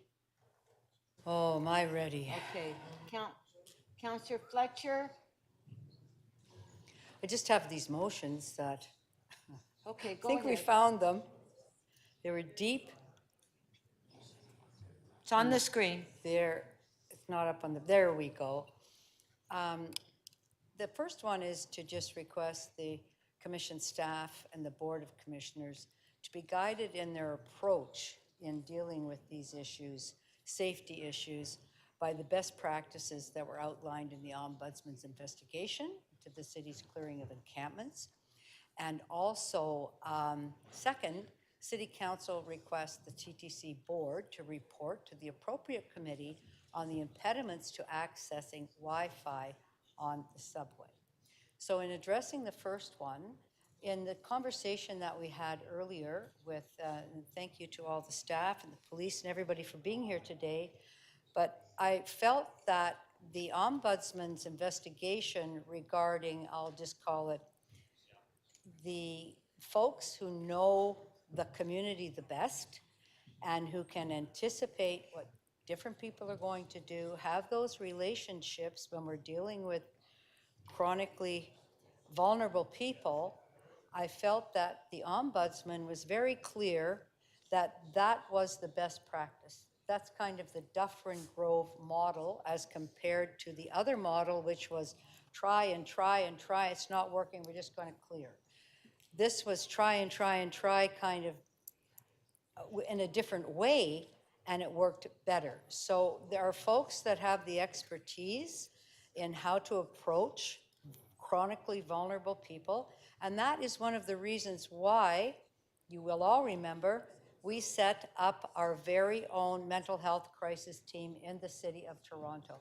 I've actually not heard them mentioned here in this conversation, and yet that was a step that was taken last term. We've had Ms. Andrea Campbell explain to us how advanced that is, how successful that is, and I think that's a layer that's missing from what we heard from our staff at SSHA, CEO of TTC. I just don't feel that was woven in the way it needs to be. And so that's why I made that motion, and that's what I'm speaking about now.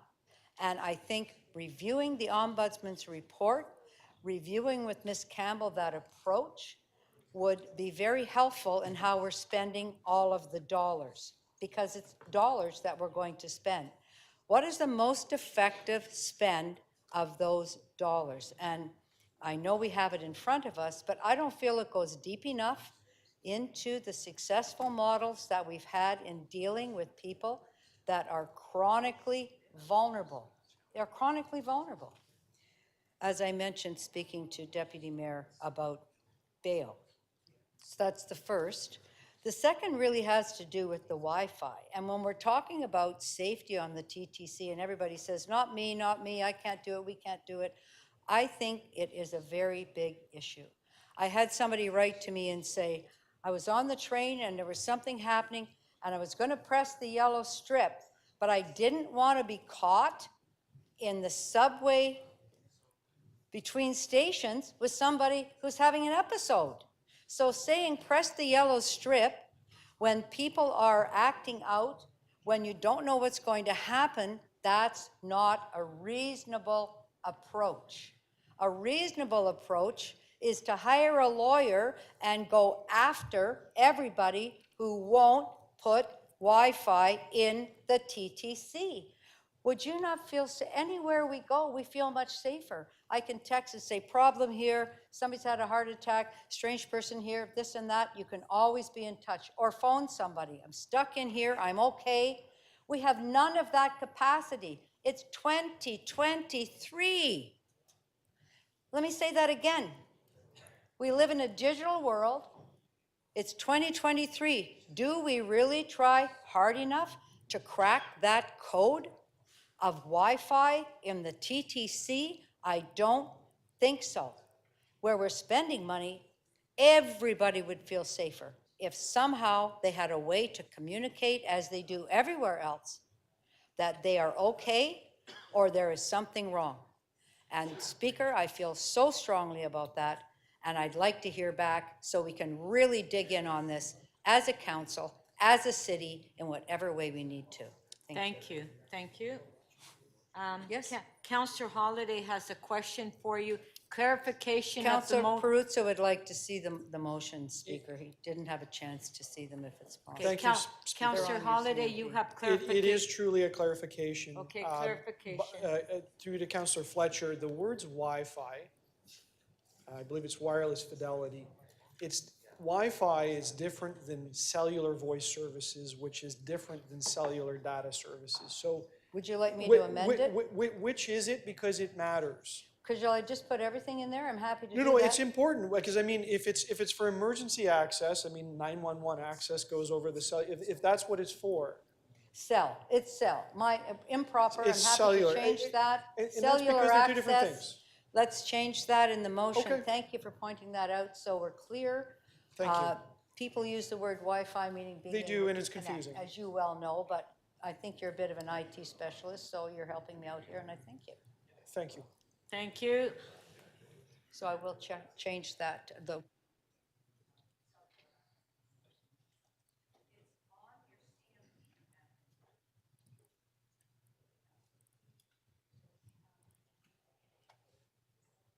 Councillor Matlow to speak. Madam Speaker, I have a motion. And my motion, as it comes up, you'll see is I would submit to you a holistic version of some of the comments that I've heard from some of my colleagues regarding the need to address the root causes of violence in our communities. And I'll just continue to speak just to respect the time, but you'll see it come up hopefully in a moment. So I'm absolutely convinced that while we focus on the violent incidences and tragedies on the TTC, we cannot forget that the TTC is not the origin of the violence that we are experiencing. Just like in most cases, our schools aren't. This is where we congregate as Torontonians, but the origin is in our communities themselves. So in other words, a safe Toronto is a safe TTC. And I don't believe that we've done a good enough job as a city and a province to address the root causes of violence, whether it be access to housing, poverty, mental health, racism, and other factors that prohibit people from getting the care that they need and the support that they need to be successful and healthy and safe. I think like many of us, I had an assumption years ago that that the reason somebody is homeless is because they either have an addiction or mental health challenge. And what I learned from advocates is that it's because they don't have a home. That's the problem. And the people aren't the problem, it's the fact that they don't have a home. And that's why they often go to the TTC. But also is an unfair assumption that they are the only reasons why we are experiencing the violence that we're seeing. In fact, violence comes in many forms and from many people. Middle class, upper middle class people with homes commit violent acts too. We need to address what's wrong in our society, and it gets down to the roots. And while we react, like for example, the announcement to put 80 police officers paid overtime on the TTC evidently didn't solve our problems, or else we wouldn't have this conversation today. We wouldn't have lost another kid, tragically. It doesn't prevent violence.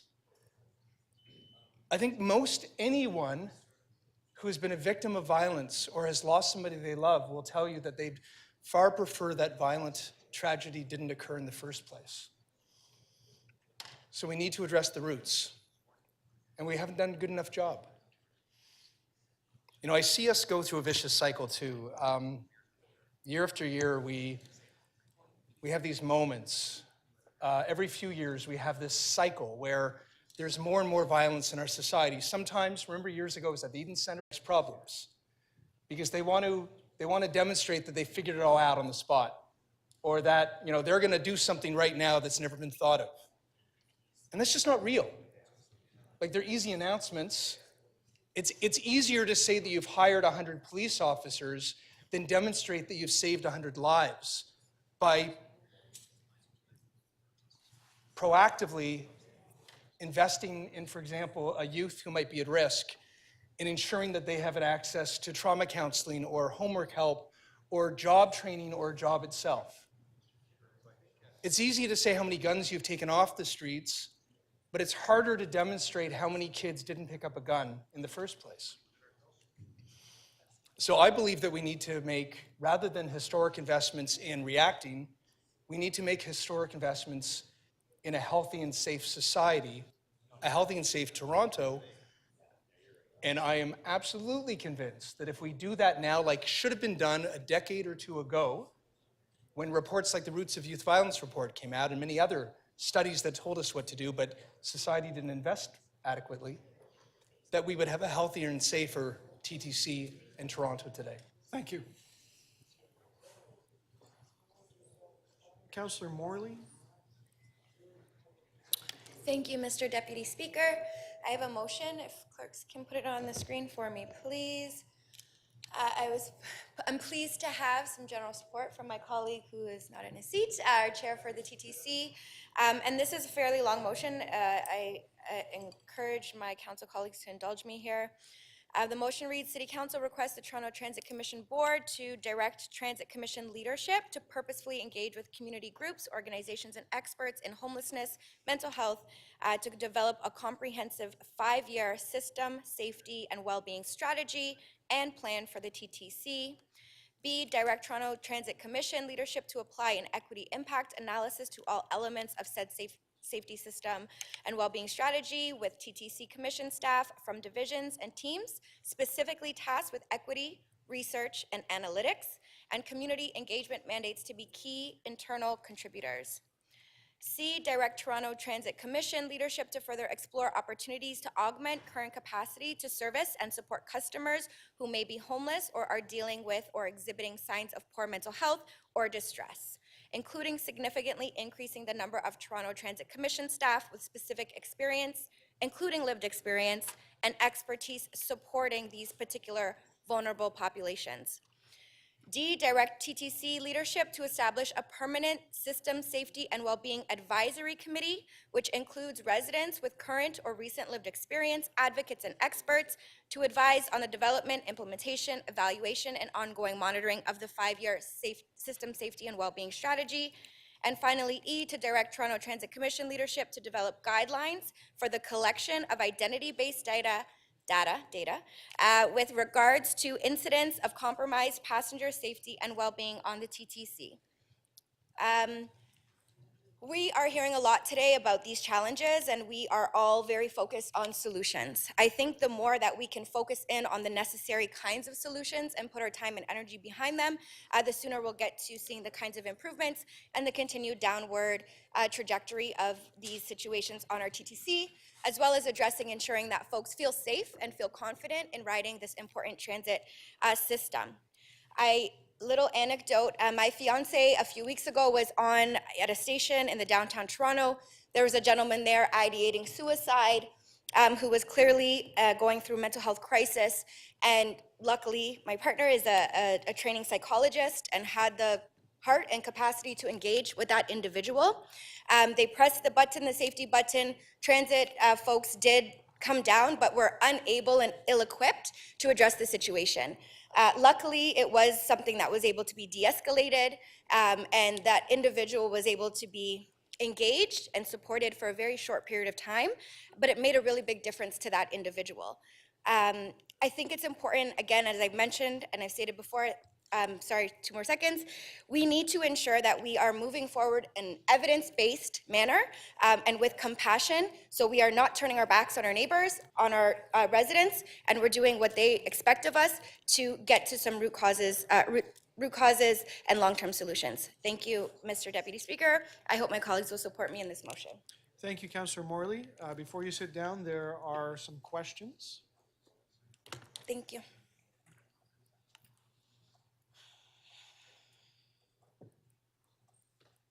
Is this McKelvey? Deputy Mayor McKelvey, please go ahead. Thank you. I quite like this. So my questions are you comfortable with them doing that in partnership with whoever they need to, whether that be, for example, the City of Toronto and SafeTO? Like, can they Absolutely. cast the umbrella as big as they need to do this? Okay. Absolutely. It's in keeping with the SafeTO principles of collaboration and multi-division, sort of multi-sector. And I want to make sure the first outcome, the first deliverable would be a 5-year plan for well-being. And you don't have timelines, but like, so are you, they can think about how long they need and actually put the thought that needs into that and come back? Absolutely. Okay. And if I may just really quickly note, I know there's also working on a 5-year corporate plan at the TTC, so I hope that the timing is beneficial to be doing these things in tandem. So you see flexibility in the leadership to kind of see how they can do this in the most reasonable way? For sure. Especially, as you heard me say multiple times yesterday, today, probably tomorrow, the day after, for every day until June 26th. We need funding from other levels of government. So are you comfortable if this comes as a rec that says, this is what we feel we need, this is what it costs, and that gives us something that we can then use to go forward to ask for monies from other levels of government? Absolutely. Okay. So, okay, great. I mean, I quite like this, but I think we need a lot of latitude given the financial constraints that we have, and that we are bringing all these partners together. So I think we just want them to be able to cast a wide net. But just for clarity then, you're seeing a plan as the first step, a costed plan is the first deliverable for this? Yeah. Okay, thank you. Absolutely. And I'm encouraged to know that there's already collaboration happening with SSHA, TTC, and SDF&A, and we want to continue to see that kind of collaboration. I think that's what's required here. Okay, thank you. Thank you. We do have another question for you, clarification of the motion. Councillor Carroll. 3 minutes. Thank you, Madam Speaker. It is clarification, and I ask it without having, I haven't conferred with the chair on this, but I think it might be helpful in terms of the chair and the CAO if they want to proceed with the actions here. I just want to make sure that you'd be clear and not upset by this.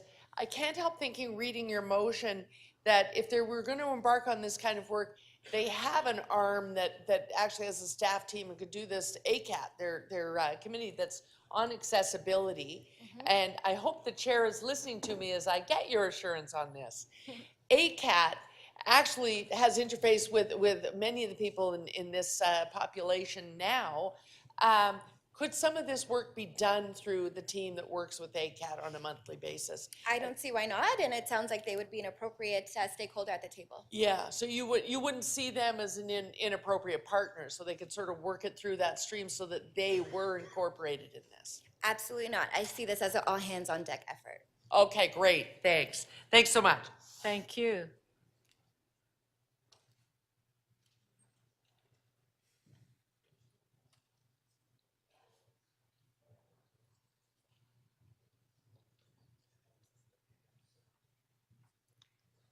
Councillor Carroll to speak.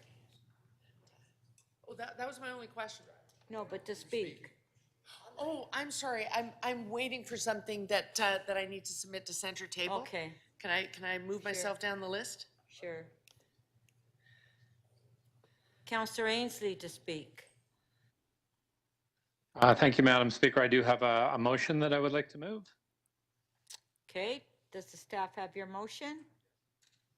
Okay. Yes, they do, and I Okay. understand it's ready. Yes, it is. It's on the. That City Council requested. Sorry, Madam Chair. Yeah, go ahead.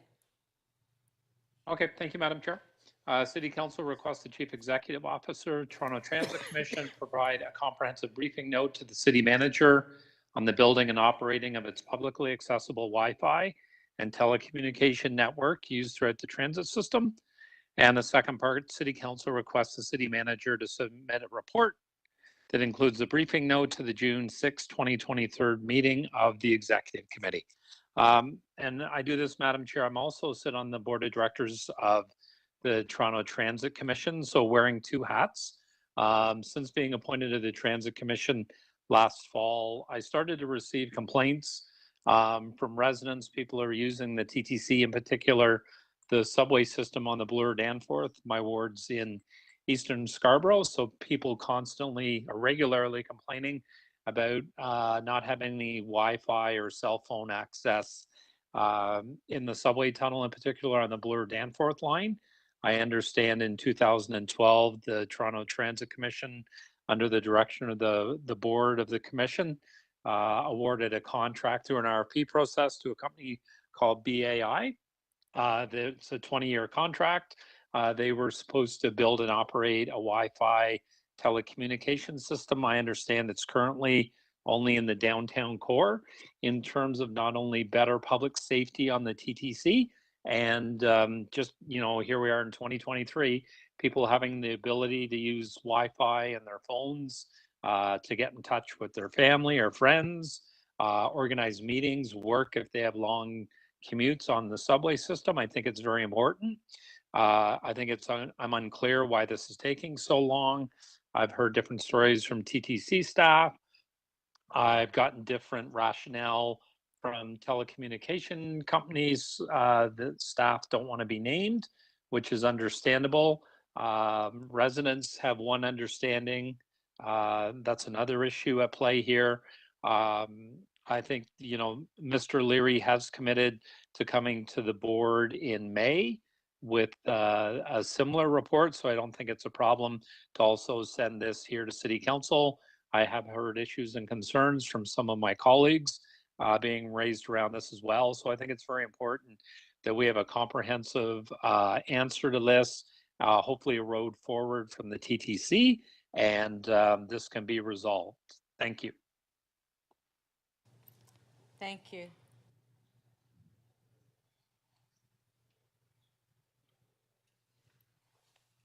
Councillor Cole to speak. Yes, I have a motion, if you could put up on the screen. I want to thank everybody for their meaningful, really heartfelt thoughts on this very, very serious challenge the people of Toronto face. And I think it's been a very productive day for us to all focus on this critical issue. I'm moving this motion that says the City Council requests, Toronto Transit Commission Board requests the Chief Executive Officer, Toronto Transit, to work with the City Manager to convene an urgent-based multi-government transit and community safety task force to coordinate the strategy and response to address the unprecedented growing safety and security concerns on the Toronto Transit Commission. And also, a key point here is to invite the federal and provincial government to have a seat at this table, because we know we don't have the financial resources to solve a lot of these problems. And these problems don't start or stop at Toronto's borders. They are really brought into Toronto sometimes.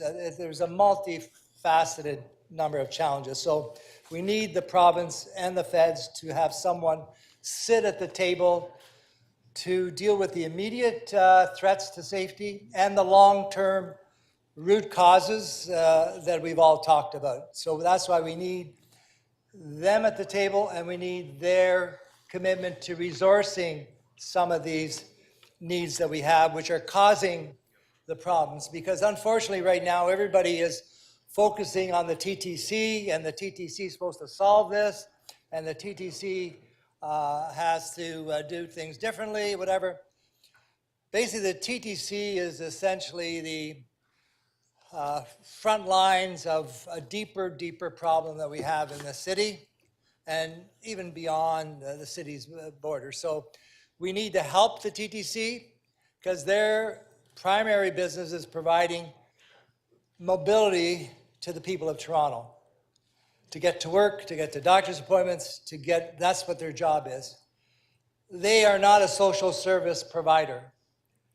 So that's why we need to step up the game of other social service providers and to fund those social service providers to prevent some of these things from happening. Because this is not only happening on the TTC. If you talk to small shopkeepers on main streets in Toronto, the BIAs, they'll tell you, they're noticing very bizarre, threatening behavior on our main streets. So you can push them off the TTC. Where will these people that are troubled go? So that's why we need this coordinated approach, deals with the problem right now today, which is very imminent, and the long-range solutions. And, you know, what's most disheartening about what I've heard today is that the Minister of Finance, who's a Toronto member, Chrystia Freeland, has turned her back on the City of Toronto and its problems. You know, but they've been asked by, you know, our deputy mayor for some tangible help and recognition that there are problems that have been COVID-related that we need their help on. And to see that a sitting member in the middle of Toronto, Chrystia Freeland, basically said, I don't care about Toronto. I've got more important things to do. I know I'm going to get on the phone. I'm going to let my federal member know, who's a minister. I'm not too damn happy with my federal government. Sure, we've had our disagreements with the Ford government and their lack of attention. But this is the first time in all my years I've been so disgusted with a federal government that turns its back on the engine of the country. The people of Toronto do all the work, a lot of work. They sacrifice. We bring in all the refugees. 400,000 more immigrants are going to come to Toronto. We welcome them. And then for the Minister of Finance, Chrystia Freeland, to say, I don't care about your problems. I got more important things to do. I'll talk to the next mayor and deal with the problem. Meanwhile, we are in a crisis, a humanitarian crisis right here in Toronto. 5 That's seconds. manifested with this incredible violence, this incredible dislocation. So we need to also stand up and talk to our federal members and say, what the hell are you doing Thank you. in Toronto as a federal MP? What are you doing? Thank you, Councillor Cole. We do have some questions for you. Councillor Crisanti? Okay. Councillor Cheng, 3 minutes clarification of the motion. Councillor Cole, Councillor Cheng has a question Thank for you. you. Okay, go ahead. Thank you. Through this, Speaker. I'm just seeing some overlap between your motion and Councillor Morley's motion. Hers is talking about collaboration towards a 5-year plan, and you are also talking about bringing a group together to work on a strategy. So, is there an opportunity that somehow these two motions could be coalesced? I appreciate the inclusion of the other orders of government, because I think increasingly when we make decisions that cost money, Can I we need clarify to make my, sure can I that they are clarify at the my table. motion? Yes, just a sec. Okay, Councillor Cheng, Councillor Cole will clarify his motion. My motion says to create an urgent task force to deal with the real dangers today. Sure, you can do the long-range things too, but right now we have real and imminent danger when you go on a TTC bus or a subway or sit in a station. And people have told me they do not feel safe. Do something about it. So that's why we need to get the police, TTC, and Denise Campbell from Social Services to deal with it right now. And you can't do it 5 years from now. We need something right now.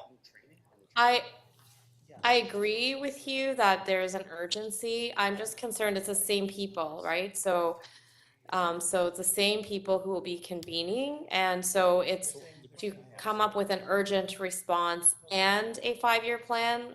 Perhaps just there's a way to put that together so that we're not Listen, I don't asking care the if you do a same 5-year people. plan. I'm more interested in coordinating what we have, which they're doing in part now, and then getting the feds and the province on the table so they can put some money into Toronto to deal with a lot of the problems they have Okay, responsibility Councillor to. Cole, can you We allow? need the action now. Councillor Cole, can you allow Councillor Cheng to finish her question? Okay, Councillor Cheng.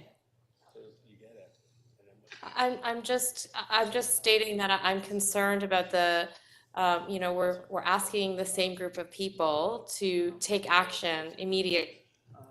And the range of action is quite similar, just different timelines, but towards the same goal. So Okay.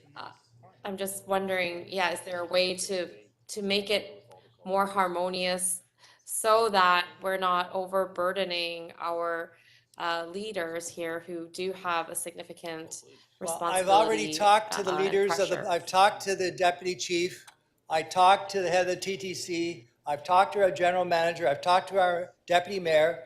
We need some urgent coordination here. And people need to know we're taking this seriously, as you are, I know. I just think there's a more immediacy to what I'm trying to do here, and to show people we are working together and right now, because this is not a problem that's going to be solved easily and with long-term programs. We need immediate action, and long-term programs, that's fine. But Thank right you. now, we got to deal with it. Thank you. Councillor Crisanti, 3 minutes clarification of the motion. Speaker, I had my name down for speaking later. Sorry, could take that Okay. off. All right.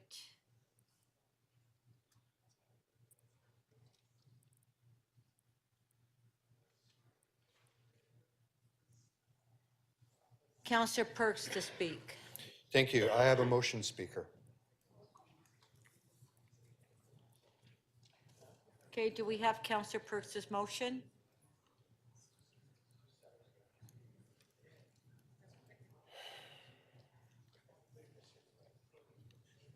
There it is.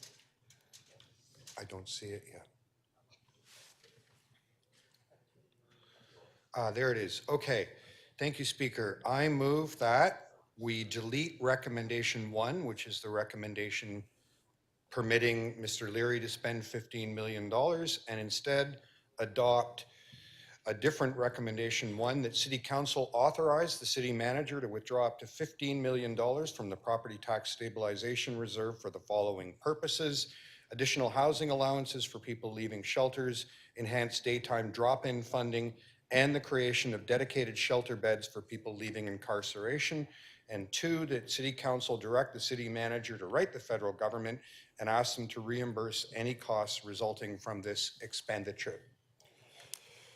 We do our worst work when we forget that these are long-term problems that require long-term solutions, and we respond to the moment and try to solve the problem in the moment with quick fixes.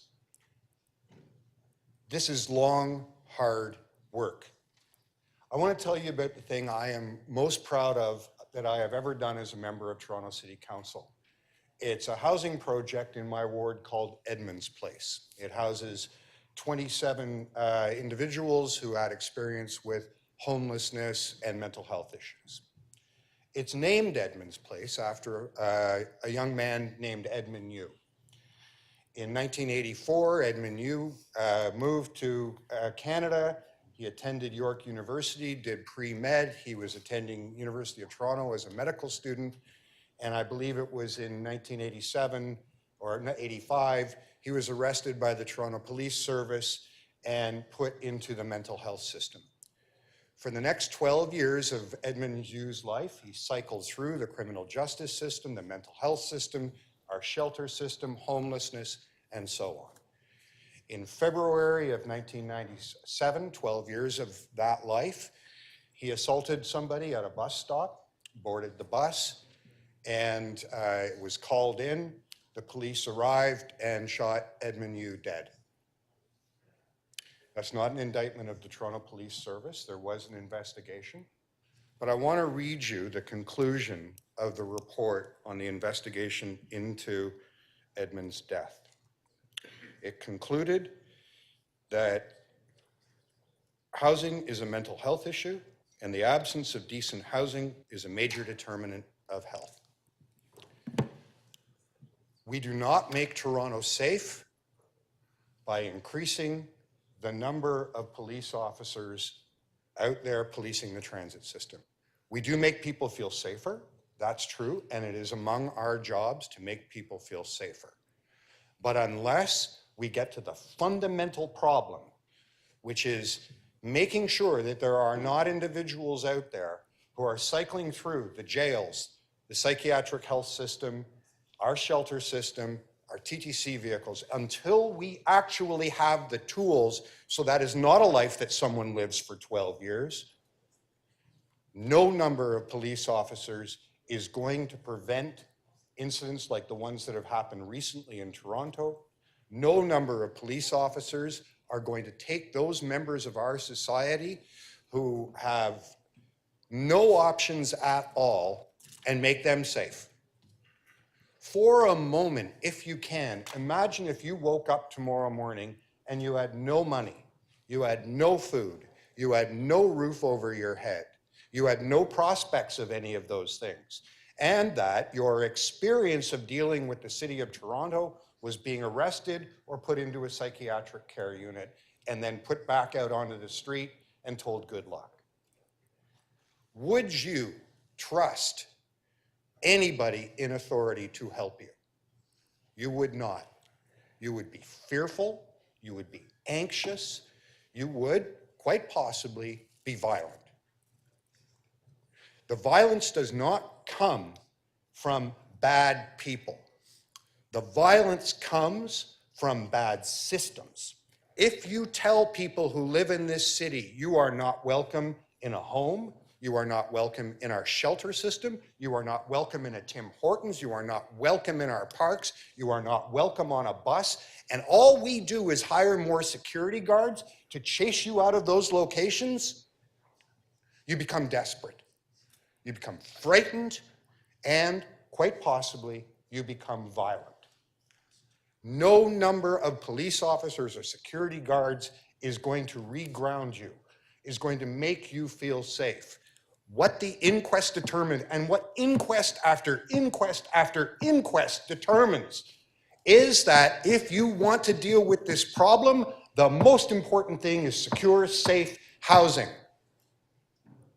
And I am outraged and alarmed that any member of this council who has seen all of these inquests, who has seen our own ombudsman's report, who has voted for the progressive realization of housing, the right to housing, would consider for 1 minute a strategy based on hiring more security guards. Don't do it. Do the right thing. Support housing.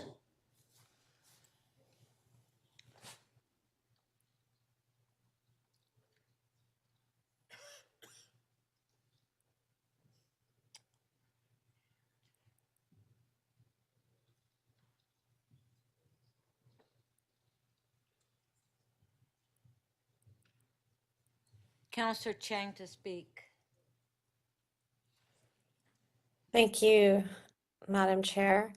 I have a motion, and I want to say that I am deeply moved by my colleagues. I think we are all just feeling the urgency of the moment, and all the motions that are being moved right now show that we deeply care about our community, and we are alarmed at what's happening, and we feel I think we feel quite powerless in the face of this challenge that sometimes feels like a mystery. And so for me, I put a high value on data. I'm grateful that we are collecting data, but I would like to see it organized for us so that we can make better decisions based on that data. And upon also reading about the initiative in Philadelphia that, you know, providing services on site within the transit system, I think it's something that's worth examining. So the two motions that I have here, one is, and these both have been with the consultation of the TTC as well as SDFA. So the City Council requests Executive Director, Social Development, Finance and Administration, and the General Manager, Shelter Support and Housing Administration, in consultation with the TTC to provide a summary of data collected related to the unhoused on the TTC over the past 3 years and report to City Council by the third quarter of 2023. And Council requests the ED of Social Development, Finance and Administration and the General Manager of the SSHA to work with TTC staff to investigate the feasibility of creating a hub in partnership with a not-for-profit where underhoused individuals can get support and be referred to appropriate services on a year-round basis within or in close proximity to TTC stations and report to City Council in the fourth quarter of 2023. I think when we're thinking about what should we do, we definitely have to keep looking upstream. How are people falling into the river? I hear Councillor Perks' cries for housing, and I think we are firing on all cylinders that we have in trying to build more housing and establish more housing. But like Councillor Cole recognizes, without the partnership and significant investment of other levels of government, our hands are truly tied. So we have to keep working at the present, putting out the fire, trying to create a transit that parents can feel safe putting their kids on transit to go to school. I am alarmed. I could hear in the hearts of parents across Toronto reading the news of what happened recently and second guessing choices that they are making about how their children travel through our city. So we have to do something that is visible and immediate to clear the environment, but we recognize that the true roots of these issues that we are dealing with are not things that we can just put an immediate solution on. They are upstream. They are related to how we have access to mental health supports, as well as housing, how we make life affordable for those who are struggling, you know, and even the cost of living, as well as people who are on OW and ODSP. Those rates are so low. I don't know how in Toronto, and that's why our food bank usage is going up. So I know it's easy for us to start to kind of say, we should only do this, we should only do that. But I think we have to do both, and we need an immediate solution, one that can invite people back to transit who are going to continue to decide not to take transit as these issues continue. But we must also investigate upstream and rally our other levels of government to make that significant investment. So these motions are towards a longer term solution, but also data-informed decision-making as we move forward. Thank you. Councillor Burnside, 3 minutes, clarification of the motion. Yes, thank you, Madam Speaker. The second, through you, just in terms of the second part of the motion, I'm trying to, we heard earlier today concern amongst councillors, and actually we heard it in the Ombudsman's report about concern about people doing things that they're best at doing, and other councillors are concerned about the Toronto Transit Commission getting involved with things they don't do. The TTC is really meant to move people safely. That's their core job. I'm wondering why, or you would ask the Toronto Transit Commission to investigate the feasibility of creating a hub when that has really, they could be consulted on it. I get that in terms of proximity to the station and all those things, but would it not be better to put that just in the purview of social development? Thank you for the question. I think we text the best, and unfortunately, every agency is putting on extra hats these days. So you know, look at Toronto Community Housing. They are first and foremost a landlord, but often because of many struggles of low-income families, they are acting as an agency, even though that's not their primary task. The library, because of the increase in the populations that are struggling in the library system, they too have created roles in the library system to address what is happening. So yes, it is true that the TTC is not the lead in terms of the knowledge of what they should do, but they are also the most knowledgeable of their context and of what is looking as a model that is a collaboration, and I'm happy to consider who should take the lead of this collaboration, but I think that it is something that they should definitely be part of. So, Councillor Chang, Yeah. hold on. Allow the councillor to ask one more question. One Sure. in three. I only got one, and okay. I know. If you can make, Okay, so- please make the answer short. That'd be appreciated, Yeah. but it Okay, doesn't matter sorry, now. sorry But hold about on, that. let me ask my question, please. So can you tell me what the TTC, in their involvement in investigating the feasibility of creating a hub, how that would benefit this process?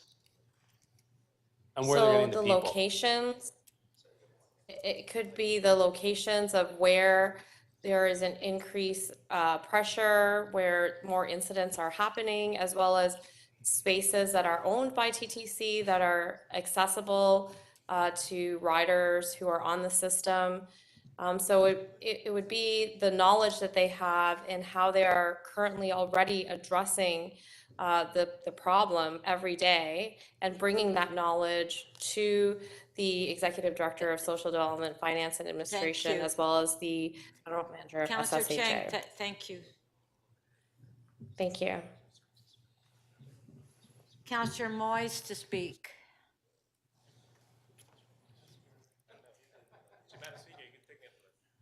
You don't want to speak? No. Okay. Councillor Perruzza to speak.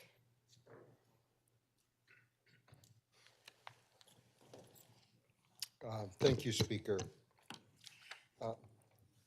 So, Speaker, today's conversation should unnerve us on a number of levels. I want to first speak to the component, the portion of which has to do with the self-service in subways. It is unbelievable that today, some 11, 12 years later, we're having a conversation about the fact that a system was set up in the subway. So 11, 12 years ago, as I understand it, you've all heard it, the TTC put out a request for proposal to connect folks, to allow cell service within subways. Following the city rules, as I understand it, BAI, responding to that RFP, was awarded the contract. They were going to give some money back to the TTC. That was a component of the contract. TTC was going to make some money here. So they wire a system, and in winning that contract, as we understand it, a number of other providers also responded to that RFP. And some of the major providers were included in that. People like Bell and Rogers and others. They didn't win the contract. They weren't the best on paper in reply on that RFP. So they shouldn't get the deal. However, as I understand it, because they didn't get the deal, they decided later not to connect. So I have Bell. So my Bell service, my Bell, or Rogers, I don't know who I have. Who do I have? Rogers. Rogers, whenever I get into a subway, denies me a connection. Where's the customer service? They're okay when I'm above ground. I am a flat fee paying customer. They don't care. They don't care to connect me when I'm in the underground. And so to the others. And it goes on. Why? Because they can, right? Well, here's what we can do. I can say to Rogers, you know what? You don't do a deal, I'm going to switch to Freedom Mobile. And in fact, a more petulant, younger Perruzza would today be moving a motion saying that the City of Toronto and the TTC and anybody else that we have influence over in cell service should all switch over to Freedom Mobile and take that business away from Rogers and Bell and others. A younger, more petulant Perruzza would today be moving a motion that says that on the TTC, on the back of the buses, there should be a campaign that says to people, if you are with Rogers or if you are with Bell, contact them today and tell them to provide you service when you are in the subway, because they should and you're entitled to it and you're paying for it. They should respect you as a customer. So they don't. Well, the TTC says that a deal might be imminent. So an older, wiser Perruzza will say, let's give it a month and see if that works out. Otherwise, we should be back here, lickety-split, doing all of those things. Otherwise, that contract, as I understand it, runs for something like 20 years or something, right? 5 seconds. People won't have cell service for that long. Madam Speaker, I did want to speak to, there's a component here, there's a 4, which says in Deputy Mayor McKelvey's motion requesting that the provincial, federal governments increase investments in social supports to address the root causes of violence, to invest in mental health and addiction treatment, as well as increasing investments in community safety. Thank you. Yeah. Councillor Myers to speak. Thank you, Madam Speaker. I'm actually moving a motion. Green.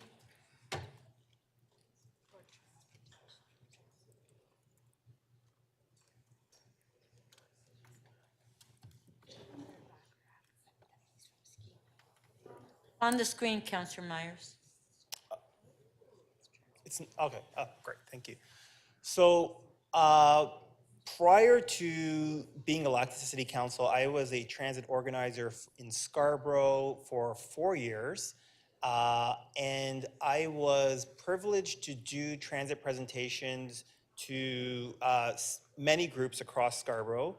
And I did one to a group of mostly Chinese seniors before COVID and after COVID. And before COVID, the questions were more of a general nature on issues like reliability, on issues of fare integration, of issues of prices. But pre-COVID, the nature of the conversation had significantly, post-COVID, the nature of the conversation significantly shifted towards incidences of anti-Asian racism, particularly on the TTC. The Chinese Canadian National Council Toronto chapter has indicated that approximately 10% of all anti-Asian incidents happen on public transit. So my motion is very simple. It simply asks that the TTC board as part of its community safety issues and response, and in consultation with appropriate community stakeholders, to develop a strategy to educate transit riders in appropriate and demographically targeted languages, how they can report incidents of anti-Asian hate experienced while riding the TTC vehicles or within TTC properties, and produce a clear and easy to understand signage in appropriate languages that will be posted in prominent locations in TTC stations and vehicles as part of this strategy. The second part of my motion is that City Council request the TTC board to direct the TTC leadership to report to the appropriate committee on the current training that TTC staff receive on documenting and responding to incidents of anti-Asian hate aboard the TTC vehicles or within TTC properties. And I actually have two pictures that I'd like to display.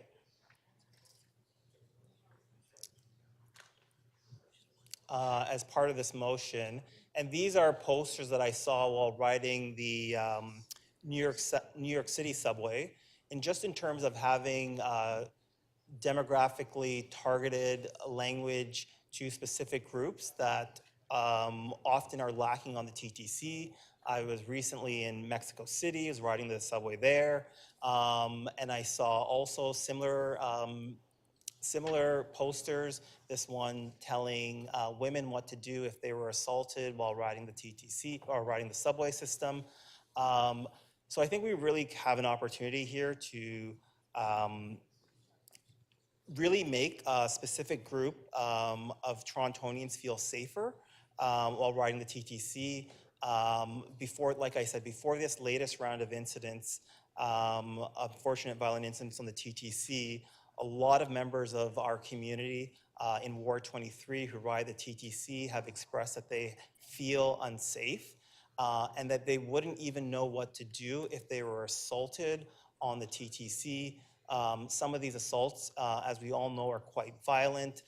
Some could just be incidences of verbal assaults, spitting, and so on. So I really hope that my council colleagues support this and that we continue to work to combat anti-Asian racism in the City of Toronto. Thank you. You have a question? Councillor Moyes?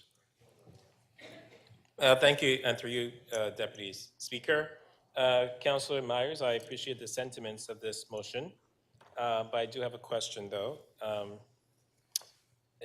Yes, there has been an increase in anti-Asian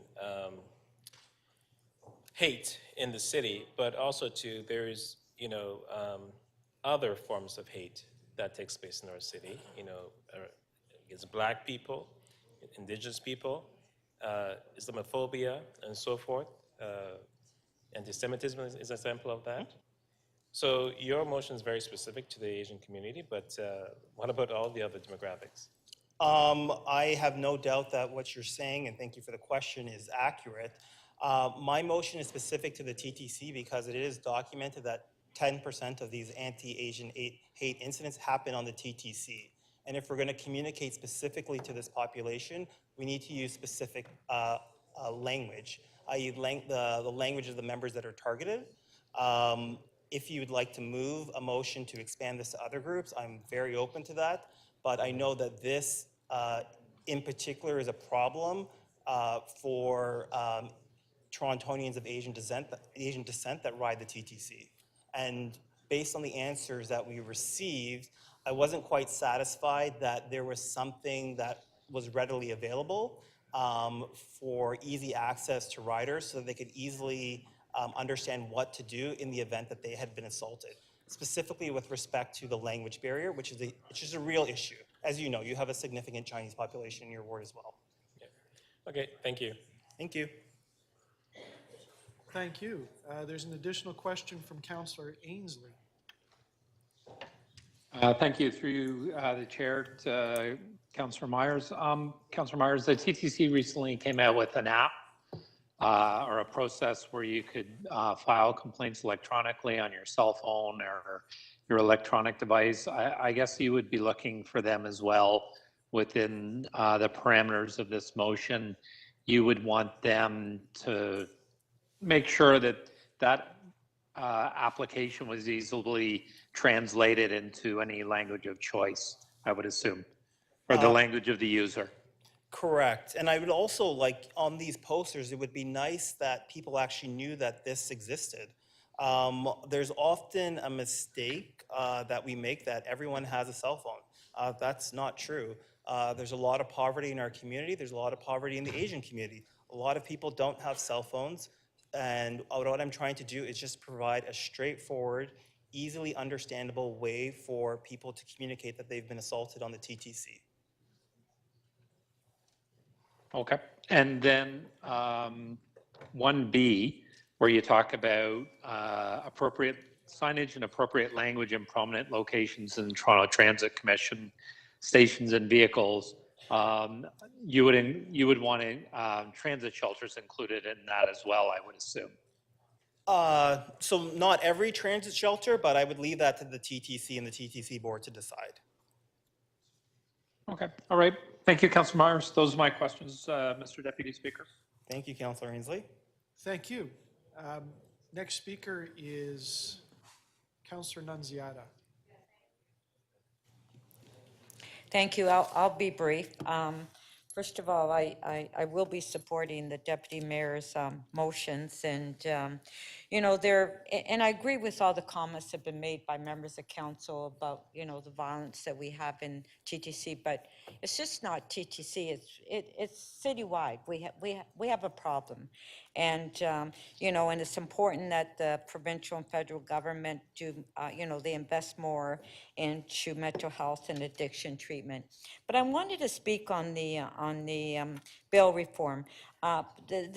The motion that the deputy mayor brought forward, and I know some councillors question why, but what her motion is just not to talk about bail reform on the TTC, to talk about bail reform in general, on the violence that we do have in the city. And I got to tell you, as a member of the Police Services Board, that we have the percentage of homicides that we have in Toronto are repeat offenders. And when I say repeat offenders, it's not that you're just on bail once. You're on bail 3 or 4 times. You get arrested for shooting someone, and then you're on bail and you shoot somebody else. These are the people that we're trying to target, the ones that are repeat offenders. If you recall, a few weeks ago, that young officer in Peel responded to a call where there was a car that was in a ditch, and he goes and he's shot, he's killed. And this individual was on bail 3 or 4 times. This is what this motion means, and I know that the deputy mayor, when she is asking for the provincial and federal government, is to talk about, in general, the bail reform. I have a lot of homicides in my ward, and the ones that I have in my ward are repeat offenders, people that are on bail. My community does not want to see these gang members walking around with guns and keep shooting people, innocent children, innocent people, and then on bail the next week. That is what we're talking about when we talk about bail reform. It's nothing to do with the TTC, it's bail reform in general. And that's why we've asked the provincial and federal government to come on board, because they realize it's an issue and we need to have their support on bringing that legislation forward. And I moved that motion at the Police Services Board. A year ago, it was adopted, and now we're asking the provincial and federal government. So I just wanted to correct that. I don't think this motion was intended to be just on the TTC. It was just in general, the bail reform legislation that we're asking the province and federal government to support. Thank you. Thank you. Next is Councillor Crisanti.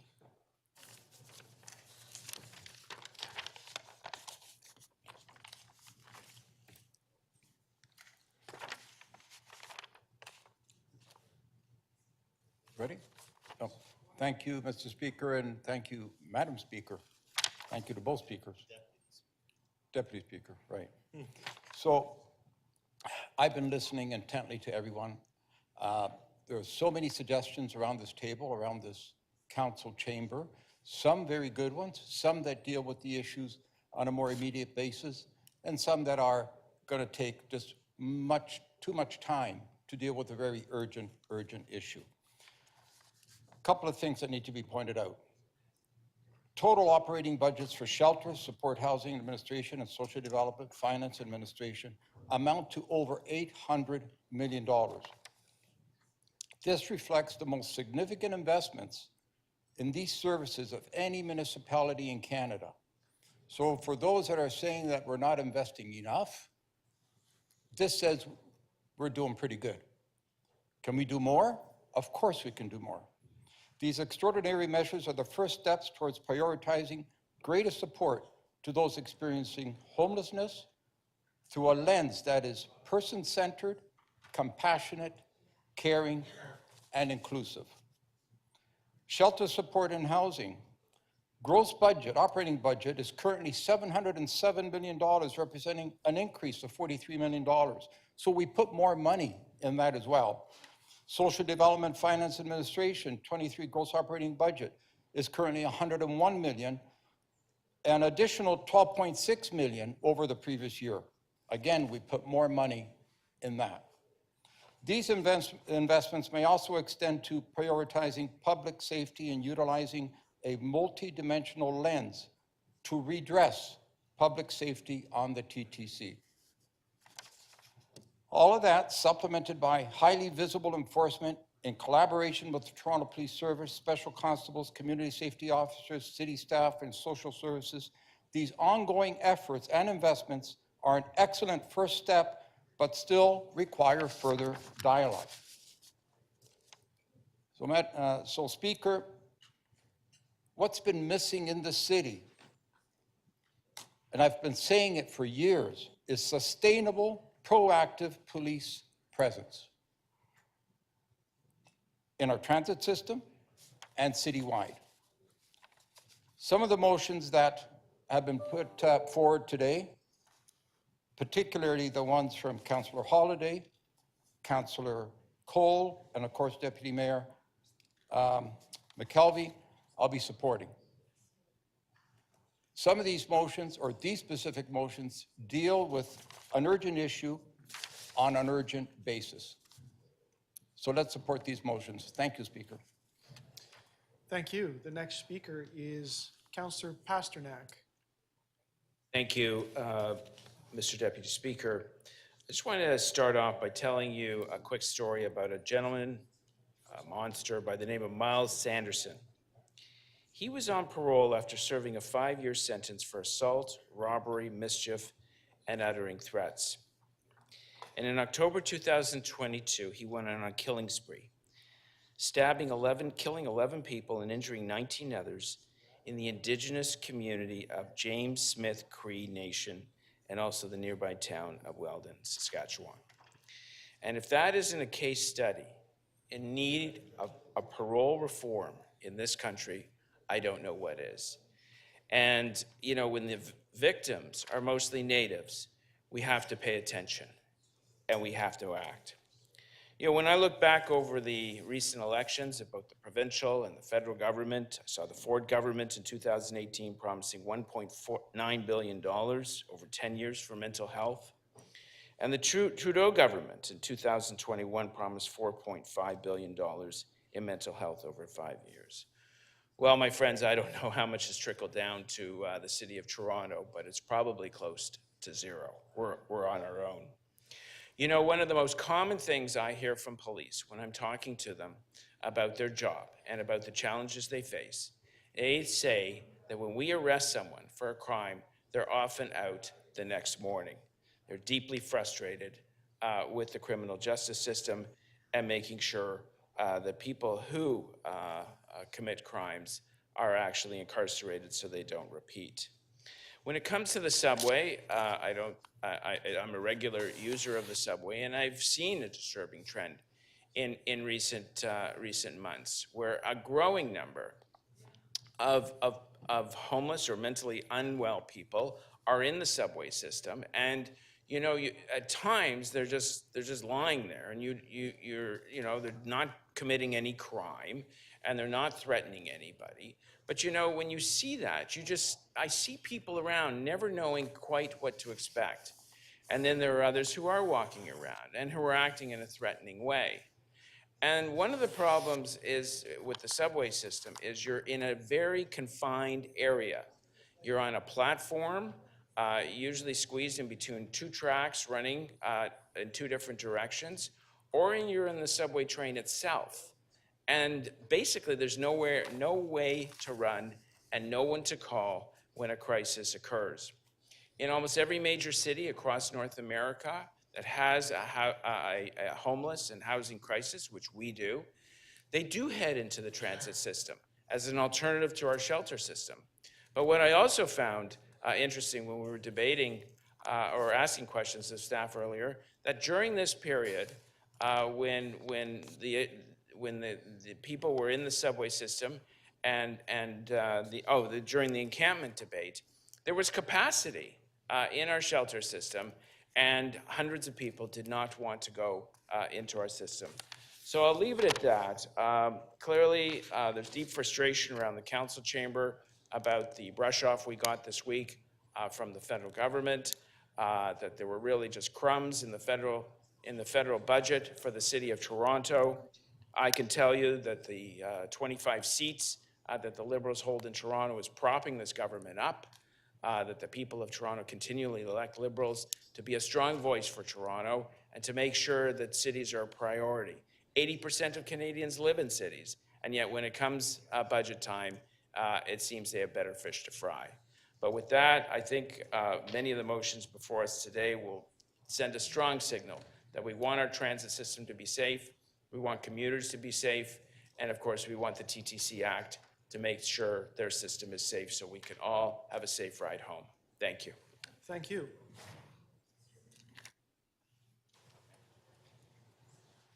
Councillor Bravo, please go ahead. I think listening to all of my colleagues today, listening to staff earlier, the complexity of the problem that we're facing is just laid bare. We went through a pandemic, isolation, trauma occurred during that pandemic. People are not well in the city of Toronto, and that happens on transit and in the street and in every sphere of life. And I think compounding that is the economic conditions that people are experiencing with low wages. You need to have a $100,000 income to afford a one-bedroom right now in the city of Toronto. These are not small problems with people every day facing eviction and the rate of homelessness that we know exists in our city, just indicators of the kind of inequality that this city has to contend with, the most unequal city in Canada. I think that when we think about policymaking, it's always, for me, important to think about the people most impacted. So we've been hearing throughout the budget process and many months from transit riders and transit workers. And yes, they were united in the notion that we need more service, that cutting bus frequency and cutting how often the train is going to show up isn't going to make anyone safer. In fact, it's going to expose more people to harm. And now we can add the voice of the mother of Gabriel Magalhães, who, I don't know how she did it, had the fortitude 2 days after losing her son to speak to us and send a very clear message. She implored policymakers and decision makers to do the things that prevent a crisis. She also wanted to see social supports, shelter, housing, caring. And that is also what we heard from transit riders and transit workers, who with one voice told us that we need social supports, mental health supports, housing, crisis response.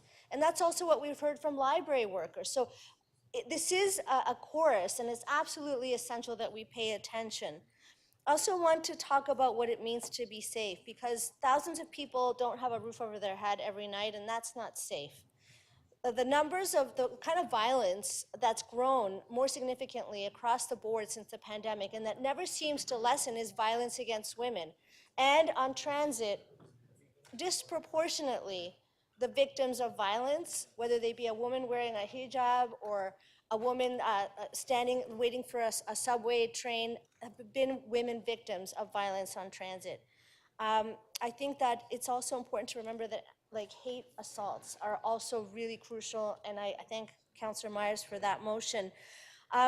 in terms of the federal and provincial government, I absolutely agree. We have to put it back on their doorstep. They have to take responsibility. We can't take this all on ourselves, and I will support Councillor Cole and the Deputy Mayor's motion with this regard, because like we need to be a bit more rebellious here. Every single GTA, not just Toronto, but every single Greater Toronto Area Member of Parliament is in the governing caucus right now. They're sitting in Ottawa and they control the budget. Hold them to account. However, in relation to the Deputy Mayor's motion around bail reform, I just want us to remember that 2/3 of people sitting in jail right now have not been convicted of anything. And the time that they spend waiting to get remand, to be released, turns them into much more violent criminals if they are in fact a criminal. And if they weren't, because they're not guilty, they will not be helped by this experience. And we have to be careful about contributing to what we know is a huge driver of violence in our society, which is that system. You know, the one person I think who really spoke to what evidence works, what we know would work is Councillor Perks. When he questioned whether we need $15 million of discretionary spending by the TTC to hire security guards, when we know that enforcement doesn't work, and obviously I won't be supporting Councillor Holliday's motion, he won't be surprised, but we listened to the Ombudsman. I think that Councillor Chang and Councillor Morley have it right. We need people who know what they're doing. We need an interdisciplinary approach, an all-hands-on-deck approach. But please, I implore you that what comes out of this is a crisis response, a care response first, a major commitment to making the investments that we know are going to hold people up and stop the crisis before it happens. Let's listen to Andrea Magalhães, who I think has the moral fortitude, and we should respect that 5 direction. seconds. Thank you. Thank you.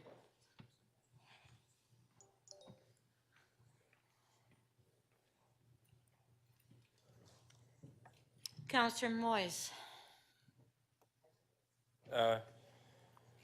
Thank you, Madam Speaker. I think you owe me 10 seconds. You started the clock early. Anyways, through you, I've been listening attentively to some of the motions being brought forth. Some I'm really happy with, and others I find deplorable. I won't mention which ones they are. But just to give a little bit of background, I've stated time and time again, you know, before I was an elected official, I worked at the hospital for many, many years. I do have a motion to move. Okay, I'm going to move my motion.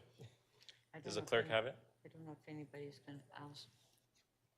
Okay. Can I speak and then bring it over? Okay. Can you pause my time, Madam Speaker? Please, and thank you. This motion? Pardon? Councillor Moyes, we just received your motion. May I speak and then speak to my motion afterwards because it is right? Okay, here we go. Thank you. Just a sec, let me just ask the staff, okay? And I reset your timer. Thank you. Appreciate it.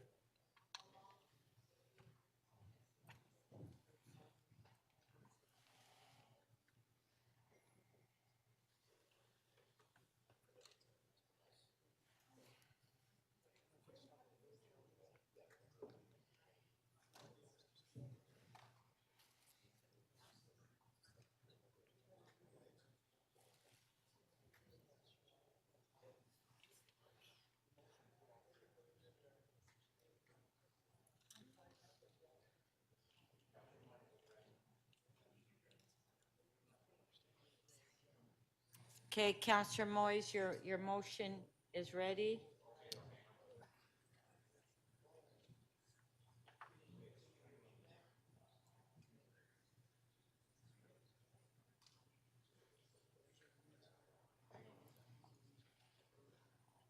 And if anybody else is going to put their name on the list, can you put it on, please?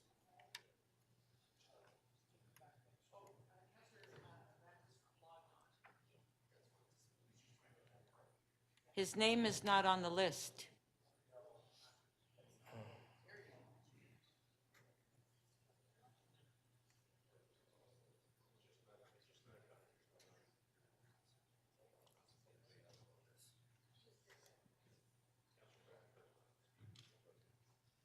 Is Councillor Bradford's motion ready? Oh. Okay, why don't we go to Councillor Bradford?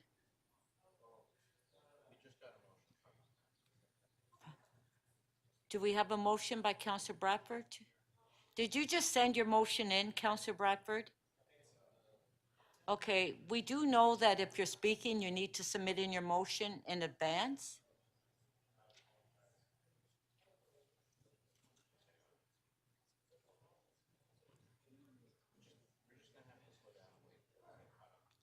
Okay.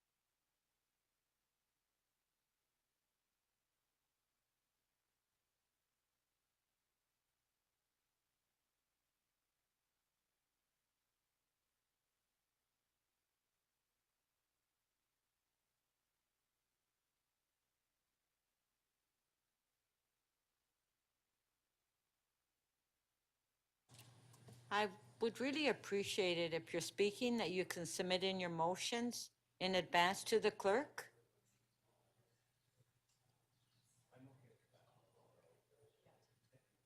Like,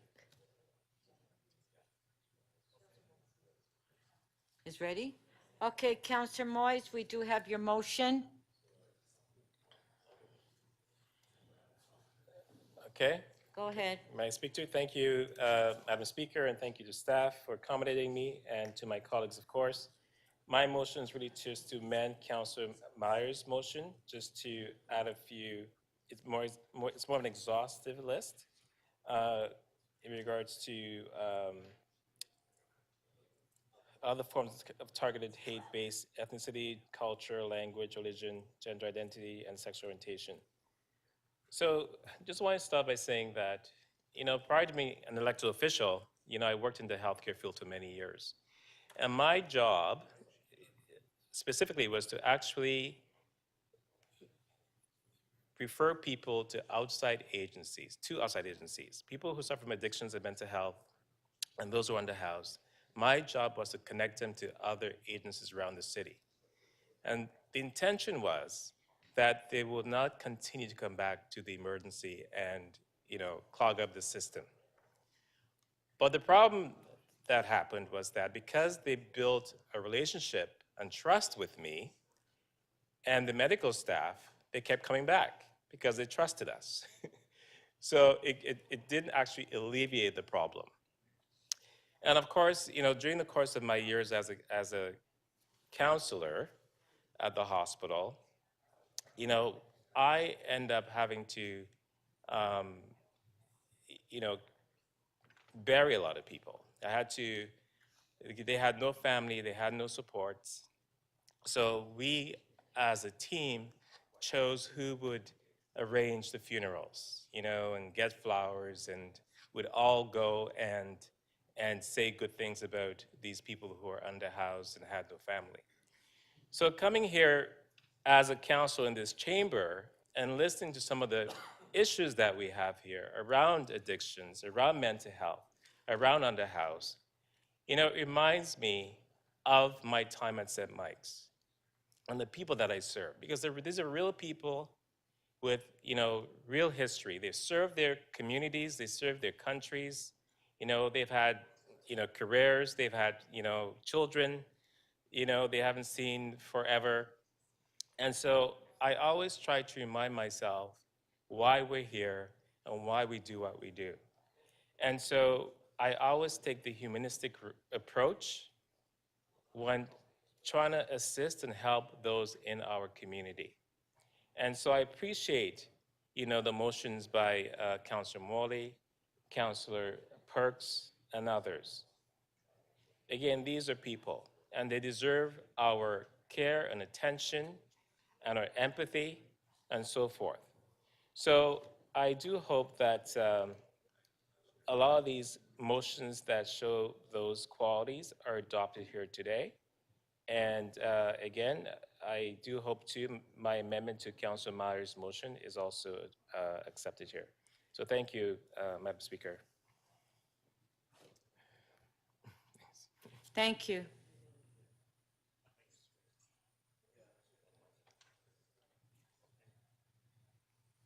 Councillor Bradford.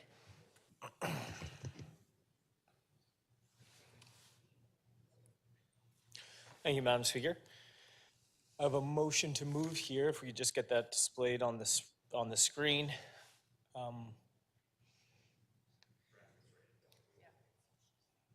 You can hold my time there, Madam Speaker. Screen, please. Yeah. 30 seconds in, but I haven't started. Okay, it's okay. I'll give you the Okay, 30 all right, seconds. thank you. Council. I mean, let's just move on. Okay. Okay. Well, it's been a long day, but this has been an important conversation. So the motion in front here is requesting the province to invest in additional resources in probation and parole officers, including specialized community reintegration officers to work collaboratively with staff to provide enhanced supports and services. As we've heard in a number of the incidents over the past number of weeks and months, it's not just a bail issue, although there are bail issues, and I certainly support the Deputy Mayor and her request to urge the federal government to deliver on reform. But there are also challenges with probation and parole. And that, of course, is provincial jurisdiction. And I think as all of us, all three levels of government, wrestle with the challenges that we're seeing take place on public transit and in our communities right now, that is an important piece that requires provincial investment. And so I would urge council to make that request to the province and so that they can hear our need and our call for that. Okay. Not every incident on the TTC makes the news. We don't learn about every name.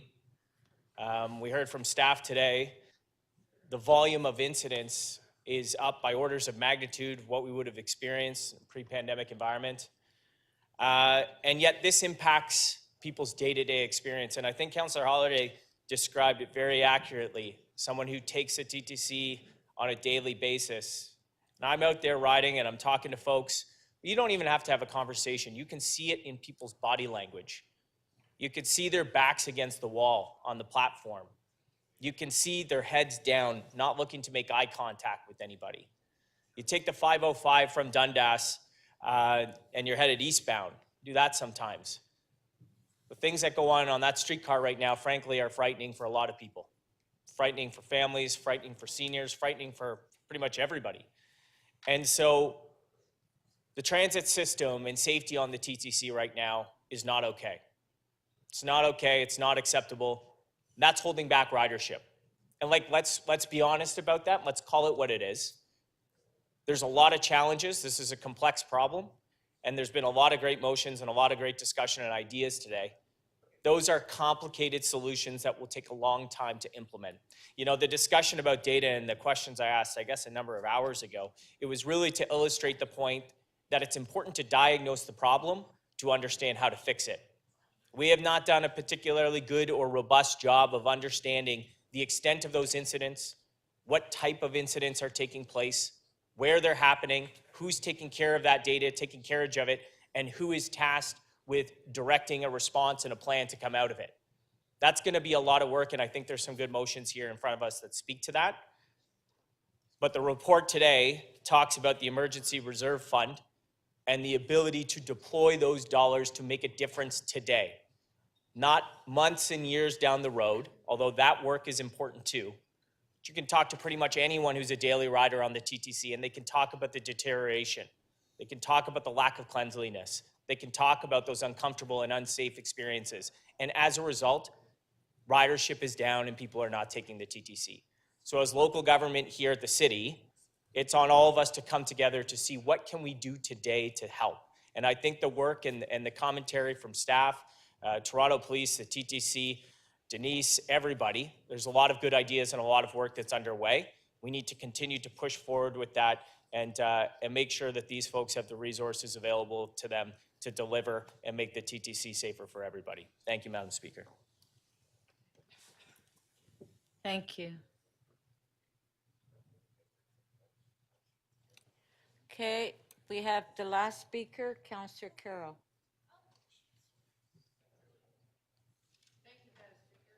Okay, just one sec. Okay, Councillor Carroll, go ahead.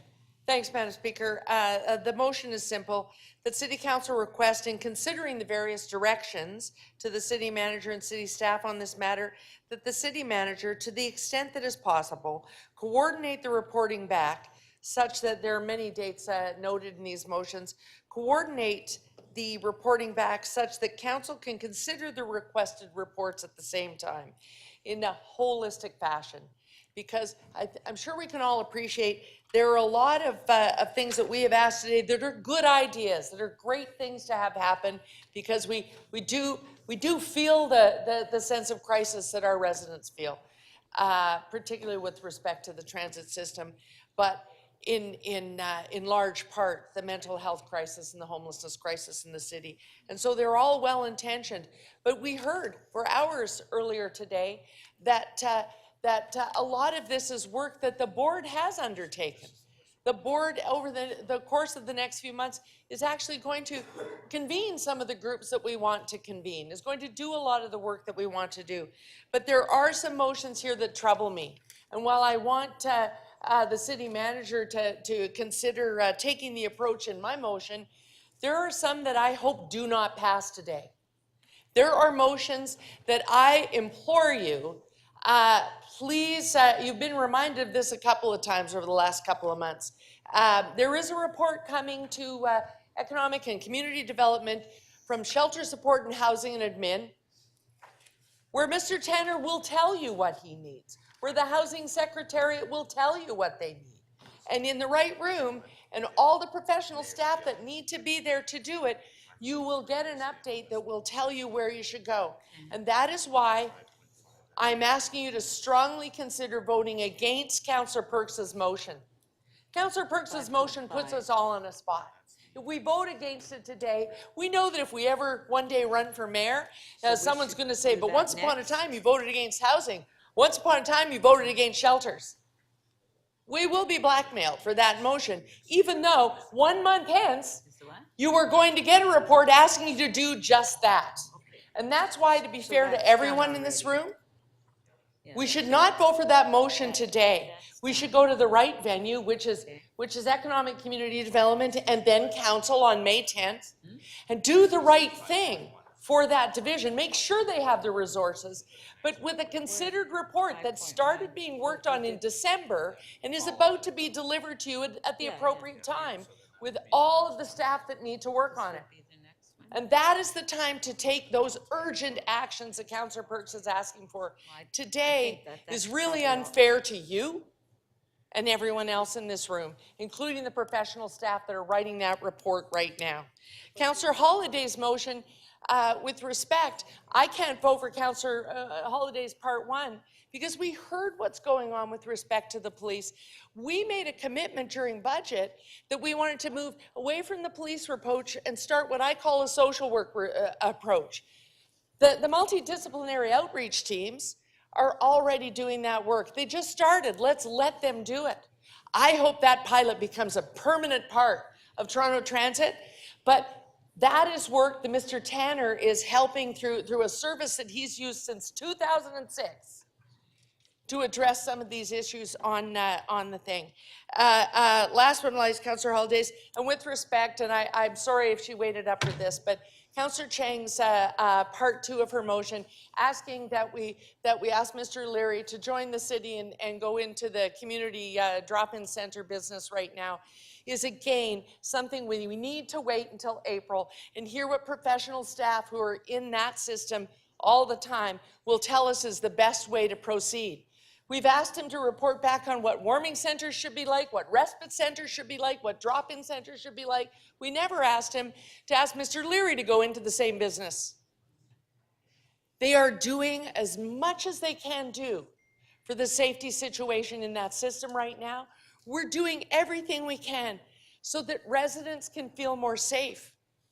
I want my granddaughter to leave East York and come downtown to go to work at Eaton Centre and know that with confidence, she can get back on the subway at 9:30 at night and get home alive. I want that. But blackmailing me to do something today when the real report that will help us solve these problems, and couple with what the transit told us today and all of the agencies that are helping them, to blackmail us on how we address it today, when professional staff already have a plan on how they're going to do this so that Eva can go home from work alive on a subway, is just playing games with you. So let's do the right thing today so that professional staff can continue on with their work. Thank you. Councillor Carroll, Councillor Holiday, did you have a question? Your name was on the. I did take it off. It's just brief. You don't have a question? No, I will ask it. It's very brief. Okay, Councillor Holiday, question, 3 minutes, clarification of the motion. Thank you. Thank you, Speaker. Councillor Carroll, would you acknowledge or understand that perhaps your motion could delay some of the reports coming? No, in fact, I think some of them will be moved up and expedited as a result. We have a number of different timelines in this. We have a number of different actions, and I think without delay and with urgency, we should ask the city manager to take those motions that do pass today and make some sense of them so that he can make sure that those that can happen right away do happen right away. I understand. I trust him because I spent a lot of time this afternoon talking to him about it. Could some get delayed, though, potentially? Those that get delayed may be because they need to be in order to be done well. But as we heard for hours upon hours this morning, a huge amount of action is currently ongoing. Many divisions told us that today. Thank you. You're welcome. Thank you. Okay, so let's ring the bells. We're ready to vote. Is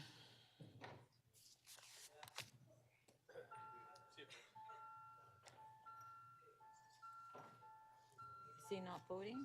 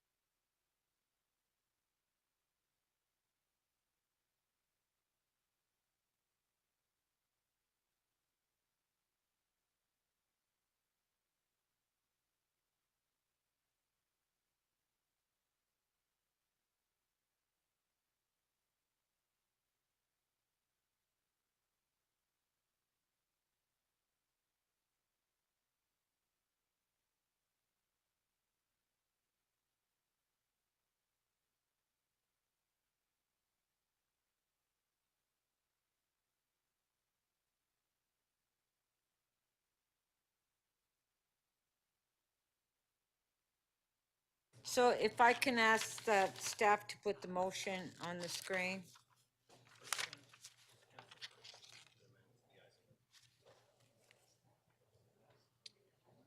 Okay, if we can put the.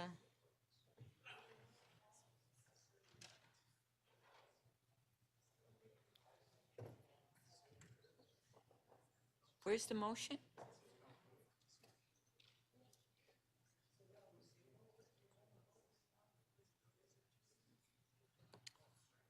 Okay, the first motion is motion 8 by Counselor Perks. It's on the screen, recorded vote.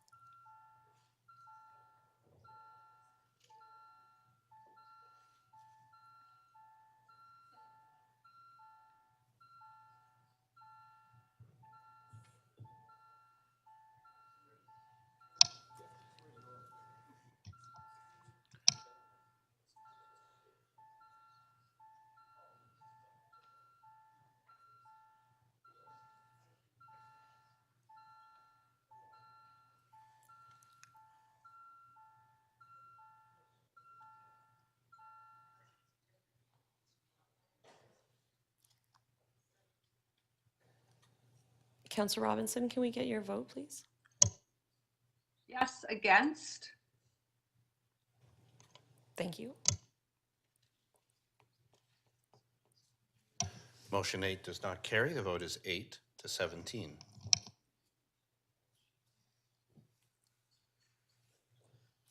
Okay, next motion.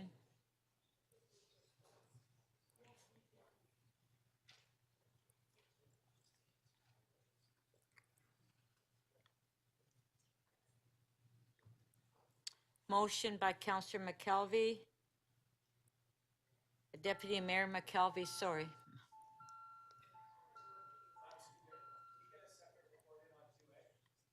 Pardon? What?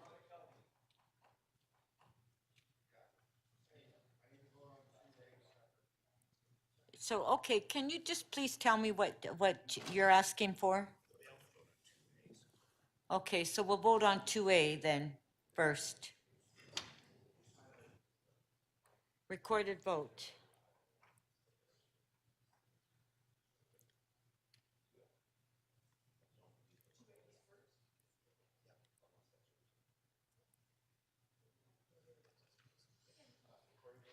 Yes, recorded, because they've asked for a separate vote.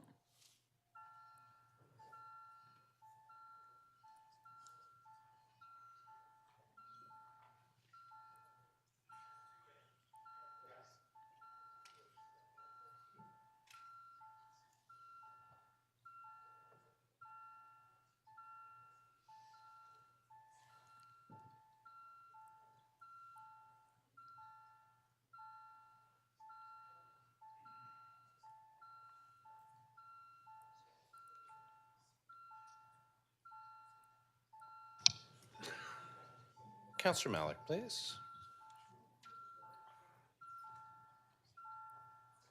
Sorry, are we voting on the separate parts of the motion?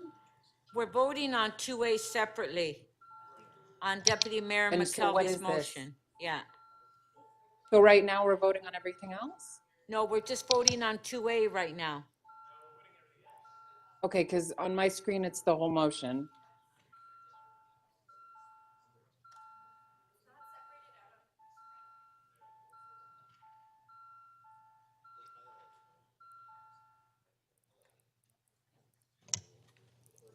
Counselor Robinson, how do you vote, please? In the affirmative. Thank you. Part 2A of motion 1 carries. The vote is 20 to 5. Okay, so on the balance of the motion. On favor. Recorded vote.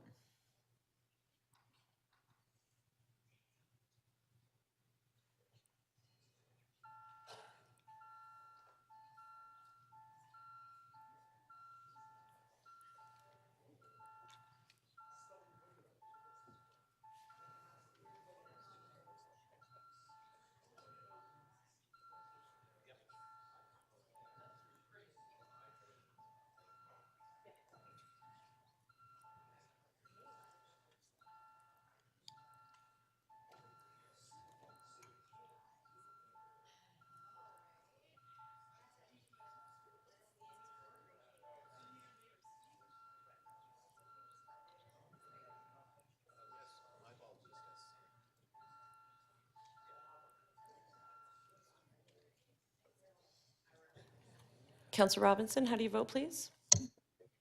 In the affirmative? Thank you. The balance of motion 1 carries unanimously, 25 in favor. Okay, our next motion.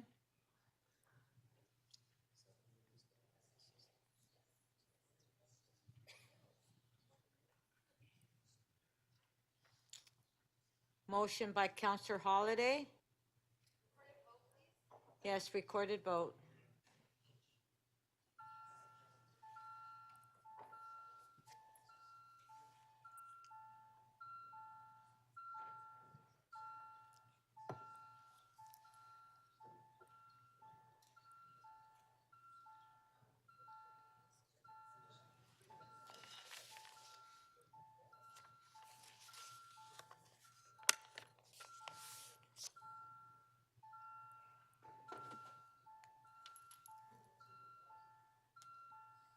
Councillor Perruzza, your vote, please. Counselor Burnside, your vote, please.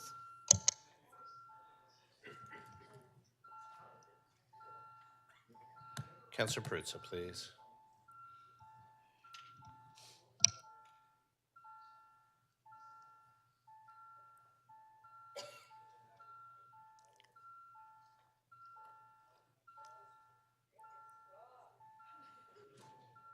Councillor Perruzza, please.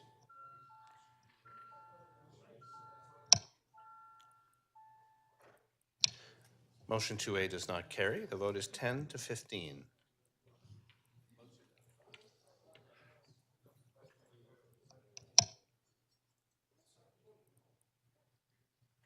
Okay, our next motion.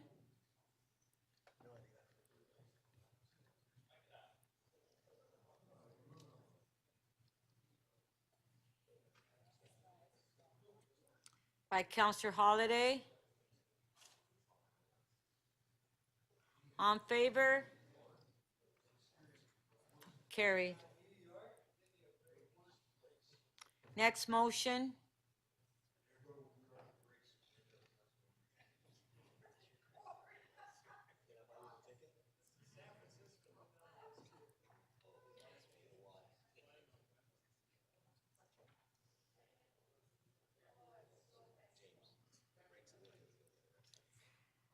Motion 3 by Counselor Fletcher. On the screen, on favor, carried. Recorded vote.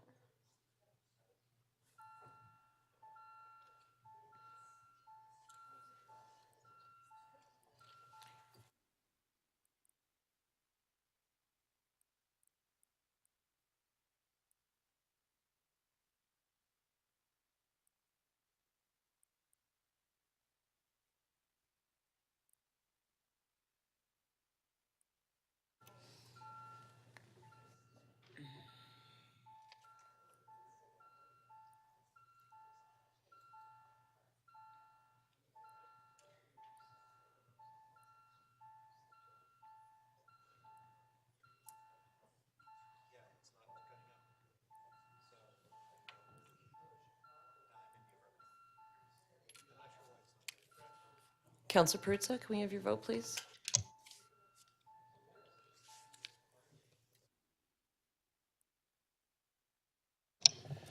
Motion 3 carries. The vote is 23 to 2.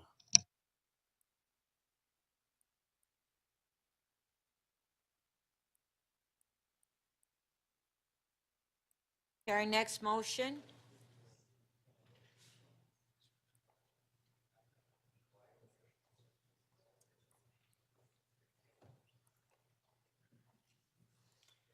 By Counselor Matlow.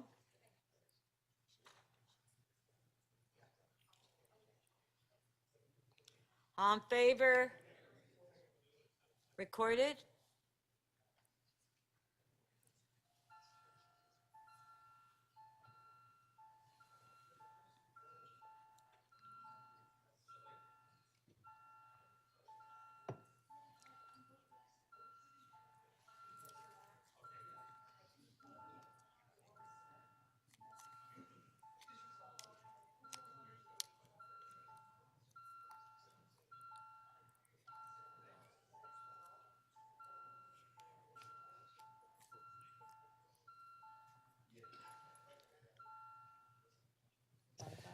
Motion 4 carries unanimously, 25 in favor.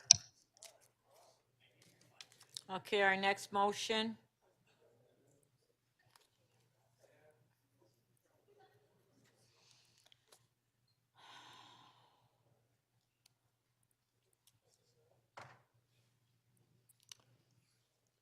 It's on the screen by Counselor Morley.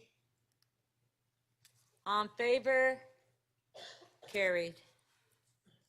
Next motion.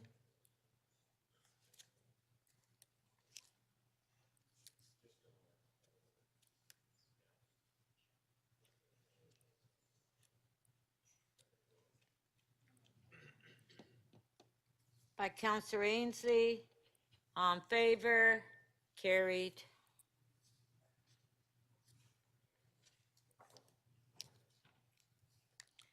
Next motion. By Counselor Cole. On favor? Carried. Next motion.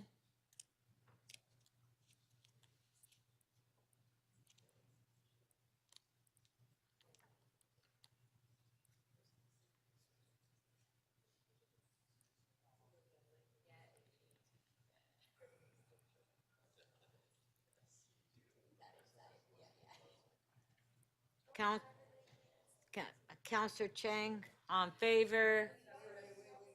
Oh, sorry. Well, record number 2? Okay, number 2, recorded vote.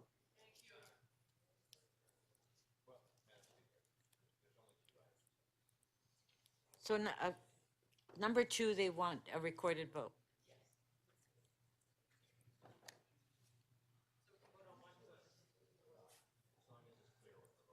Yeah. No, I know. Yeah. So we're a recorded vote on number 2.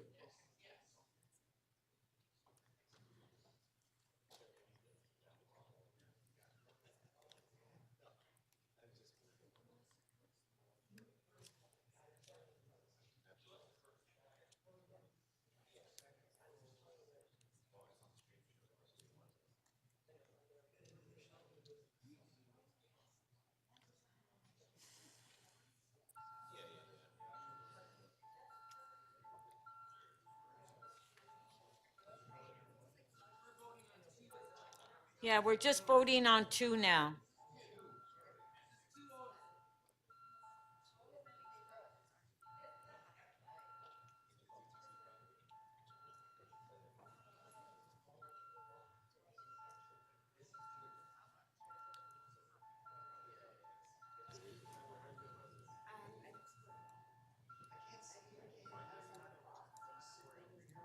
Councillor Perruzza, please. Thank you. Part 2 of motion 9 does not carry. The vote is 10 to 15.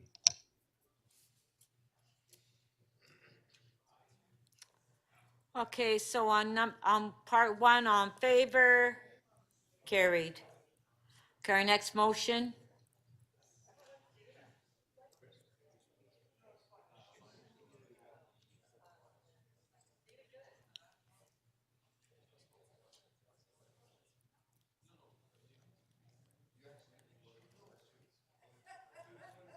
Motion by Counselor Moyes. On favor, show of hands. Carried.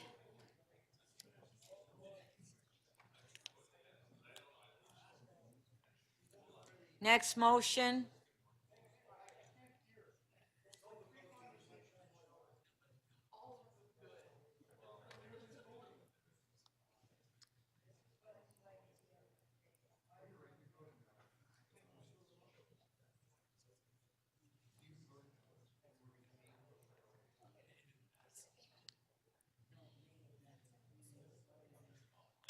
Our next motion.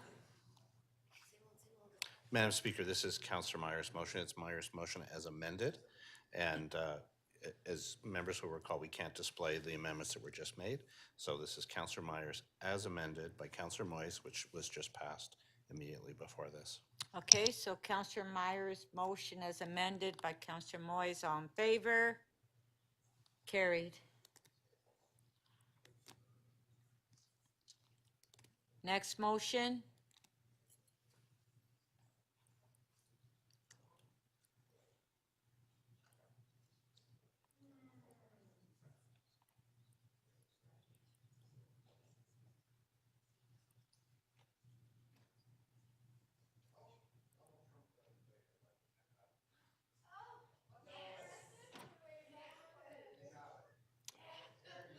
Motion by Counselor Bradford. All in favor? Carried.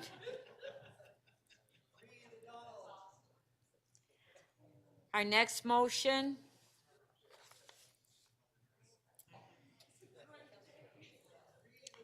Motion by Counselor Carroll.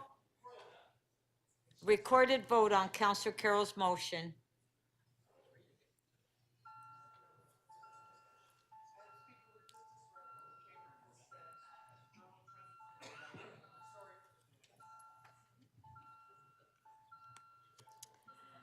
I don't know, there must be something in the water today.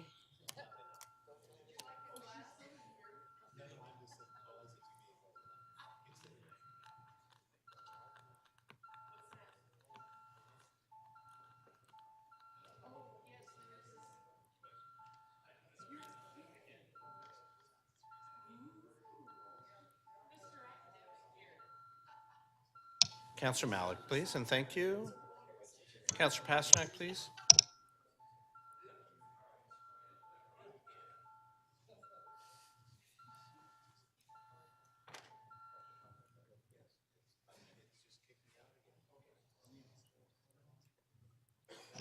Motion 13 carries. The vote is 24 to 1.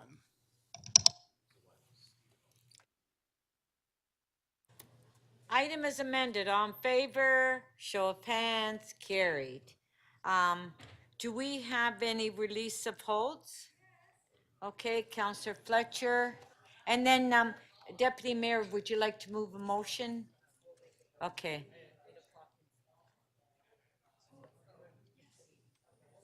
I thought.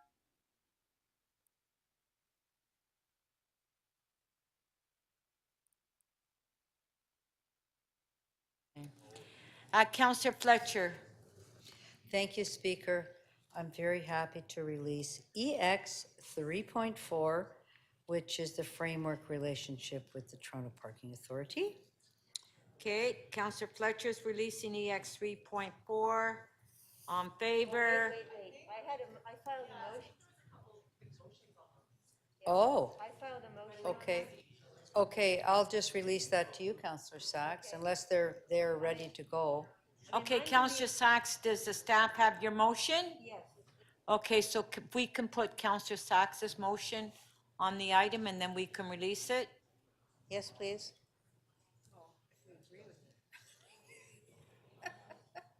Gotta vote for it first. Yeah, I know.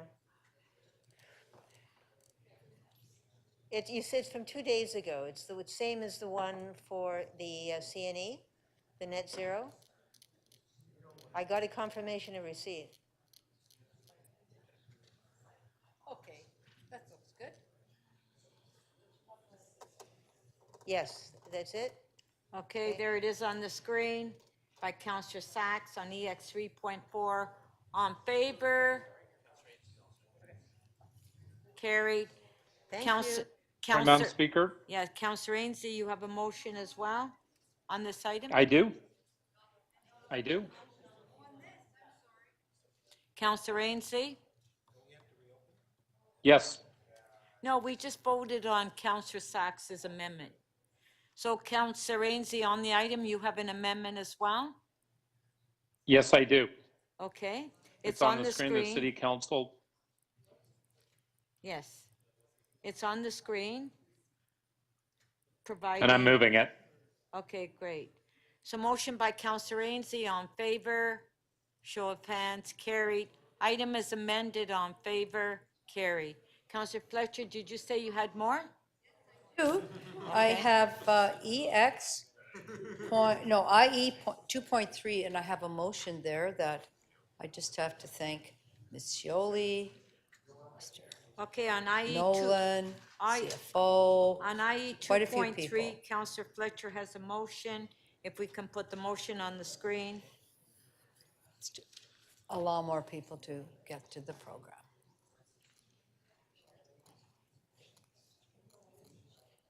There we go.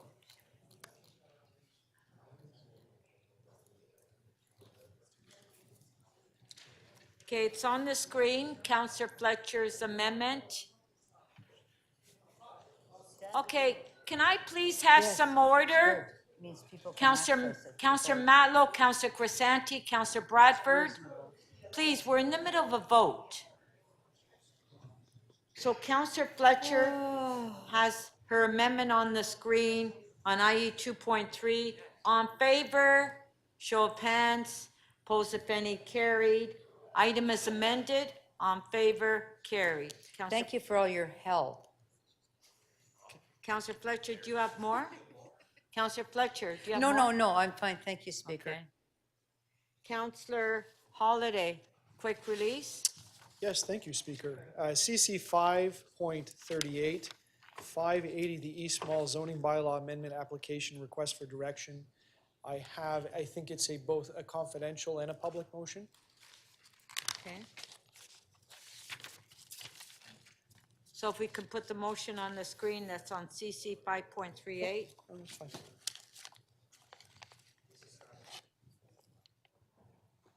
Yes. Had to think.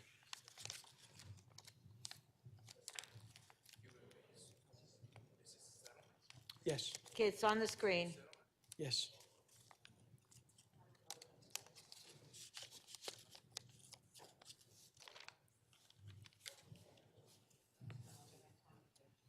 Okay, on the amendment on the screen, on favor?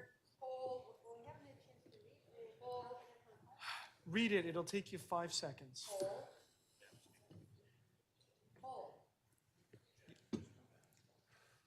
Okay, Madam Speaker, I just want to advise council that that motion was not yet properly circulated or approved. So you need to address that. Okay. what do you mean? The motion, the confidential attachment to this motion has not yet been circulated. So the motion should not have got up on the screen. It was not ready. I'm sorry to Councillor Holliday that we did not inform him of that, but it was not ready. So Okay, so the item Counselor- should be held down. So Counselor Holiday will hold the item. Yeah, if it was circulated, okay. Thank you. Well, he's gonna circulate it, and then if you wanna still hold it. Counselor Pasternak, quick release. Yes, thank you, Madam Speaker. I've been in touch with Councillor Perks, and he has agreed that we can release GG 2.11, award of Ariba document number CH2M Hill Canada Limited and Stantec Consulting Limited for professional engineering services for Phase 5 of the Basement Flooding Protection Program. Okay, and Counselor Perks, you're okay, right? Oh, yes. Yes, so, sorry, hold on. Counselor Perks, you're moving the staff recommendation and then. Yes, I am, and I'll just note that there's a larger issue here, and I'll take it up at committee with a letter at the next meeting. Okay, thank you. And then, Counselor Pasternak, you have your motion, right? Oh. You're, okay. So, Counselor Perks is moving the staff recommendation.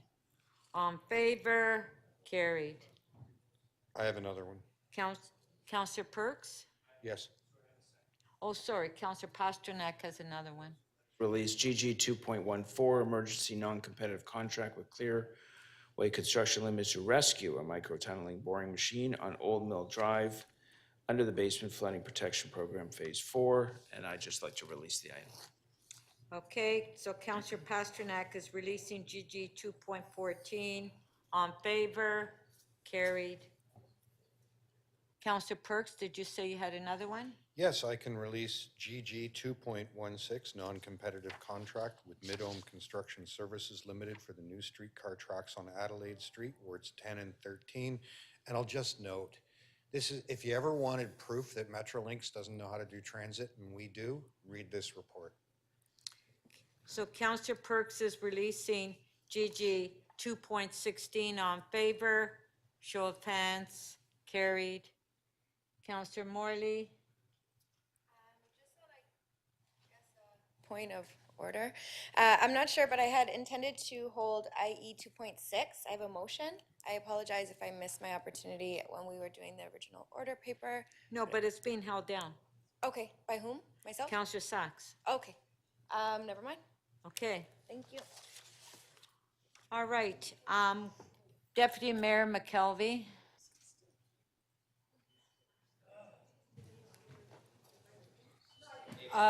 Motion? Yes. Deputy Mayor has a motion.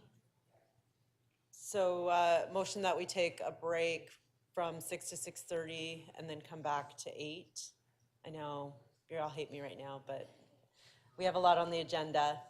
And then at 8, if we have an item, maybe we can finish it or extend by a little bit. But I also just want to kind of point out that we can ask questions of staff as well offline, and we may want to consider doing that so that we can complete the agenda to the extent possible. So just add that. Madam Speaker, just to advise. Yes, Counselor Perruzza? Speaker, not to run foul of what is being intended here, but given that we are coming back tomorrow anyways, and given that there's a vigil tonight that some of us would like to go to, and we need to be able to get there.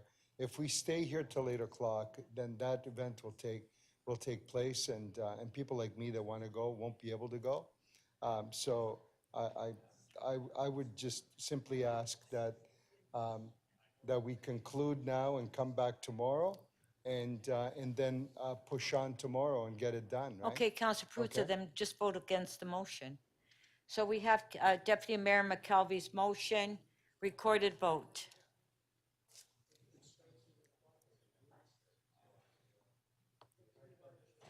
Okay, we're voting on the motion, Counselor Perruzza. Counselor Perruzza. Okay, we have a full agenda, and we, as a council that come back on Monday.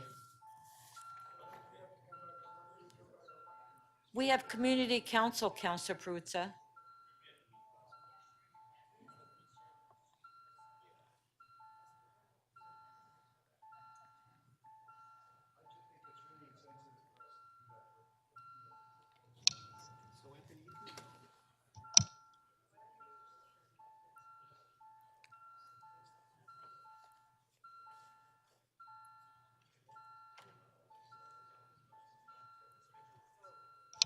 Deputy Mayor, please.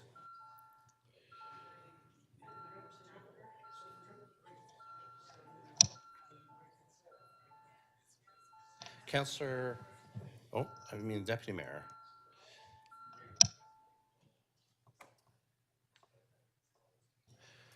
The motion to extend the meeting does not carry. The vote is 13 to 10. The 2/3 vote has not been achieved. Are you guys serious? This is,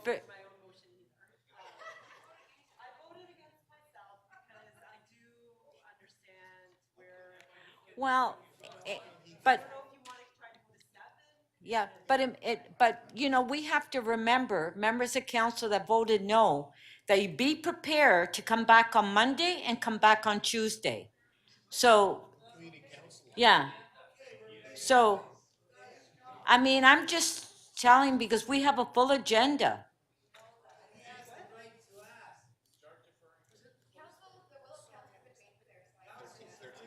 Okay, that's fine. You voted no. That's fine.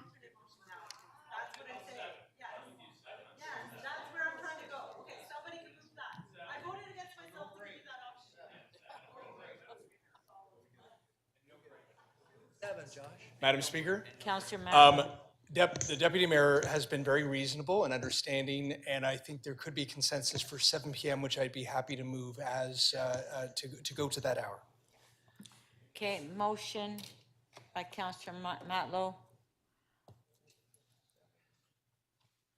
I just crazy. All in favor? Carried.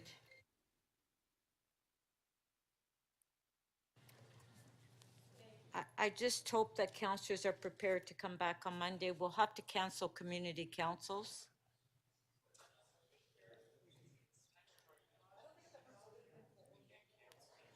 Well, we have to, because, well, we're coming back on Monday. Yeah. Okay, our next item.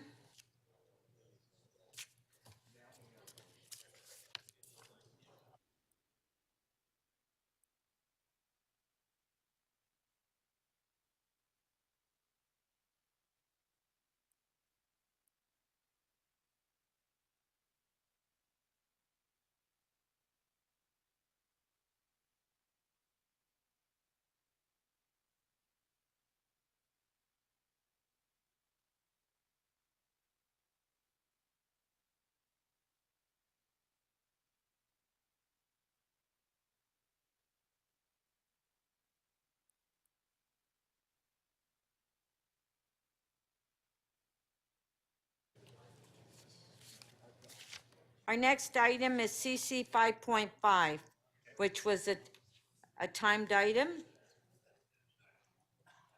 Councillor Holliday, you held the item down.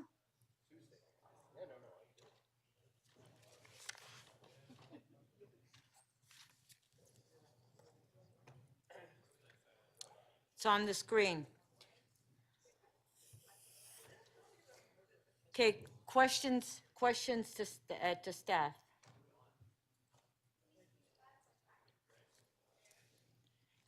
Councillor Holliday, question. Thank you, Speaker. Recently, there was an announcement about changes to the Safe Third Party Country Agreement. I wondered if staff could let council know a little bit about what that means for us.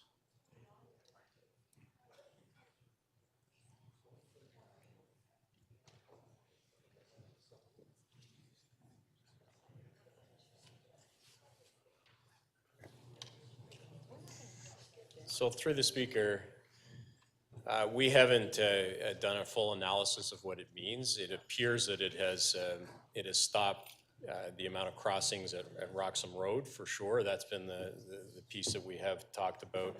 But we'd have to come back with a more detailed response on all the implications for that.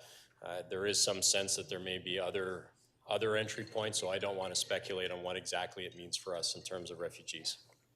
Just to, and again, I'm going to be really careful because I realize you don't have a lot, but you mentioned that it stopped crossings. Is that a generalized comment or is that yet to be determined? So the generalized comment is that it was to stop the irregular crossings at Roxham Road and other parts, and it allowed people to be turned back, which was of course not part of the agreement in the past. But we're taking that from media reports and gathering the information we can. I think it's important for us to come back with a more fulsome description of what that means. It is not the stop at the end of refugees, as you might imagine, coming to this country. And to be clear, just about Roxham Road and the irregular crossings, individuals that cross irregularly aren't the same as refugees. Refugees have a specific definition. Is that fair? Through the speaker, yes, there's a number of definitions for those that seek asylum within Canada and a number of classes of that. But those that seek asylum fall under processes dictated by the government. Through the speaker, correct. And so the Safe Third Country Agreement changes are about something else. Through the speaker, correct. It's part of the same basket of conversation, but yes, it is different. Okay. Thank you.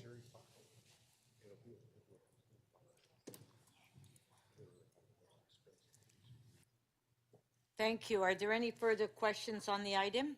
And we are at CC 5.5. Are there any questions? Going once, twice, gone. Councillor Holliday to speak. May I move a motion, please? Okay.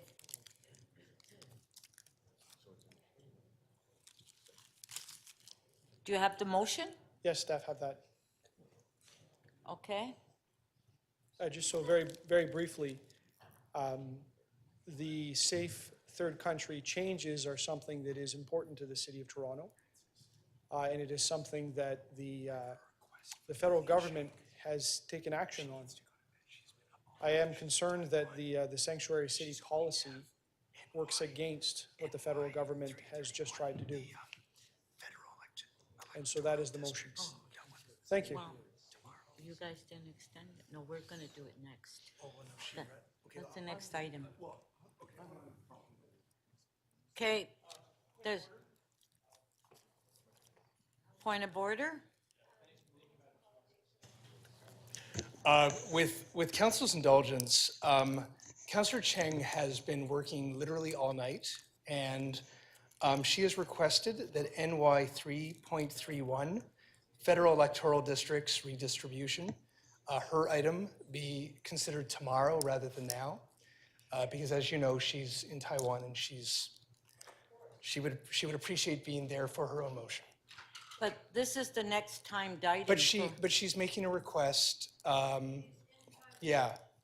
Pardon? As a courtesy to our colleague, I'm asking for this item to be considered tomorrow rather than now. I'm moving that motion, yes. Point of order. This is a timed item. Point of order, Councillor Holliday? Yeah, this item was already decided as timed. And we set the order paper. And I don't see any other speakers on this, so we're done. Let's go to a vote. I'm not really sure what the issue is. Councillor Holliday, we're not talking about this item. Okay.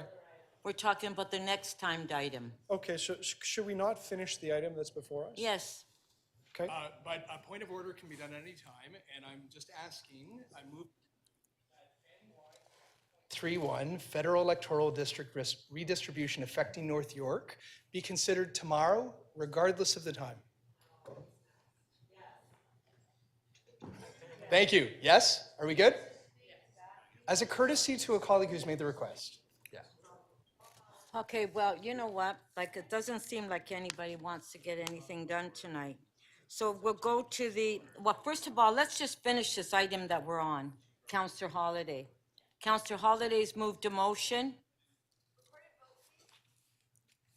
Yes, does anybody else want to speak on this item?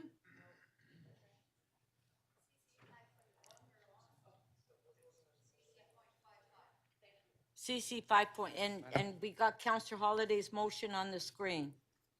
If we can put it on the Madam Chair, screen. can we ask a question to Councillor Holliday? Pardon? Can we ask a question to Councillor Holliday on his motion? Yes, you can. Yes, of course. Your name, is this Councillor Mantis?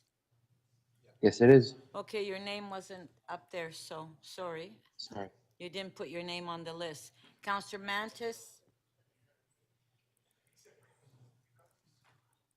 Councillor Holliday, through you, Madam Chair,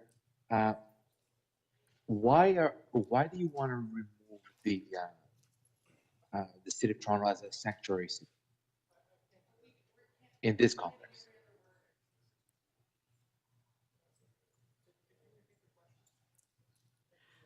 I'm sorry, Councillor Mantis, but we can't hear what you're saying.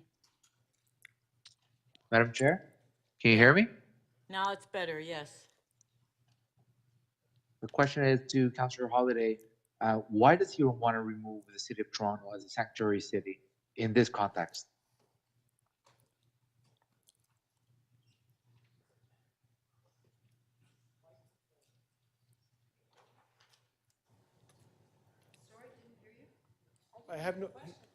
Nobody heard me because my mic didn't work. Through you, Speaker, I mentioned in my remarks that this policy conflicts with what the federal government just did. Okay. Thank you, Madam Chair. Okay, thank you.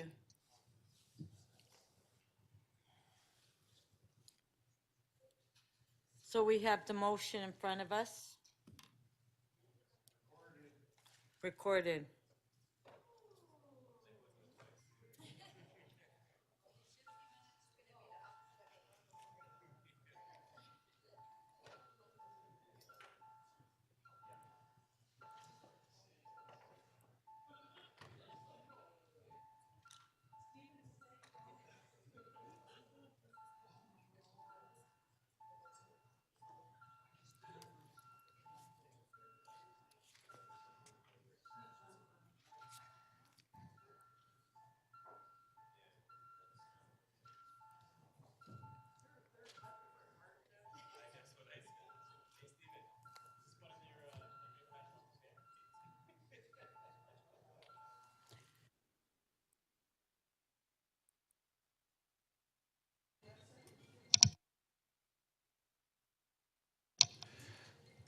The motion loses, Councillor, or Speaker, 1 to 20.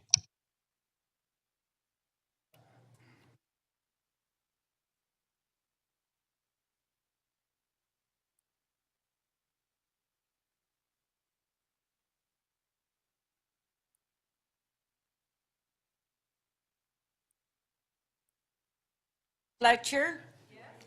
DM, we'll go to the,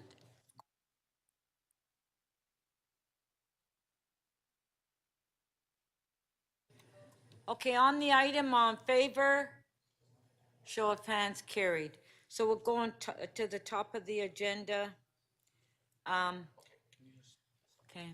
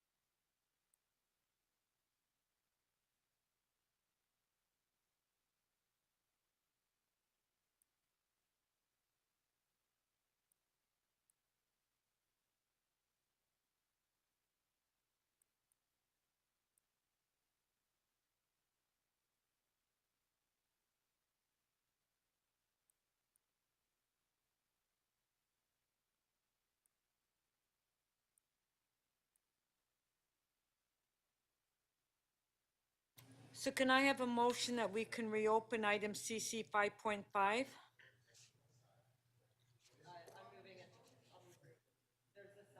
So moved, Counselor Ainsley. On favor? Carried, okay. Deputy Mayor McKelvey?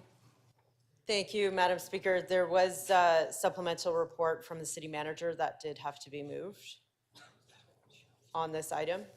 I will also just quickly, although I know I have been quite harsh on the federal government the last week, they did come through with the funding for the refugees for 2022.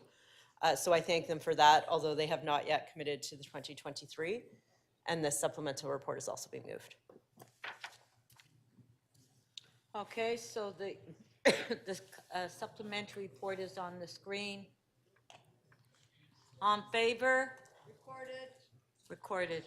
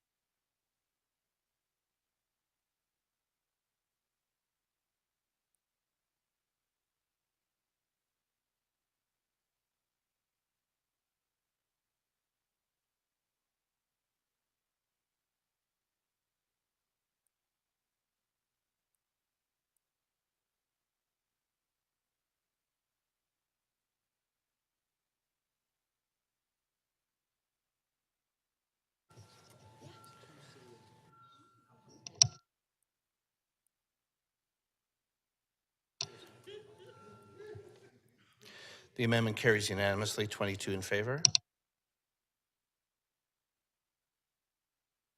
On favor? Carried.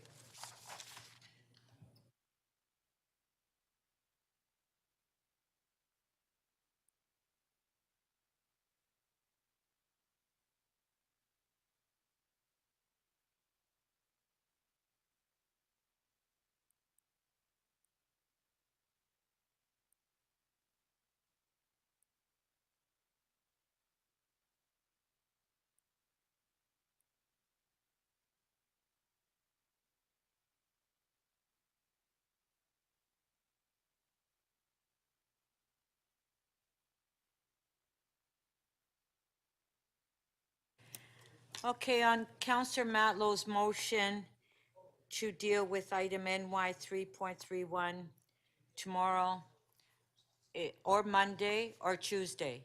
On favor? Carried.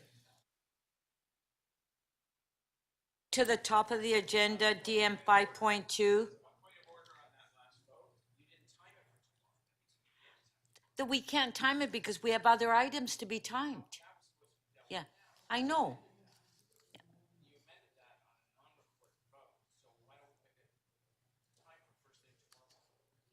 Well, I think that, I'll ask the clerk, but I think there's another item that's being timed first thing. That's why I tried to mention to council that it's really gonna have a problem with us. So what is the other item that's timed? Madam Speaker, council has timed items DM 5.2 and CC 5.6 to be, I'm sorry, I'm going to start with CC 5.4 as the first item of business tomorrow, followed by DM 5.2 and CC 5.6, which are to be heard together. Council also still has to finish the debate on CC 5.3. Which is the encampments. And the ombudsman will be present for that item, as well as the two combined items tomorrow morning as well. So Councillor Pasternak, but, Well, no, I'm not going to support moving it to tomorrow if you can't time it. So you can do a recorded vote, and I'm not going to support it. okay. Point of order on it, or however you would Okay. recognize. A very quick point. So there's two things that we need to consider here. One is Councillor Cheng has requested the courtesy of being able to be there for her own motion, and she simply cannot be from Taiwan right now because she can't work 24-hour days. That's not reasonable. Number two, though, there is a time-sensitive issue here because there will be a standing committee considering this issue soon, and we don't know exactly when. So it can't be deferred off to like next council. So if there's a way to squeeze it in somewhere so that it is done at this council meeting, even if it's within the next day or two or whatever, that's what's important. And I leave it in your hands, but those two issues need to be considered together. Yeah.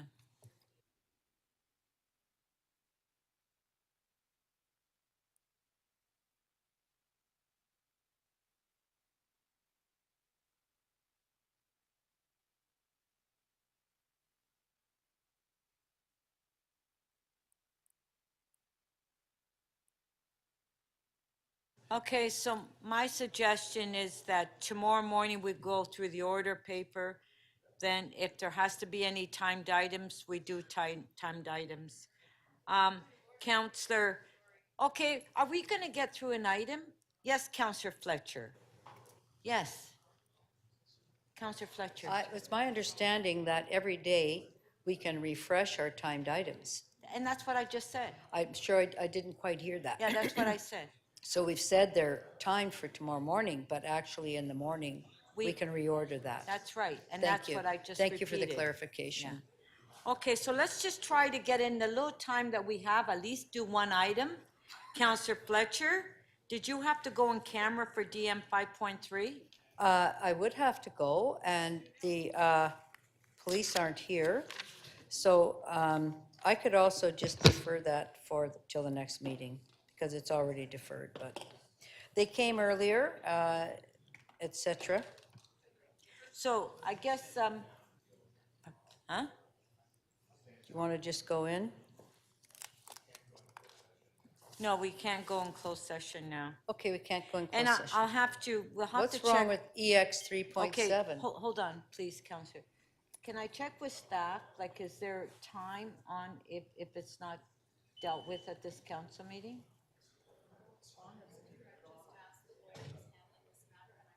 Okay, can you let me know? Yeah, because I don't believe that we can defer to the next council meeting, so I just want clarification of that. Thank you. So we can go to the next item. Councillor Burnside, EX 3.7.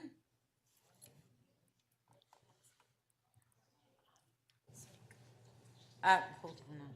Do you have any questions? Making electronic participation for council? I'd like to speak, though. What? How come it's not popping up? Oh, gosh, okay. Counselor Brad, Madam- Counselor Madam Burnside. Speaker, I have questions on this. Yes, okay, I that's have a fine. question. Okay, so we'll open it up. We're at item EX 3.7. And Counselor Burnside, you held the item down. Counselor Robinson, do you have questions? Yes, I do. I have a question. This came about COVID, so I have a question for the medical officer of health. Is the medical officer of health here?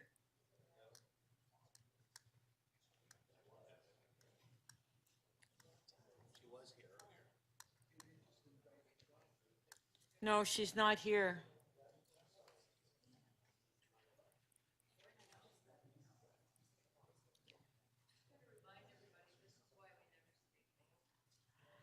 Well, yes, but we were supposed to deal with another item that staff was here, Counselor Fletcher.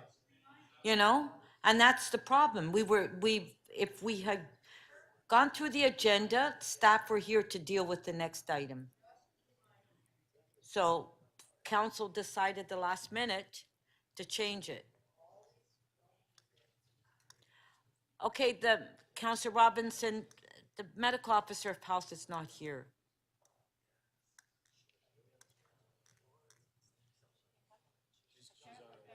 Well, this is a matter related to COVID. So Okay. I'd like to ask the Okay, medical officer of health questions. Okay, apparently she's on her way, so we can give her a few minutes.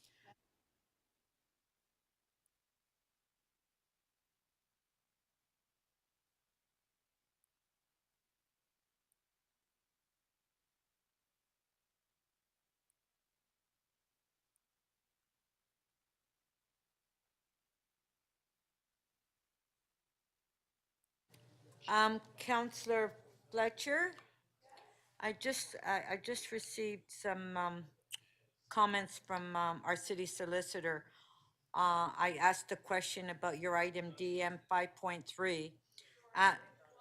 DM 5.3. DM 5.3? Yeah, the one that you wanted to the claim to recover damages for the Toronto Police Service. Yes. So I asked the city solicitor because you indicated that you want to defer it to the next council meeting and ask if we can do that. And the city solicitor just informed me you can. So do you want to defer it? We can? Yeah. Yes, let's leave that. So you want to defer it? to the Yes, next- because it's a very long meeting. and Maybe Okay. next one will be quicker. Okay. I'm happy to do that. So Counselor Fletcher, I just wanted to make sure legally. Thank you. if- No, it was wise to check if because it's a we- legal matter, Yeah. financial, so yes, thank you. Yeah.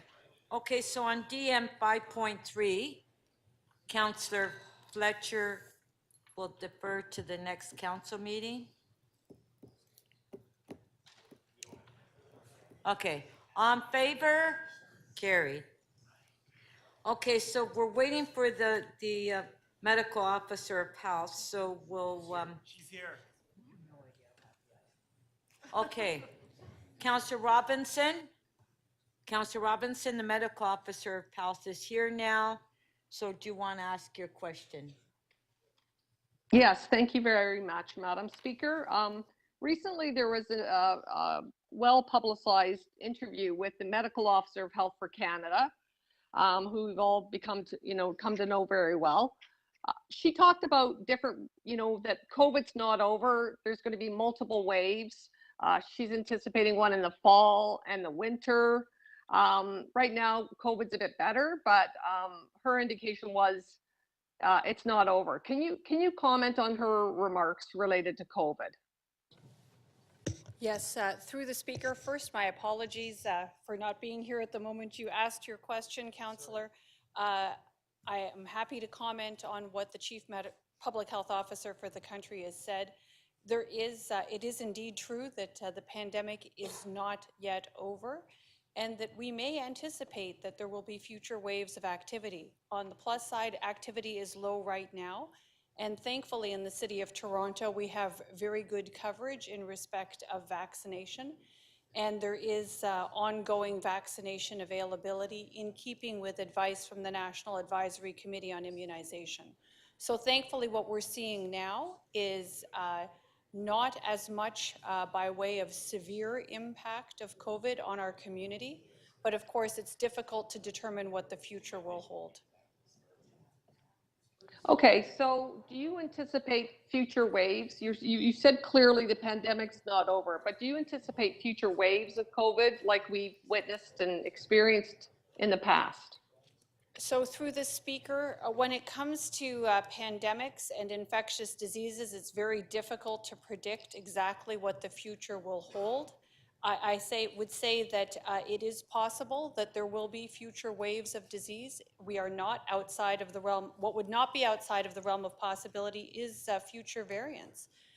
So again, I can't be specific. I can't say that we can expect waves as have occurred in the past.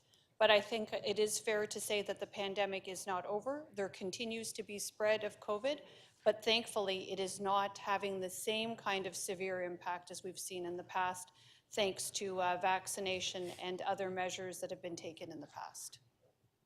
So that's a perfect segue to my next question, which is masking. In the same press conference, the Canadian Medical Officer of Health talked about masking, and she actually continues to recommend masking. What's your position as the Toronto Medical Officer of Health?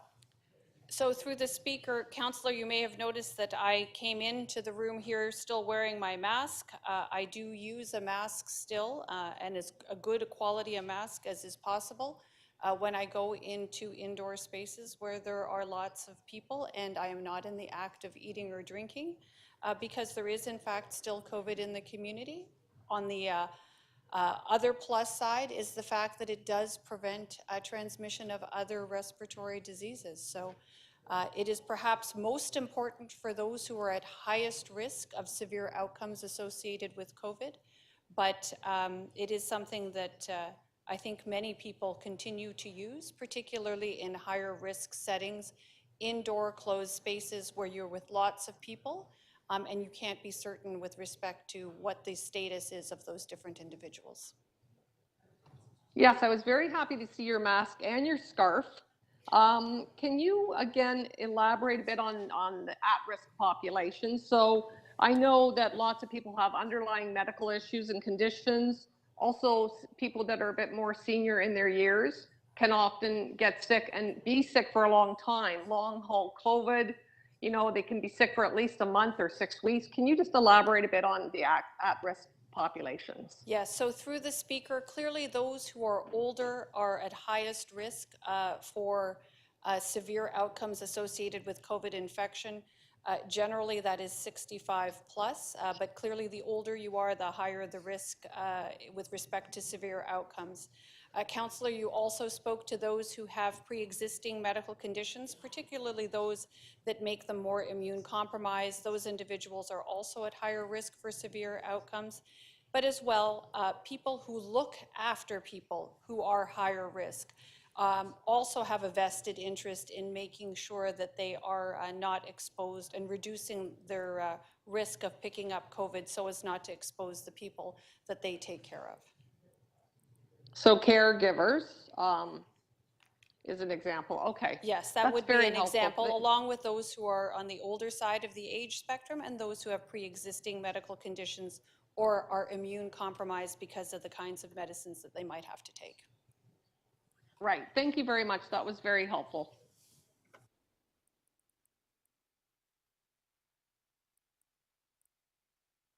Thank you. Councillor Burnside, questions? Through you to the Medical Officer of Health. Did you mention that the prevalence of COVID right now is fairly low? So through the speaker, it is definitely lower than what we have seen in the past. And thankfully, we are also not seeing much by way of indicators of severity at this point in time. Oh, severity, yeah, that's important. Thank you. Are there measures one could take, such as getting vaccinated or wearing N95 masks to lower the severity or the chance of actually getting COVID? So through the speaker, there are a number of measures that individuals can adopt in order to reduce the likelihood of picking up COVID. Certainly, being vaccinated offers protection, particularly against severe disease. Other measures that people can take are using, appropriate masking and avoiding or trying to socialize in places where ventilation is better. So not being in closed indoor spaces with lots of people where it's difficult to determine whether somebody might be sick. Okay, thank you. If there were future waves of COVID, would you be in a position to advise council not to meet in person? So through the speaker, the advice that I give to council would be dependent on what we actually see at the time. But you So I'm but you always could happy do to that. give advice, absolutely. I serve at the pleasure of council and happy to offer advice to council in respect of challenges to public health overall. So whatever decisions we make today about whatever we're doing, that has no effect on advice you might give at a later time in respect to council meeting in person, correct? So through the speaker, the advice that I would offer to council would always be premised on the situation that's in front of us. I would just offer this: when it comes to issues around that which affects us in this building as staff, obviously that has to also undergo some assessment through occupational health and safety, which is related to, but not the same as public health. Correct, but you can make that advice, you're free to do so.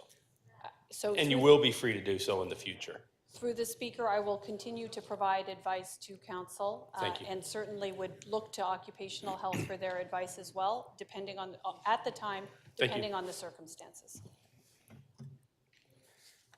I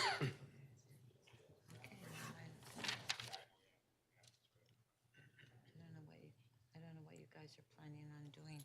Councillor Carroll, questions? Thanks, Madam Speaker. I have some questions for the medical officer, but I think I also have questions about the things we've left not considered in the body of the report. Might be questions for the chief clerk. If I could ask Dr. Davila first. We're now into the realm, and I think it's the same case for the federal medical officer of health. We're into the realm right now of we're out of the emergency, the declared emergency, but we're still dealing with COVID-19. Is that the case at the federal level as well? We're not in an emergency.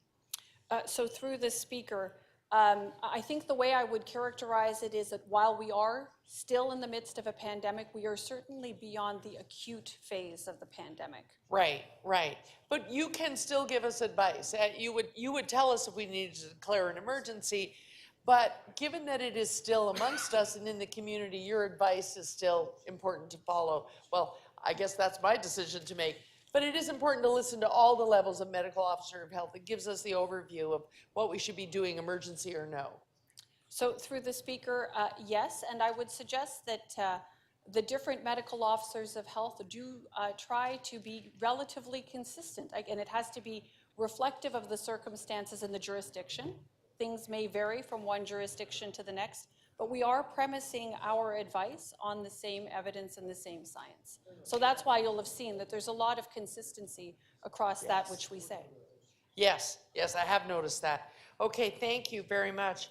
And then, Madam Speaker, I have some questions on some of the content in the report that we didn't really delve into here today. Such things as, it was highlighted for us, council should consider, in fact, we could have hybrid participation, but we might say require that the chair be here with the clerk.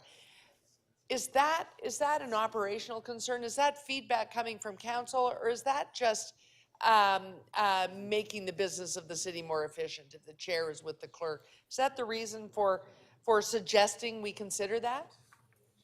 Well, Madam Speaker, I think, in preparing the report, we considered some of the things we've seen in other jurisdictions around North America, around the Western democratic world, in terms of how hybrid meetings have been extended or implemented, and sometimes there are these rules and variations associated with hybrid meetings. So it's really just coming from, we wanted to give council the idea that there may be some other variations. from the clerk's office point of view, we are prepared to support council in however it wishes to meet. Right. We consider that to be within your prerogative, and we're happy to support that in any way, shape, or form.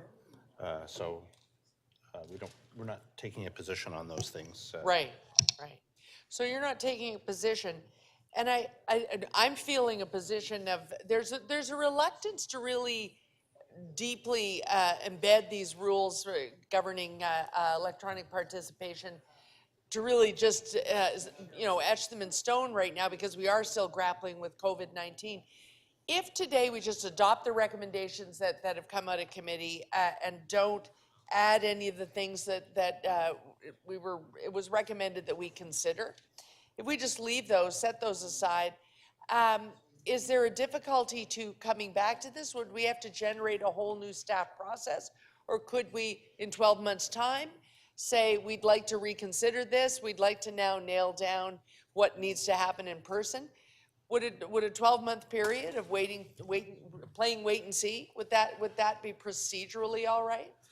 Madam Speaker, yes, it would. I mean, the impetus for this report before council today is that the electronic meeting rules expire on May 9th. Right. And therefore, council has to, by 2/3 vote today, make a decision whether it wishes to extend the rules with, again, local flavor, local variation. But if council does not make a decision today at this meeting, then the electronic meeting rules will expire on May 9th. Right. And of course, council at any time, with proper notice, in accordance with the bylaw, with a 2/3 vote, can amend its procedures at any time. So yes. Right, so the only challenge would be, it would require that 2/3 vote to revisit.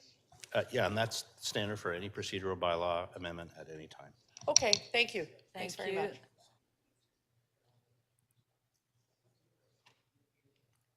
Councillor Morley? Thank you, Madam Speaker. Just a quick question, point of clarification for our Chief Clerk. In this set of recommendations around allowing electronic participation, it does not specify the requirement for members to be on camera to be considered present. And I just wanted to understand if that is elsewhere stated, or if it would be wise of us to embed it in this set of recommendations as well. Well, Speaker, the requirement for members to either be on camera or to advise the chair they're not able to be on camera is something that we really started as a protocol from day one back in April of 2020 when we started meeting electronically. It's simply so that at this table, we're able to calibrate what we see on the voting screen with the results, or with the faces that are on the screen. So obviously we want to protect against somebody maybe not the member of council pressing the buttons while the camera's off, your family member, or I don't know, staff member, or whatever. We want to obviously verify that the person who's voting is actually the member participating in the meeting. So that's just simply a protocol that we've had in place from day one.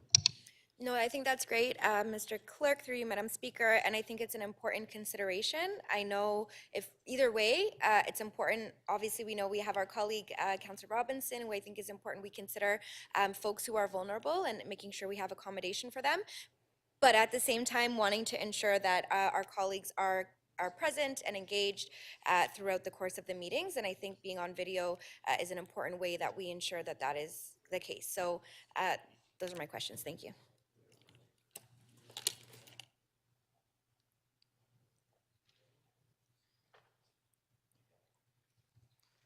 Councillor Holiday.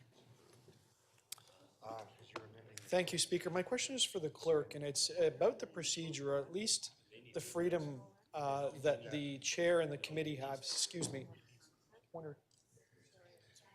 Just the degree of latitude that the chair and the committee have to modify the procedures. And I would, perhaps suggest a thought of a potential scenario that if people wanted to organize a filibuster of a meeting, and I mean public speakers, people that come to depute. It's a very big difference between trying to fill a room with people and trying to fill a virtual room. And I wondered if the chair has the ability to moderate or control a situation like that. Speaker, under the current rules of the procedures, anyone who registers to appear before a committee is entitled to appear before the committee. There is an existing rule that allows a committee, not the committee chair, but a committee by majority vote to vary the procedures to allow for a shorter speaking time. And that's a device that is used occasionally or often during our meetings. So that's an existing rule that's in place right now. And I should say there's an exception to that, which is anything which is a statutory hearing conducted under the SPPA. The 5-minute period of time must be offered to anyone who registers and anyone who is present. So that's, for example, on planning matters or other matters where there are SPPA rights involved. May I follow on to that? Is it allowable for the chair to close the speakers list, or at least the committee to vote to close the speakers list at a point?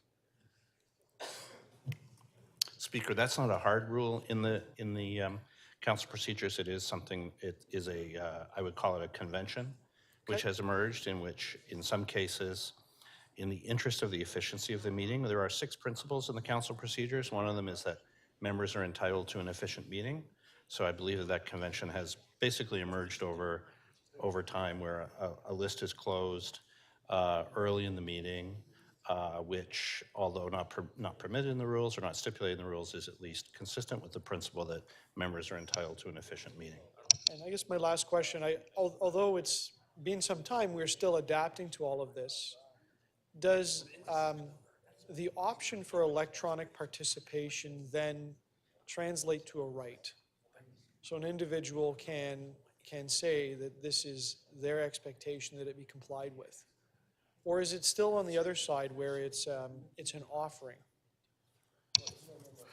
Well, Speaker, I would say, the City of Toronto Act authorizes council to provide for electronic participation. It's not mandatory, and council has used that authority to adopt these rules so far. So I can't really speak to it right. Maybe the solicitor would like to. I'm not sure if the solicitor's heard that question, but is there some sort of implied right? Oh, I'm not sure the city solicitor is listening to me. So I'll take the opportunity to ask it offline. I appreciate it, Mr. Clerk. Thank you, Speaker.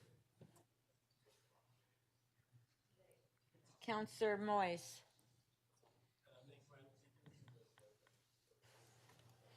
Thank you, Madam Speaker. So, just for clarification to the city clerk, in regards to the cameras being off, is that a decision that was made by council or by your office? Speaker, the protocol that emerged starting in April of 2020, again, was based on the need for the city to be able to evaluate, through me, to be able to evaluate whether the member who is voting, because we entered into a remote voting situation. It's to establish that the person who is voting, when we see a vote light up on our console here, is actually present in the meeting.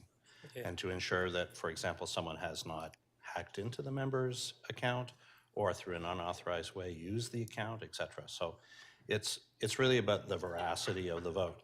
We have on several occasions had members for various reasons who have not wanted to have their camera on for perfectly reasonable reasons. And as long as there is an alternative way for us to verify that the member is present and in the chamber, we have accommodated that. Because yesterday, for example, I mean, you didn't answer my question, but yesterday, for example, Councilor Perruzza didn't have his camera on, but I think we all knew it was him, but his vote didn't count because... Well, how did we know it wasn't him? Well, we all know his voice. I mean... But anyways, Madam Speaker, Yeah. I'm not speaking to you, I'm speaking to the clerk. Oh, thank you. My apologies. Well, through you, are there any, to the clerk, are there any other jurisdictions that follow the same protocol as we do here, or perhaps an alternate protocol when it comes to cameras being on? Speaker, that's not something that we have researched exhaustively. As I can I tell- would not be surprised if another jurisdiction wishes to, in a very similar fashion, verify that the person who is voting, when using an electronic voting system, is actually connected to the meeting. I would not be surprised to hear that at all. Because at the school board, we actually did not turn our cameras on. It's an option for the trustee, but. All right, those are my questions for now. Thank you. Thank you. Counselor Fletcher, we just have a few more minutes and then we'll have to recess. Just Counselor wanted to Fletcher. ask, just on, Yeah. talking about COVID, we had a period of COVID when there was the Office of Emergency Management, maybe I'll ask the city manager, that office was overseeing everything that was done by council. In other words, things were in a different state, correct? So through the speaker, it predates me, but there was a team, and the OEM was certainly part of that group that was doing what you're talking about, yes. So, but everything was suspended due to COVID. Maybe I'll ask the medical officer of health. We had a suspension of everything. The Board of Health didn't meet. Nothing met. Nobody met. Everything had to be virtual up until a point where we closed the Office of Emergency Management as being overseer or running the affairs of the city, and we came back to a more normal experience, correct? So through the speaker, it wasn't just OEM or the Office of Emergency Management, but yes, there was in fact an emergency structure put in place, as is often the case when it comes to significant emergencies that occur in the operations of the city. And then it was closed as being that type of emergency, and we're moving back to a normalized footing. Would you agree with that? Through the speaker, yes, I think that's a fair Taking characterization. precautions, but a normalized footing. So through the speaker, yes, many of the emergency structures have since gone away as we have moved away from the most acute phase of the pandemic. And so the normalization of the governance of the city is something that we should perhaps expect rather than, should we not expect that we're more in a more normal circumstance at the moment? So through the speaker, I would suggest that that's really a decision for council at this point, but I can say that we are not in the acute phase of the pandemic. Circumstances have changed, and as you can see in the community, a number of the measures that were in place and the kinds of actions that were taken are obviously no longer in place as they were in an earlier phase of the pandemic. And so one might expect that one of the, I don't know what we sign as duties, but being present at a meeting is important, and being physically present. I guess Mr. Clerk, you've said that there has to be your camera on, there has to be certain provisions for attending a meeting virtually. And do you have any recommendations about further I am asking Mr. Clerk, he doesn't hear me. Clerk, Mr. Elvidge.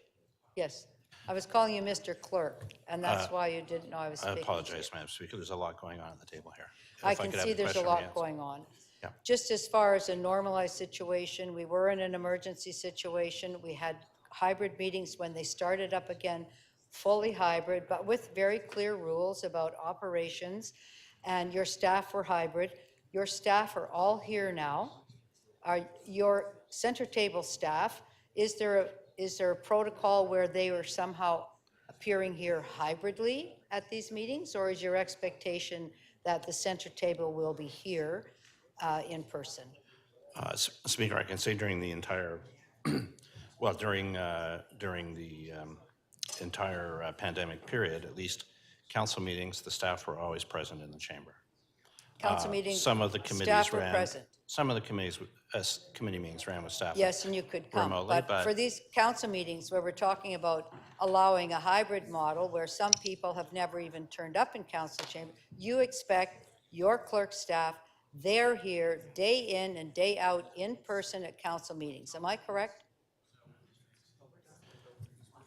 Speaker, I think the answer to that is yes. If I'm being asked, are they in person now? Yes. They're The in model right person, now is, expected to be here in person. yes, the one exception would be obviously if people are unwell, but. Sorry, if otherwise- unwell, correct, but to perform their jobs, that your staff are here to support council. I think that's all I need to know. Thank you. Thank you, Councillor Fletcher. Councillor Burnside, you held the item down, did you? You already asked a question. Okay, but we're going to speakers now.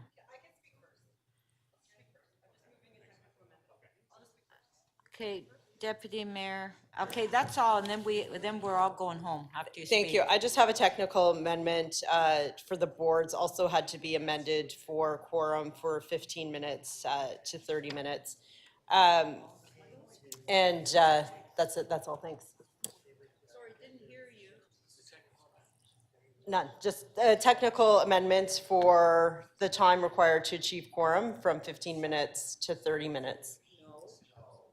For boards, for consistency with what we have at council. At council is 15 minutes. No, it's 30 under electronic. So if this day's electronic, then everybody has. Absolutely not. No. Okay.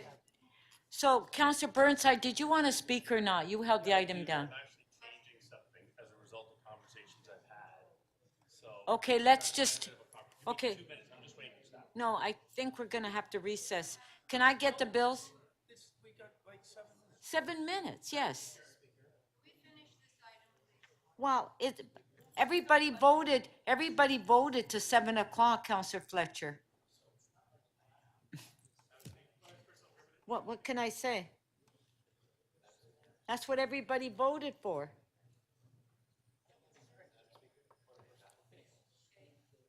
Councillor Moyes. Thank you, Madam Speaker. I just want to stand and to, point of personal privilege, I want to stand and apologize to you for the comments I made earlier. It was not meant to be, to offend you or to, in any way. So my sincere apologies to you. Thank you. I appreciate that, Councillor Moyes. Okay, so.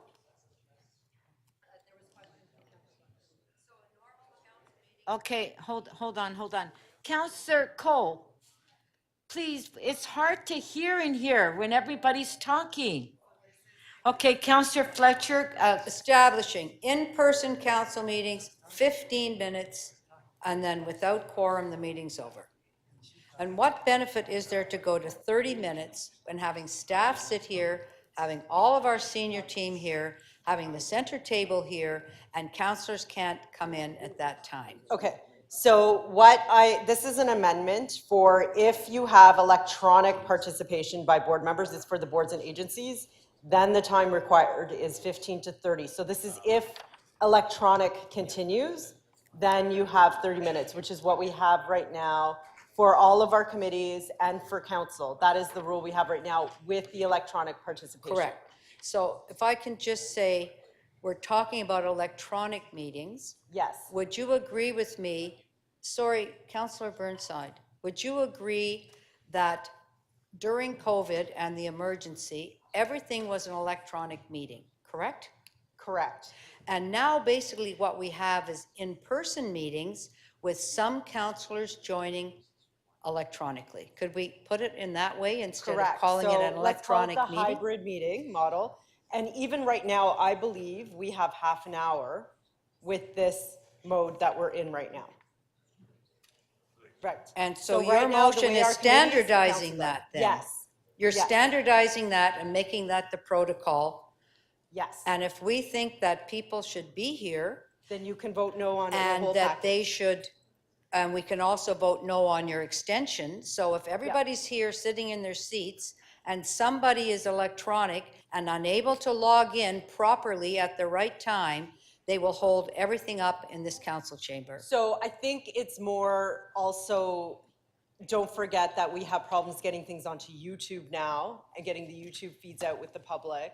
So for example, in committee, last week, we were all there and ready to go. Remember at infrastructure and the Yes. cameras weren't working and the technology wasn't working and we had to go to 25 minutes before we started the meeting. Correct. So it's covering a whole gambit of things. Look, my preference is we start the meeting at 9:30. If it's a 9:30 meeting, at 9:30. I understand, but but you're this is very a- aware yes. that we had YouTube long before we had COVID. So any problems with that is separate from people unable to come to the meeting on time. Correct. This just makes it consistent, the current policy between For council. council, committee, and boards. But I think what's before us is consideration about everything. But we can vote against yours and then it remains at 15 minutes. Is that correct? Correct. So I will be voting against your motion. And I'm not offended. Thank you. Thank you. Okay, so can I just have the bills?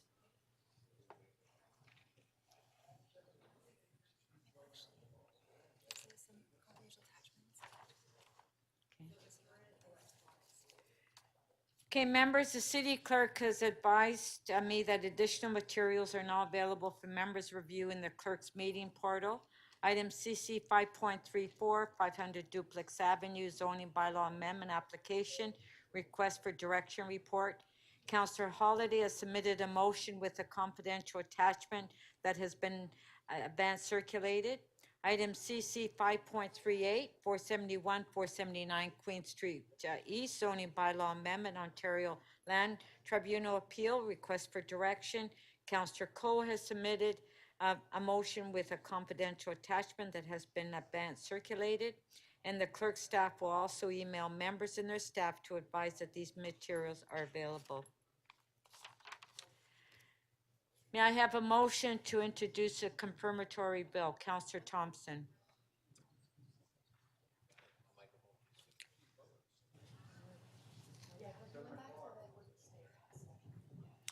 That leave be granted to introduce the bills, to confirm to the point of the introduction of this motion, the proceedings of City Council Meeting 5 on March 29th and March 30th, 2023. Shall leave be granted to introduce these bills? On favor, show of hands, carried. Shall these bills be declared as bylaws and be passed subject to section 226.9 of the City of Toronto Act 2006? On favor, carried. Recess. Can we leave our devices here safely?